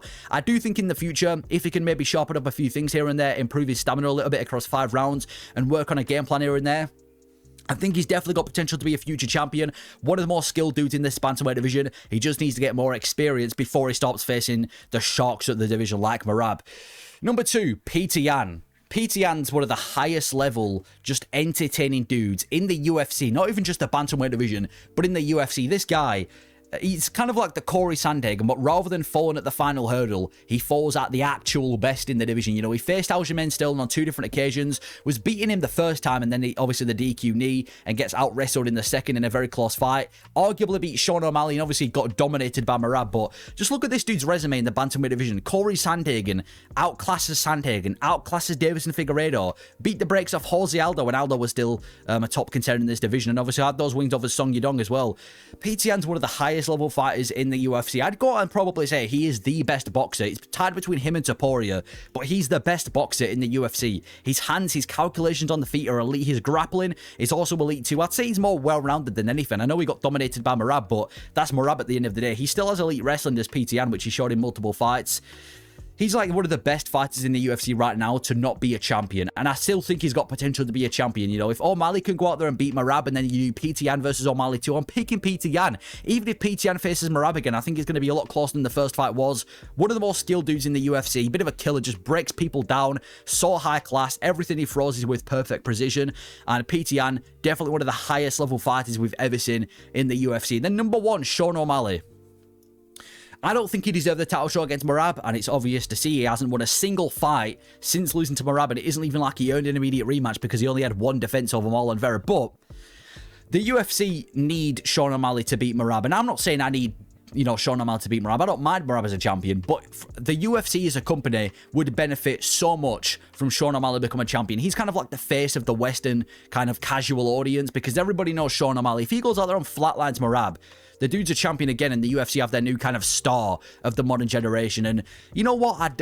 I would not be mad if Sean O'Malley... In fact, if you had to give me a choice to pick between O'Malley and Merab becoming a champion, obviously I'm going to go with Sean O'Malley. I don't think he wins. I'm going with Merab to win, but I would pick Sean O'Malley to become a champion because he's a fun fighter, man. I know his fight with Merab was quite uneventful, but that's because he had to worry so much about the takedowns. But he fight with Sterling, knocks out Aljamain Sterling, fight of the year contender 2022 against PTN, absolutely beat the brakes off Marlon Vera when they fought, and he's overall one of the best strikers in the UFC. Definitely the best striker. Well, it's debatable between him and PTN, but arguably the best striker in the bantamweight division. So light on his feet, perfect use of range, knockout artist, knows how to sell a fight, even though I think his trash talking, his mic skills absolutely suck. Everybody knows Sean O'Malley. The UFC would benefit so much from him beating Merab. I think the only issue the UFC have done is if Sean O'Malley goes out there and beats Merab, or loses to Merab, sorry, he's not going to be getting a title shot within another 3 fights, and that's going to keep O'Malley away from the belt for a long time, and I just don't think that was the favourable thing to do. I think what the UFC should have done is Sandhagen versus Figgy against Merab, and then at least if Merab loses, then O'Malley's got a better chance of becoming a champion again, but who knows, man. Honestly, at this moment in time, if O'Malley at some point in the fight was to clip Merab and knock him out, it wouldn't necessarily surprise me. I'm going with Merab to win, but Sean O'Malley, one of the most entertaining fighters in the UFC, and I would like to see him become a champion again. And then the champion Merab. Yeah, Merab is the greatest bantamweight in history as of right now. I mean, not only is he the most skilled fighter, one of the most skilled pound-for-pound fighters we've ever seen in the UFC, because we're talking about the modern generation in the most competitive division in the UFC, but I think he's overtaken Dominic Cruz at this moment in time and become the greatest bantamweight of all time. One thing I like about Merab is the guy just has fun. You know what I mean? He's not one of these stoic, serious fighters that is always super serious about everything. He's one of the goofiest personalities in the UFC, in and out of the octagon, and it just seems like he has fun while absolutely dominating people. He just plays with... It's like he's played with his food every time he's in the octagon. Yes, he's not going out there and having these absolute barn burners. Yes, he's not going out there and getting these highlight reel finishes, but he's just so ahead of everybody in the division. Faces O'Malley when O'Malley's unstoppable and out wrestles him. Faces Umar Magomedov, the prototype of Khabib, and was out wrestling and mocking Umar Magomedov in the fight. Dominated PTN when PTN was in his prime, and I guess he still is. Same with, well, the Aldo fight was just him holding him against a cage. Picks up Henry Cejudo, this Olympic wrestler, and slams him on his arse. You know what I mean? Merab Dvalishvili, if O'Malley can't beat him, even though I think there's guys with a chance, I just don't see him losing. He's never really been put in too many dangerous situations so far in the bantamweight recent history. Obviously got choked out by Ricky Simon years ago, but he's just unstoppable, man. His stamina is completely... I just don't understand his stamina. It's like he has 3 different lungs. He might actually be up there with the best stamina in UFC history, and that's including guys that were full of steroids too. He has an unbelievable stamina that he's able to keep up around 5 rounds. The best, arguably the best wrestler in the UFC right now, and his output in takedowns is insane too. I just don't really see much people beating Merab. You know, he's one of these fighters that when he gets a hold of you, what are you doing, man? Just goes out there and gets it done every time. It would be good to see him with a bit more of a, you know, a killer instinct, try and go for the finishes a bit more finishing ability, but regardless, he's still the best bantamweight, in my opinion, in history, and definitely the best bantamweight of the modern generation. So even if Merab beats Sean O'Malley, I'm not mad at Merab being a champion. You can call him boring, you can call him what he wants, but he's one of the most dominant champions we've had in modern UFC history. And then finally, the flyweight division at number 15, we've got Kaya Sakura. I feel like there's still a lot of questions to be answered when it comes to Kaya Sakura in the UFC. Obviously, he lost his UFC debut to Pantoja, but he lost to the best in the UFC. Nobody's beating Pantoja these days, and that was his UFC debut. He does have a win over Manel Cap, but he did lose to Manel Cap in their most recent rematch, so I'm still not entirely sure how good in the UFC Kaya Sakura would be, because he looked huge against Pantoja. I'm sure a move to the bantamweight division could be possible for Kaya Sakura, because he's a big flyweight. We just need to see how he does against somebody else in the top 10, even if it's just like an Alex Perez or a Steve Erceg, or just somebody in the top 10, top 15, so we can kind of gauge how good Kaya Sakura is in the UFC, because he looked dangerous. There was that knee that he threw against Pantoja. If that would have connected flush, I'm not sure Pantoja would have survived. And obviously, if we look back to his work in Ryzen, he's a very dangerous striker. Different rule set, I understand, but a very dangerous striker for a flyweight or for a bantamweight, what he was doing in Ryzen. So I still think he's an exciting fighter. I don't think he's title worthy. I can't see him being competitive with the likes of Moreno and Manel Cap and Kai Kara France. I think those guys are probably out of Kaya Sakura's league, but I can definitely see him being competitive against the likes of Steve Erceg and Alex Perez and, you know, some of the other guys in the top 10 of the flyweight division. I just need to see him fight again. I don't know why he's been out for so long. I know he just got submitted, but to not even have a fight booked, and we're in April, you know, there's been a lot of questions of where this guy's been. I'm not sure if he's going to fight down, because he's only like number 14th, or well, he's at number 15th as we can see, but I still think there's some competitive fights for Kaya Sakura. He is a big star. He could probably sell out a Fight Night. Well, he could definitely sell out a Fight Night arena in Japan. So, I don't know who he fights next. I don't even know if he fights up or down the rankings. I don't even know if he's going to fight in the UFC next. But lost his UFC debut to Pantoja, but the fact that he does have a win over Manel Cap, even though it was quite a while away, even though he does have a win over Manel Cap on the regional scene, or in Rising, shall I say, that gives me some sort of confidence when it comes to Kai Sakura that he's at least going to be competitive against some of the guys in the UFC. So we just need to see him compete. It's very green in his UFC career. There's not really much we can base it on, but didn't perform against Pantoja. Lost to Manel Cap most recently before Pantoja, but obviously has beaten Manel Cap before and still looks to be quite dangerous in the flyweight division. Number 14, Joshua Van, probably the best prospect right now in the flyweight division. A couple of months ago, you know, before his win over Ray Saruya and Cody Durden, not really people really knew too much about Joshua Van. They remembered him being this guy that got knocked out by Charles Johnson and whatever, but he's definitely become one of the best prospects of the flyweight division. I can genuinely see Joshua Van, and I know it's a little bit too early to be saying this, but I can see this guy becoming a top 5 guy in the flyweight division in the future. He's 22 years old, and I know we're talking about the flyweight division where everybody's young, and you've got to be young in this division, but 22 is still insanely young for the flyweight division. And I can see him going far. I mean, he's looking amazing now. He's got probably, I'm going to go out and say he has the best, but outside of Brandon Moreno, he has the best boxing in the flyweight division. His combinations, his defense, his rips to the body, he just goes out there and pieces people up. He did it to Edgar Shearers, which after UFC Mexico was aged really well. He did it to Cody Durden, beat the brakes off Cody Durden. He defended every single takedown pretty much from Ray Saruya and just pieced him up on the feet. He's got elite takedown defense, great boxing. Obviously, that loss to Charles Johnson is a bit of a stain on his career, but you just can't dislike Joshua Van.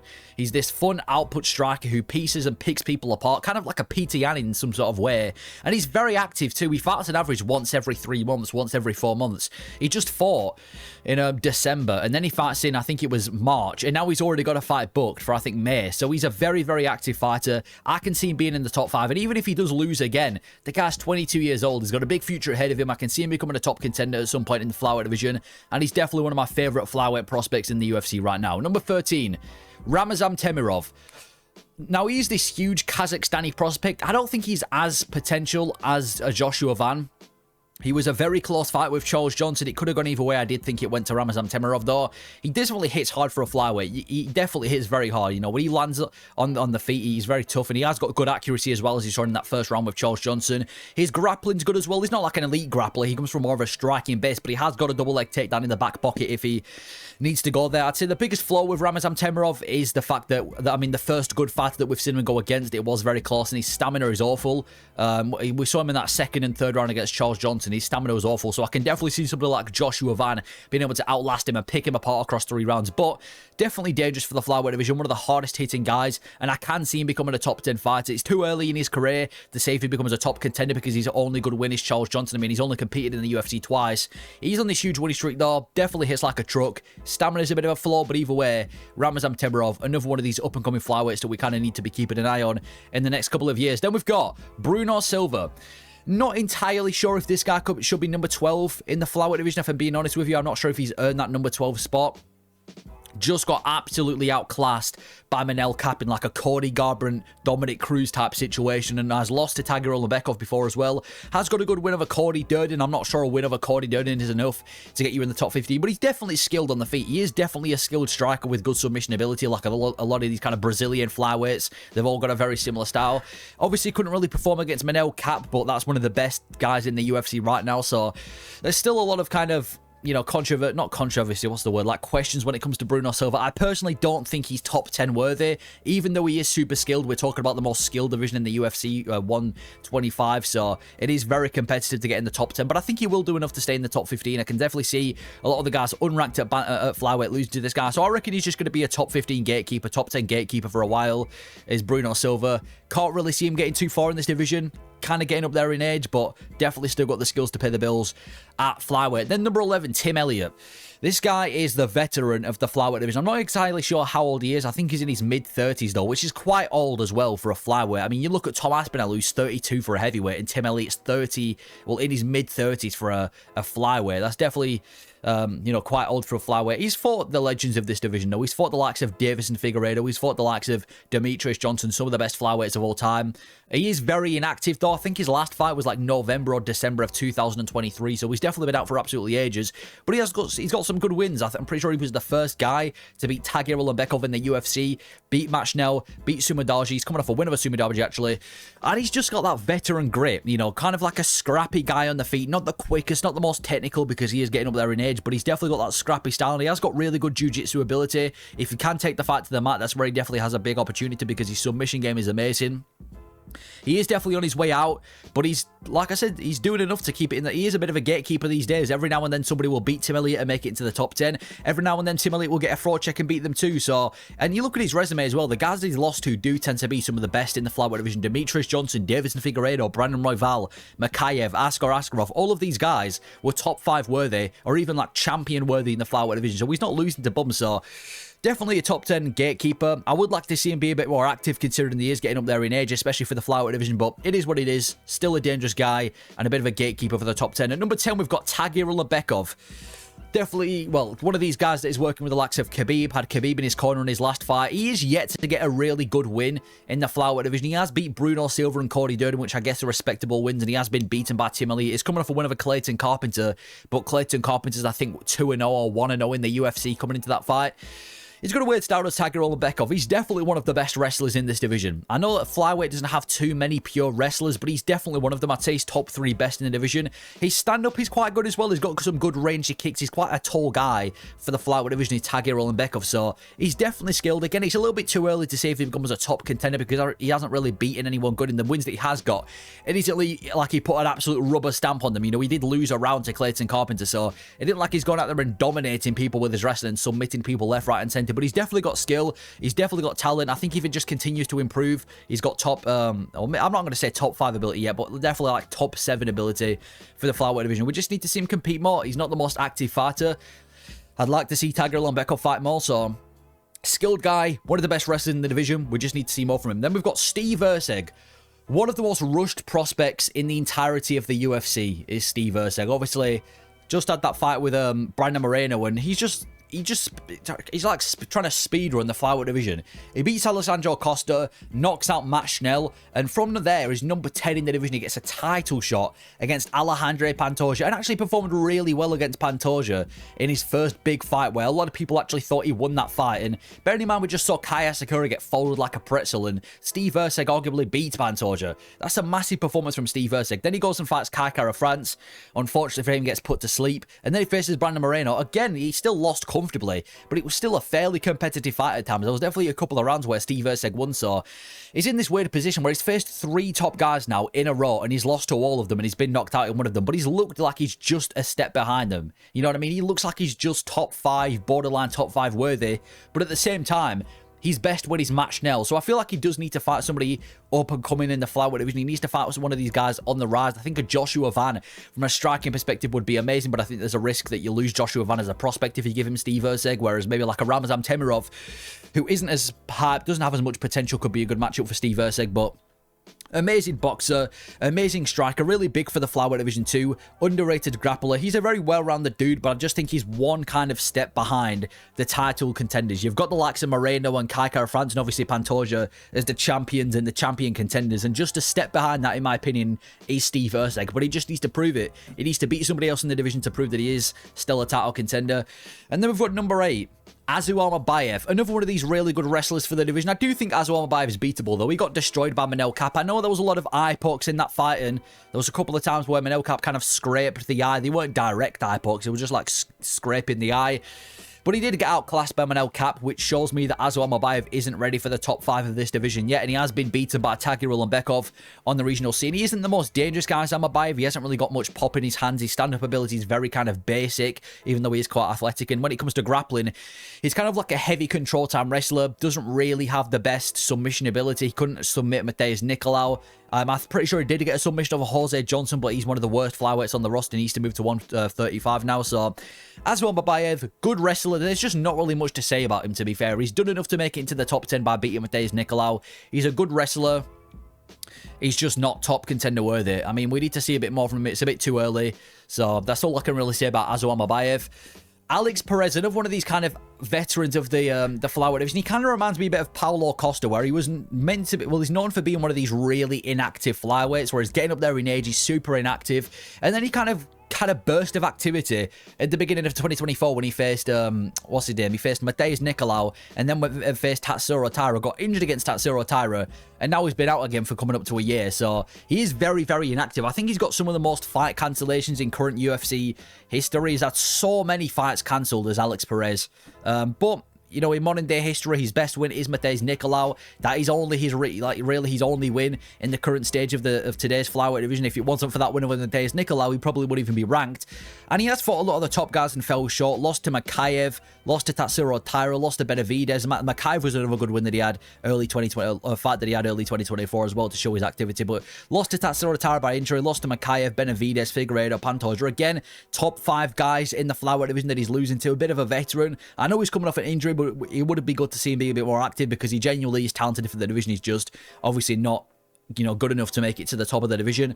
Number 6, Manel Kape. I think stylistically, him and Moreno have the best chance of beating Pantoja, but the fact that Moreno's 0-3 against him, I'm going to go out and say Manel Kape, stylistically, has the best chance of beating Pantoja in the flyweight division. I mean, just think about it. Since he's come back and had that fight with Bruno Silva, where it was like a fight of the year contender, he has looked amazing in the flyweight division. He's looked incredible. His stand-up is rapid. He's one of the fastest flyweights on the roster. Quite powerful for a flyweight too. I know he's not got this kind of knockout ability or a showcase that in his last 2 fights, but he definitely hits hard for a flyweight.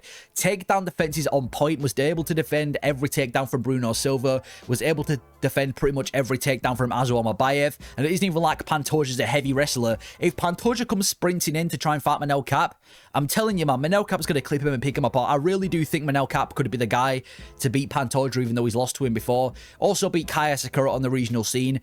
But yeah, this new version of Manel Kape that we've seen since that Muhammad Makayev fight, he looks absolutely amazing. I think he's got a fight booked with Brandon Royval at UFC 317, which if that's the case, that's obviously a title eliminator for Manel Kape, and I hope he does win because I really do think he can beat Pantoja. So one of the best in this division, in my opinion. Rapid on the feet, great takedown defense, looks amazing. He has taken a couple of losses. The Makayev loss, the Mateusz Nicolau loss, the Asakura loss on the regional scene, and Pantoja don't look the best, but he has kind of changed his career around. He's changed his style, and he's looking much better these days, and I can't wait to see how he does at the top.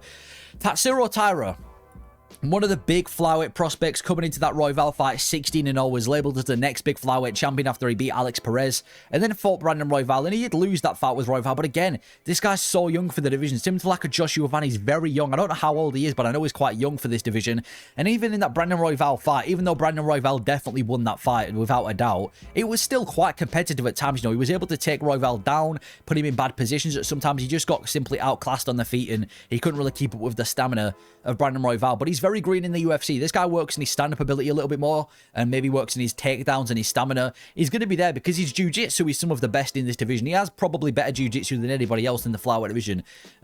Maybe it's debatable between him and Pantoja, but still an amazing grappler, and I just want to see him back in the octagon. He hasn't fought since, I think, October now. We need to see Taira back in the octagon as soon as possible because he has still got potential to be one of the best in this division. Number 4, Kai Kara France. Yeah, definitely one of the hardest hitting guys at 135, at 125 is Kai Kara France. Hits like an absolute truck. Knocked out Cody Garbrandt out cold when Garbrandt came down. Beat Askar Askarov, a stylistic nightmare. Should have beaten Amir Albazi when they fought.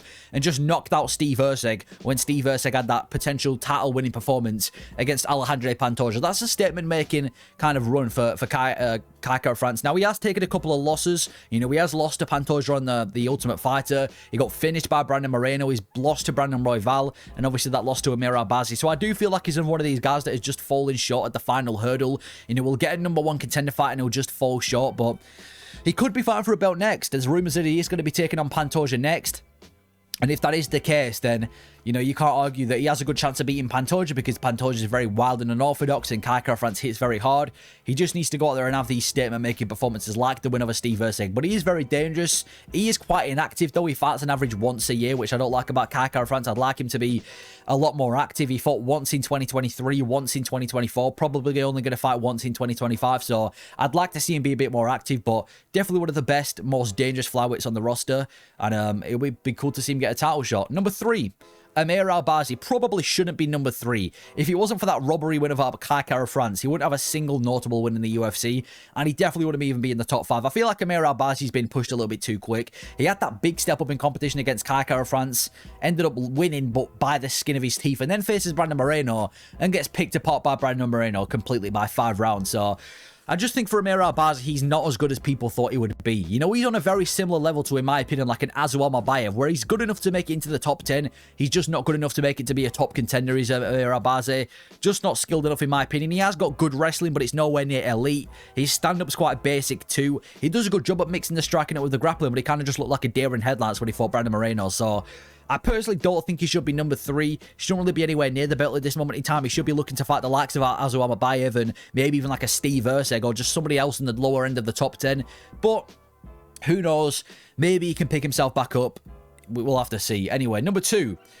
Brandon Moreno, coming off that really good win over Steve Erceg. Yeah, Brandon Moreno, one of the more likable dudes in the UFC. Just a chill guy, just a happy guy. And yeah, you just can't not root for Brandon Moreno. You know, when he became a champion, it was one of the most inspirational moments in flyweight history. And again, even though he's lost to Pantoja on 3 different occasions, I still think he's got a good chance of beating him because he's had 2 performances in a row where he's showcased his technical striking ability. I think his stand-up in his last 2 fights have looked better than ever before. His takedown defense is on point. He came really close to beating Pantoja in their 3rd fight too. And he's had some amazing wins. Figueiredo, that's an amazing win. Kai Kara-France, when he finished him. Wins over Brandon Royval. I know he just lost to Brandon Royval last year, but that probably should have gone Moreno's way. Steve Erceg, Amir Albazi. He's had some really good wins in the flyweight division, and he's, you know, doing this against current contenders. He has lost to Brandon Royval, like I said. He has lost to Figgy. He has lost to Pantoja, but these are the best of the best, the cream of the crop in the flyweight division. So I'm not saying he deserves an immediate rematch. I wouldn't mind him getting him, well, not an immediate rematch, but I wouldn't ideally like to see him get a title shot straight away. But if he does, I'm not going to complain because he's on a 2, should be 3 fight winning streak. So I hope he does become a champion again. Nothing against Pantoja, but you just want to root for Brandon Moreno in this division. Number 1, Brandon Royval. Yeah, Royval's super talented too. Kind of like a less kind of talented version of Max Holloway for the flyweight division. He's one of the best output strikers in the UFC. I'd say he's got more threat of the submission game than he does with the actual striking ability. He doesn't hit like a truck. He has got kind of pillow hands, pillow fists for the flyweight division, but he has got very good kind of on the back foot, kind of high output striking, where he just looks to pick you apart for 3 to 5 rounds straight. And, you know, he's got really good stamina for the division. His takedown defense, his submission defense is amazing. He showed it against Tatsuro Taira and Alejandro Pantoja. He did lose pretty dominantly to Pantoja in the 3rd fight, which is why, despite being on a 2-fight winning streak, I'd like to see him get that big win before he gets chucked into the title picture, which is what I assume the UFC are trying to do with Manel Kape. But he's got some really good wins. Beating Moreno last year was massively impressive for him. That win over Kai Kara-France, Tatsuro Taira, Mateusz Nicolau, Charles Johnson. He is definitely deserving of that number 1 spot. I do think Moreno probably should be above him, to be fair, but I understand why he's above Moreno. He beat them in the most recent fight, but good output striker. There is rumours of him moving to the Bantamweight division, which if that's the case, then it's going to be interesting to see how he does in the Bantamweight division, because apparently he wants to move up a weight class, which I think he's probably he probably has this mindset where it's like, if I don't become a flyweight champion, if I lose another fight at 125, I'm done with this division. I'm never going to be, you know, getting a title shot again. I need to move up to 135. So maybe he's got that mindset, which is why he's booked against Manel Kape, but definitely one of the more skilled guys. And then we've got Alejandro Pantoja. 2 years ago from now, nobody really knew Pantoja. He was just another flyweight contender, another guy at the top of the flyweight division, kind of like a, you know, a Kai Kara-France, just another name. Now he's the best modern flyweight in history. Like, apart from Demetrius Johnson, who's, you know, one of the greatest of all time, Alejandro Pantoja is the greatest flyweight in history, at least in modern history. His resume is absolutely insane. He has done a better job of clearing out his division than any other champion in the UFC right now. Beating Brandon Moreno 3 times, beat Brandon Royval twice, beat Kai Kara-France, beat Manel Kape, beat Alex Perez, beat Steve Erceg, beat Kai Sakura, beat Matt Schnell when Schnell was ranked. He has beaten so many of the current top 10 of the flyweight division. I don't understand why he doesn't want to move to bantamweight and potentially achieve that, you know, goated legacy status, because the dude's too good for the flyweight division. And it's weird, he's kind of similar to like a Dricus du Plessis, where he looks beatable, but he can't be beaten. You know, he's got this very unorthodox, scrappy style where he kind of just sprints at people with his chin up in the air, and, you know, he kind of uses this very pressure-heavy style. His wrestling isn't elite necessarily, but he just gets the job done every single time. He's an absolute dog. He's been in so many dog fights, like the Moreno and Steve Erceg fight. He's got dangerous jiu-jitsu, has some pop on the feet as well as Pantoja, so I don't know how long his career is left, but in my opinion, he's definitely the second greatest flyweight of all time. And you look at who he's lost to, Askar Askarov, nightmare matchup. Davison Figueiredo, one of the best flyweights in history too. So Alejandro Pantoja, in my opinion, the best flyweight of the modern generation. And I really can't, I probably wouldn't pick a single flyweight, apart from maybe Manel Kape, who he's beaten before, to beat Alejandro Pantoja at that time. So that's Alejandro Pantoja in the flyweight division.